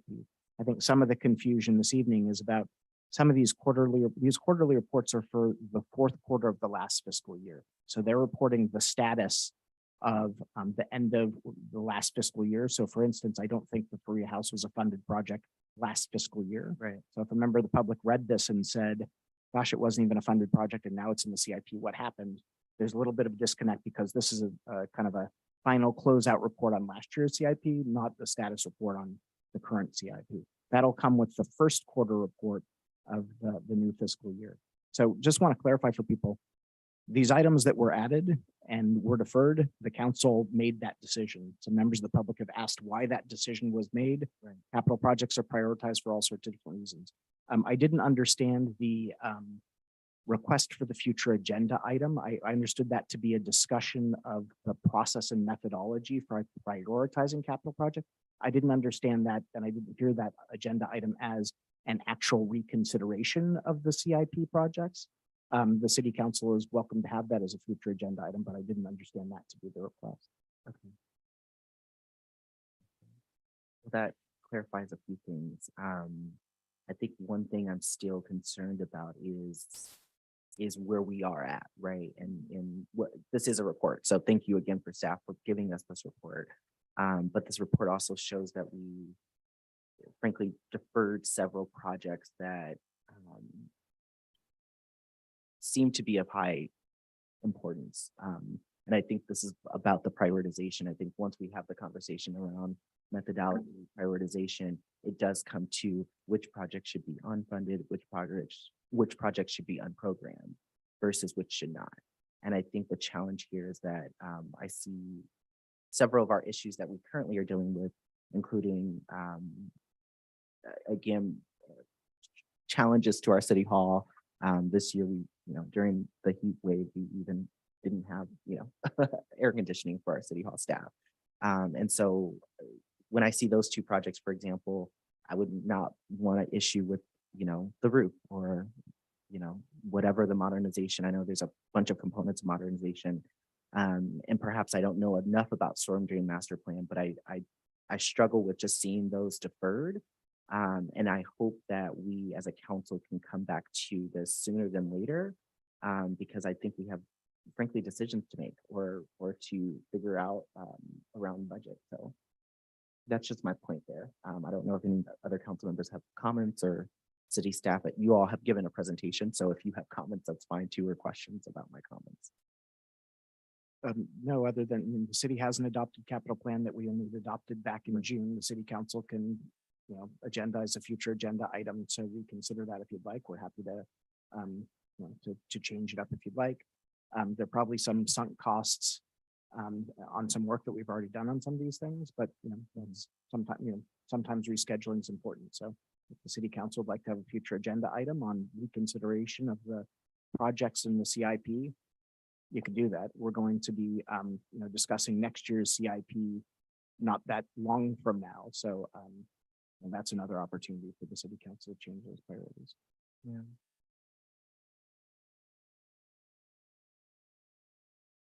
So, Mayor, I had a question about, so looking at these projects, it looks like citywide roof repairs and replacement, city hall modernization, CIP project, Robo Road drainage improvements, Adobe Road drainage improvements, and then the storm drain master plan was the memo that we received, and those were the deferred projects. How critical to me, a storm drain master plan is pretty critical, especially coming off the sewer master plan. I guess criticality, how are we looking at, is it more of a budget number item, or is it just purely council direction to defer these and to apply the money elsewhere? So, as part of the discussion of the adoption of the CIP, there's a whole list of different criteria that is used, and it's similar to the budgeting exercise. So they're not always apples to apples comparisons, right? So we do some projects because there's a regulatory requirement or even an enforcement action that requires us to do them. There are others because we think they improve the quality of life in the community, right? There are others that we do because we think it's going to improve our the quality of the environment. So there are all sorts of different reasons, and they're not, again, it's hard to line them up necessarily because there isn't a common metric on which you can judge those things. A lot of it is, policy decision. Again, it's similar to the budget process. So how do you decide between spending money on food security versus recreation programs versus childcare? There isn't really an easy metric, and part of it is a values and priorities decision that the city council makes. So I totally get that.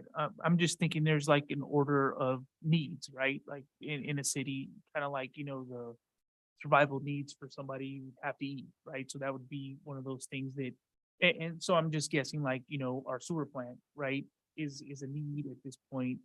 I guess, how was that? And this gets one back of to that. there's one of many criteria, and again, I don't think we don't only fund. So let's say that there is a not critical life safety project versus a project that is considered to be very important for quality of life, right? So they're not all. So for instance, the city council, we're about to kick off a public engagement program to create a vision for Community Corner, right? So let's say that the vision results in wanting to create a public park there. How do you weigh that kind of a capital project versus, a stormwater master plan? Well, I would weigh it against liability too, right? So we have an empty lot versus the amount of water that may be pouring into violating our SWIP plan or our stormwater management plan. Because you can get fines against that. There's liability associated with that, right? Yeah, And I'm just trying to understand it. I'm looking at, these drainage improvements, how much of a liability are those? And is that also a component that's taken into consider roof replacement, building envelope? That's more of those higher priority elements compared to where we're shifting the money to. And I think that's my biggest concern, is that there's this component to the order of needs, right, for a city and a city to function. Right, so the protection of the assets is a consideration for roof repairs. We wouldn't defer those if we were concerned about a breach of the building envelope that would result in a deterioration of the asset. The liability, those are all considerations. And I think, we'll talk about this when we talk about the rubric. I do want to Yeah. provide a foreshadowing, I think, of that it's not going to result in a formula that's you're not going to plug a project in, turn a crank, and it's going to spit out a list of priorities, because that's just a Yeah, I don't heads up think, on that. yeah, I don't have that kind of expectation of that type of thing. What I am thinking is that I know a storm drain master plan is important, right? I know that drainage improvements are important. Now, to what degree? Does it mean that we have some type of catch for trash? Is there fines? Is there flooding? There's a whole other slew of things that are behind this that I trust staff went through when they went through this. I'm just wondering, when I hear city hall modernization, that's one of those things that's a like to have, right? And I mean, unless it quickly becomes a need to have. And I guess that's it's that one need element that I'm trying to identify here.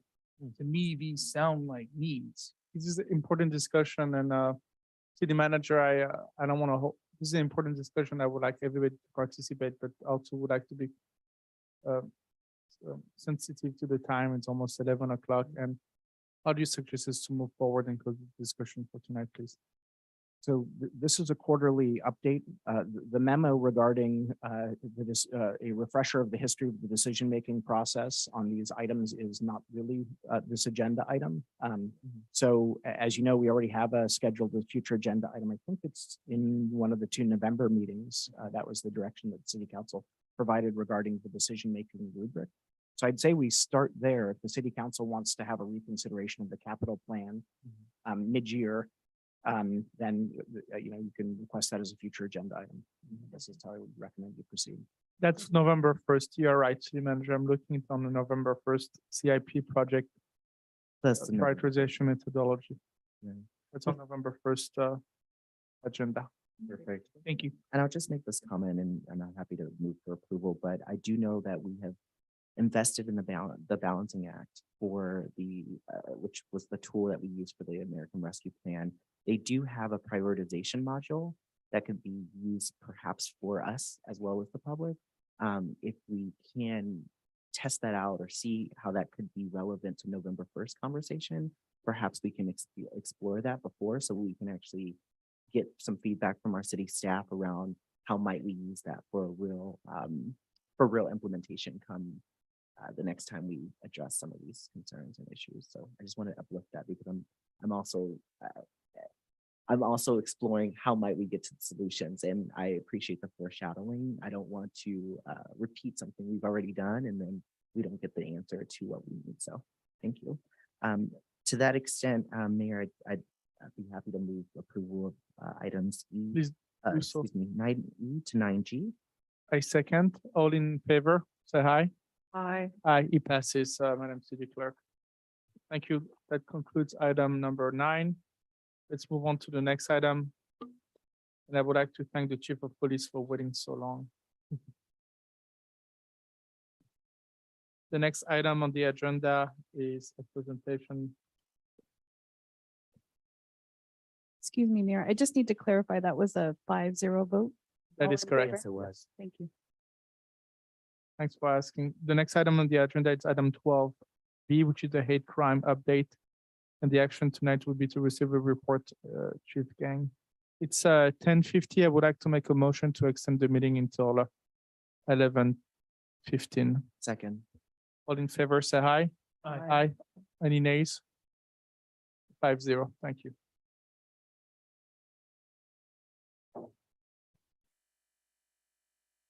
So, good evening, almost good morning, but thank you very much, Mayor, Council, and also the community members for sticking with us for this Pinole Police Hate Crime Report. I just want to mention that I'm going to deliver it with a sense of brevity on because of the time and people that are still hanging on with us. And if anybody has any questions or further questions from the community, they're more than welcome to reach out for further explanation as well. Remind everybody that at a meeting on February 1st, 2022, City Council requested a future agenda item on hate crime in Pinole.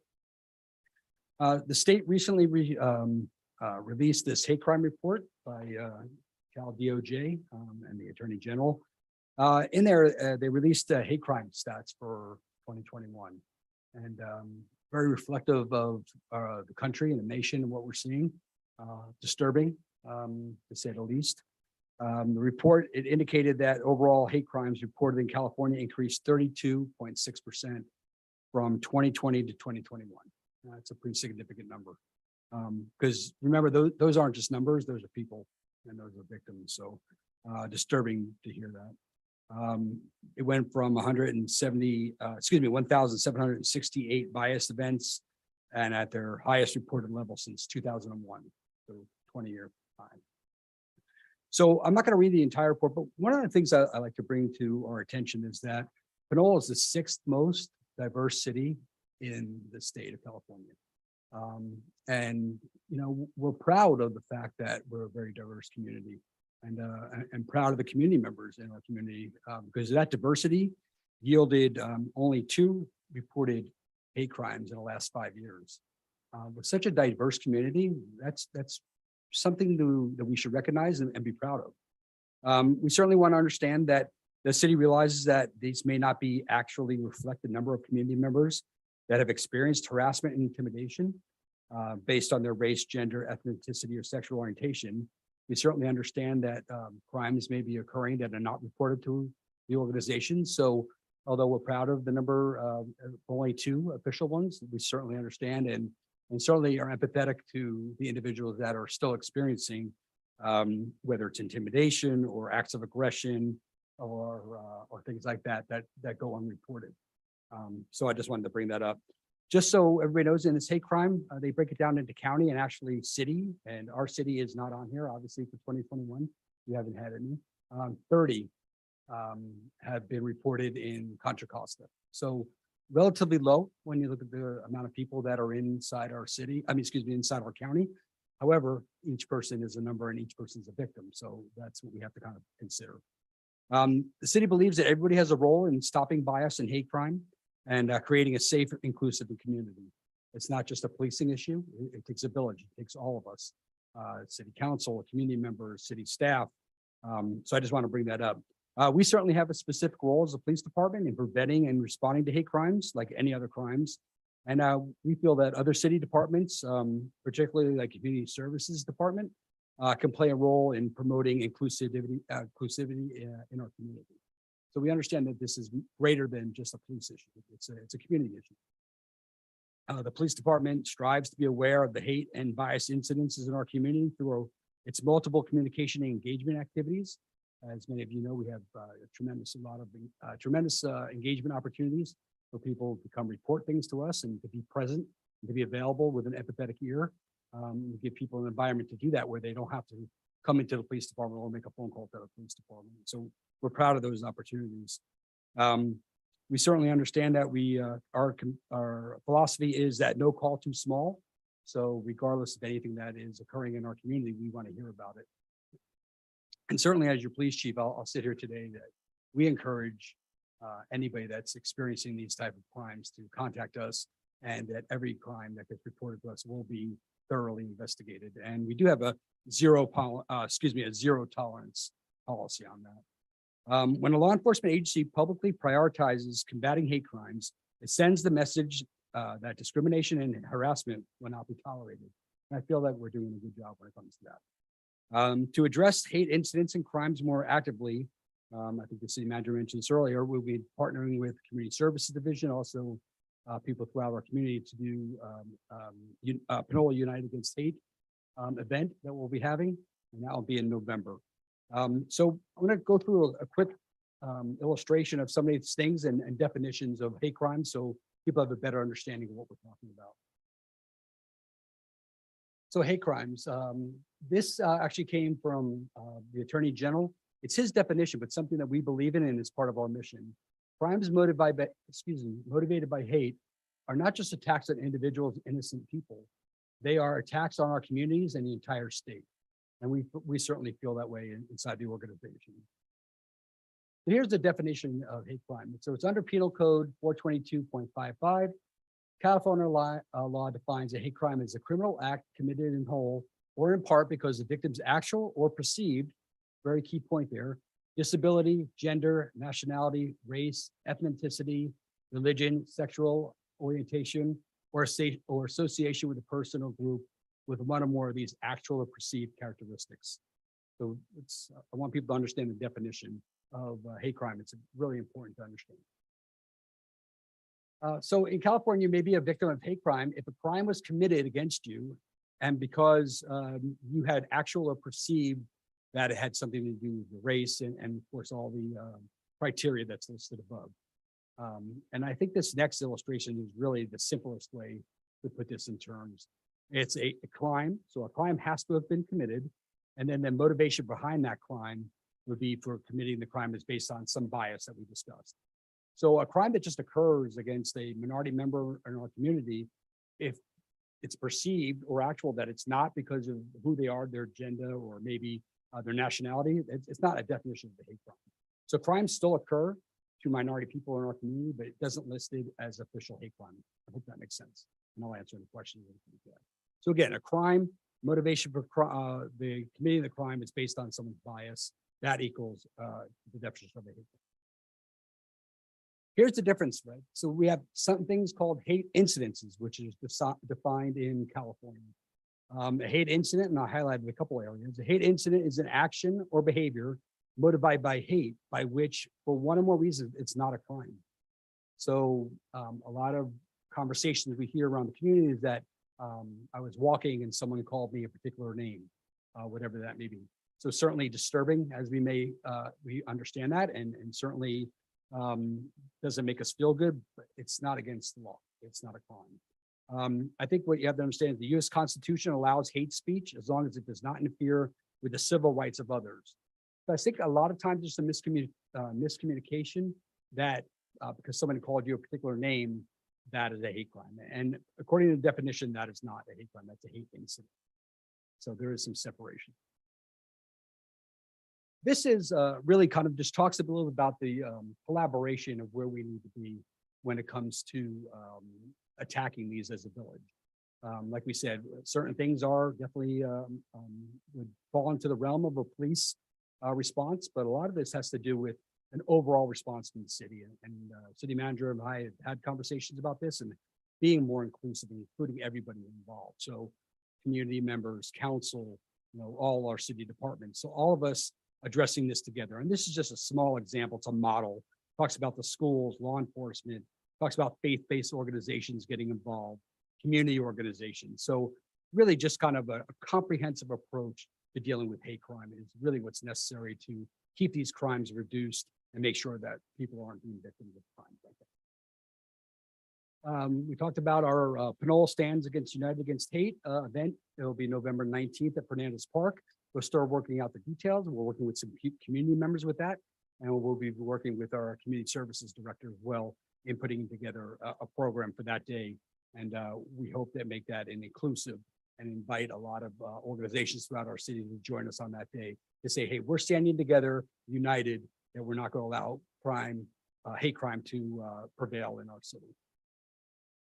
So I told you there would be brevity. That's the end of the presentation. I'm more than happy to answer any questions that you may have.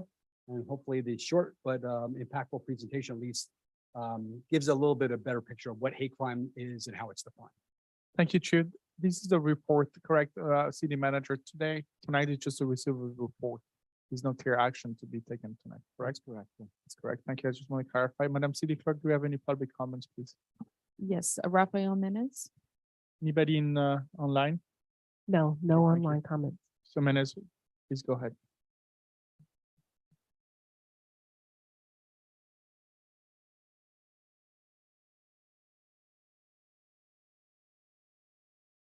Sure, and I guess some of my comments are going to be trying to address points that would have been brought up by people who are probably asleep at this point, I'm afraid. Can you speak closer to the microphone? We can barely hear you. Sorry, I shouldn't have turned my head away from the microphone. I always forget how narrow the cone of audio is for that thing. But I guess I have a few questions and comments. First off, with regards to hate crimes versus hate incidents, obviously just calling somebody a name or whatever is protected by the First Amendment. But say calling somebody a name and then damaging their property or driving at them in a threatening way, but not actually striking them. Does that rise to the level of actually being a crime, or is that still a hate incident? Secondly, if the city can't treat hate incidents as crimes, obviously, would it still be possible to track hate incidents? It may not be something that falls necessarily under the police department's jurisdiction, but it does seem like the sort of thing the city could track, like, hey, there's a bunch of people saying these particular derogatory phrases or, acting in this particular way in this neighborhood or that neighborhood, and seeing, there's an issue here that maybe you want to try dealing with as a city, even if it's not something we can do at a police level. If the city can track, hey, there's a lot of racial animus or whatever, or not even racial animus necessarily, like animus against the LGBTQ communities. Hate crimes cover a lot of different categories. If people are going around painting Z's on the Ukrainian people's house in our community, for example, that's another thing that could fall into the hate incident category. So I think if it would be possible for the city to consider tracking hate incidents somehow, even if they don't necessarily rise to the level of hate crimes, that it might lead to broader reporting of issues within the community from marginalized groups that might be hesitant to report stuff to the police right now because they think, oh, I'm going to go to all the hassle of reporting to the police and I'm just going to be told, oh, this isn't actually a crime. The police can't do anything about it. You should talk to some other entity within the city to maybe deal with it at some point in the future. But if we have a system set up to track these things, people will feel at least, even if the police can't charge somebody, the city's keeping track of it, and eventually it's going to lead to a future change where things get better. So that was the main suggestion I wanted to make around this point. Thank you. Any other member of the public who would like to speak? No more public comments. Thank you, Councilmember Thomas. Do you have any questions and comments, please? No question, just thank you for the report. Excellent. Councilmember Tave. No questions. Thank you for the report. Thank you, Mayor Pro Tem Murphy. No questions, just a thank you. And perhaps a suggestion is the report that you mentioned, commissioned by the Department of Justice. I know that's available online. I think I read that in February. Was that the February report of this year? I do believe it came, actually, I think it just came out last month. Okay. Okay, there's, I could be mixing up the reports, but to my understanding, the report that was commissioned also spoke to a high, overall in the state, not in Pinole, but overall high increase to anti-Asian and anti-Black hate crimes in particular, I think anti-immigrant as well. And I was just wondering if the police department currently has any liaisons to those particular communities or organizations that serve those particular communities. Yeah, so it's a good question. So we have a hate crime coordinator. It's Lieutenant Matt Avery. He's our coordinator. Our tentacles out to the communities, our community outreach officers. So we don't have any specific to one hate crime. We have all our officers, number one, but specifically our community outreach are really our tentacles to go out and reach out to those communities through engagement events and correspondences with them. Great. So again, perhaps that could be an idea, but I also wondered if the district attorney has a specialized hate crime unit. Is that true? I do believe they have people specifically assigned to deal and handle those type of crimes. Okay, and I'm assuming you all work with them when those, yeah. And can you give more information on the 2 hate crimes that happened? Is that possible without disclosing too much? Yeah, no, I personal- have that okay. information right here. So one was back in 2018, and that was at Stewart Elementary School, where there's a pencil with the N-word in the girls' bathroom. That was one that was reported. And then the last one was last year, and there was a swastika with the N-word spray painted near the tennis courts, near the picnic tables on the concrete slab there.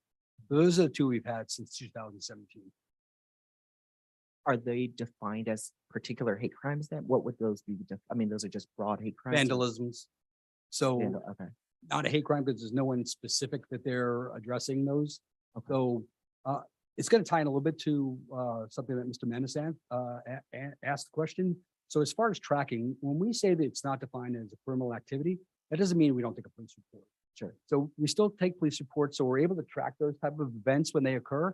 So when we're saying that just because it's not criminal activity, it goes back to that philosophy of no call too small. Yeah. We still document them because it could resurface. And then again, later on down the road, it could be a second incident of something. So we may see some patterns, or we may be able to tie in a potential suspect later on down the road. So all those incidents are tracked and obtained. But just because they're not a criminal activity doesn't mean we ignore them. Sure. I guess my question is, in this instance, those 2 I'm presuming those are young people. Those crimes were committed by young people. You said Stewart Elementary and then Yeah, so our assumption is it's kids, it's children, youth in the community. I don't particularly think in the Pinole community, Yeah, but certainly people that actually spend time in our community. sure. And then to the extent of the act itself, the targeted communities would be defined in the police report? Because just to be frank, the use of the N-word is targeting, to my understanding, mostly Black people. The use of swastika signs could be often tied to targeting Jewish people and or at this point more than many people. So I'm just wondering how that's defined and how do we respond to even if it's 2 in this case, how do we respond to that type of hate? So that's an interesting question. Something like that, obviously the victim would be the city because of the vandalism. Gotcha. But you wouldn't really have a particular person listed as a victim. Okay. But it still stays in our database, so we're able to follow that. Or if we see second or third incidents of things like that, or if we're able to tie around later on a suspect with a potential victim. But when it's ambiguous like that, it kind of hits that whole hate incident type of situation, ugly and certainly disturbing. But certainly there's no other victim besides the city of the vandalism. Okay, thank you, Chief. Thank you, Councilmember Martinez Ruben. Please go ahead now. Yeah, thank you, Chief, for your presentation. Indirectly, there are victims because of the people who witnessed that. And so that's again, one of those subtleties as to the ugliness of occurrences like that. Would you please expand on interference with civil rights of others, and maybe also with the help of our city attorney, some examples of what the civil rights are that we are talking about? Before you answer, I would like to extend the meeting to 11:30. It's 5 minutes left. We'll be done before that. A second. Seconded by Mayor Pro Tem. All in favor, say aye. Aye. Aye. Passes 5-0, Madam City Clerk. Please go ahead, Chief. Thank you, Councilmember Martinez. And my question has to do with, when we were talking about actually people or individuals as victims, not the city, but actual people, that's when we get into civil rights. And so just wanted to have a little bit of an illustration about what that would could be. Or what it is, what civil rights we're talking about. Okay, so I'm just going to read this. So the U.S. Constitution allows hate speech as long as it does not interfere with the civil rights of others. So when we're talking about that, we're talking about acts that are they turn into criminal violations. So I'm trying to think of an example of something like that. So there's civil rights, their right for freedom of speech, the right to be able to move about, if someone blocks them and things like that. So, and certainly we talked about, Mr. Menace talked about also crimes on property, right? So if you're committing a crime while these hate incidents are occurring, that would turn into a hate crime. So maybe City Attorney could help me a little bit with the civil rights portion of that. Yeah, so I think I'm just trying to think of, I'm spitballing here a little bit, but an example might be if someone is standing just on the side of the road and there's nobody around them and they're just yelling profanities that might have a racial tone to it. And there's nobody who, it's offensive to some people, but they're just screaming. And I live in Berkeley, so I see this. There's people who just scream out loud. But if they're directing that at someone who is, approaching them and it's directly targeted at them, now that's impacting that individual's right to, avoid harassment. That's harassment. It's directed towards them. And so the First Amendment does allow for hateful speech. If you're just, you can say things that are offensive to others, but if it's directed at someone, and if it's, targeted at someone, it's harassment, and that infringes on someone's civil rights, their right to freedom to avoid harassment.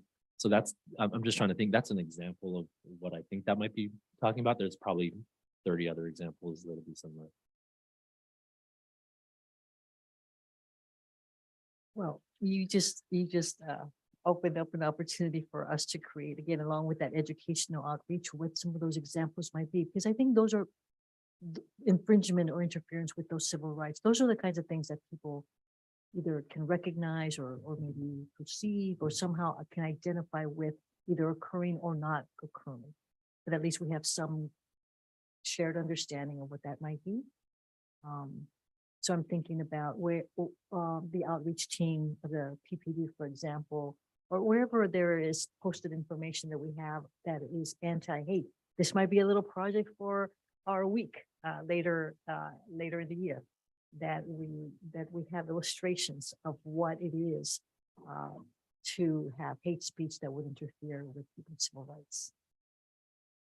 If I can just expand it a little bit, so the chief's point of just no crime too small, what I would encourage is if anybody ever feels offended by speech or conduct or something that's written on private property, I think you report that. You report that to law enforcement, you notify the chief.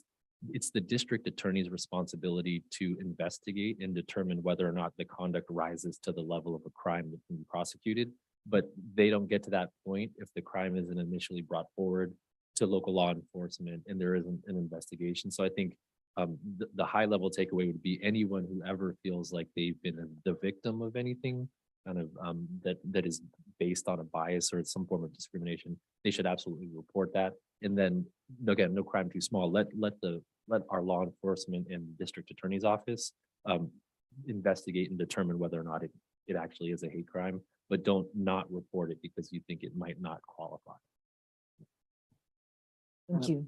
Yeah, I'll thank you. add to that if I may, which is the city needs to hear from people to get a better understanding of the experiences they're having in the community. So echo the sentiments that both the chief and city attorney made, which is we really want to, our response to the city's response to hate incidents might not be, criminal enforcement, but if we want to develop some other types of programs to create a healthy environment and atmosphere in our community, we need to learn about what the experiences people are facing are so that we can think about how to develop a program that would be responsive to that.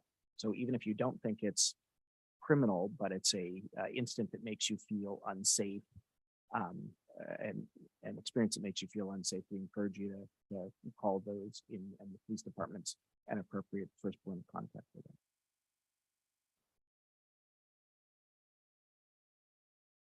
You. No, thanks for encouraging that and reminding us all and the public about the interest in fostering an atmosphere here in the city that is safe. And even if it's not per a specific definition, it's still our interest to have people walk about without any reservation on their part that they are going to be bothered to any degree, really, to any degree here in Pinole. Thank you. I appreciate your input and, you know, I mean, obviously that's our mission, right? So feeling safe, the perception of feeling safe and feeling safe are two different things. And we want to make sure that both those things are covered. In fact, we have a policy on hate crime. It's our policy is 323. And if I can just read the mission real quick to that is the mission of is that the department members will continuously work to build and strengthen relationships within the community, engage in dialogue, and provide education to the community. So through social media platforms, and I think you gave us a next topic for our social media platform on the US Constitution portion of that. And also specific programs that we've built out where our community engagement with our Building the Bridges program and also our Be the Change project and things like that. So continuing to look for new opportunities to engage the community at a deeper level where we can really understand where people are coming from, not where we think they're coming from. Thank you, Councilmember Martinez Ruben. Thank you, Chief. Thank you for your presentation. As you stated, we are the sixth most diverse city in the state of California. And the city council can show that diversity in front of you. And I would like to thank for the work that your department has been doing, reaching out to the community and having a conversation and being part of the community, and the work that you're doing as chief of police and reaching out to the community and having a conversation with them really helps make us feel safe. And I would like to thank you for all the work that you're doing for the city. I appreciate it. Thank you. And certainly we understand that it's really about the relationship with our community and the community members that makes this successful. Thank you. Thank you again. Thank you. That concludes that item on the agenda, item 12B. I would then move on to item number 13, Madam City Clerk. Citizen to be heard. Do we have any? No. Excellent. That will then move on to item number 14. I would adjourn to the regular city council meeting of October 4th, 2022 in remembrance of Amber Schwartz. Thank you very much and see you on soon.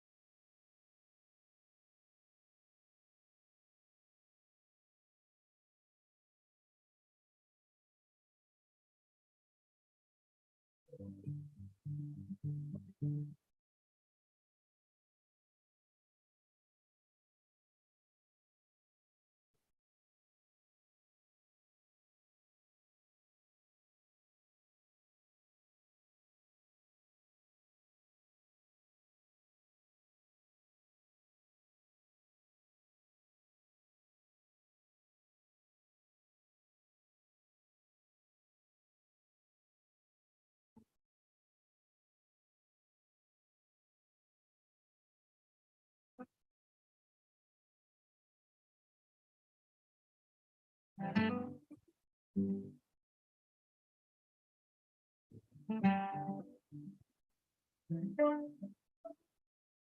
you.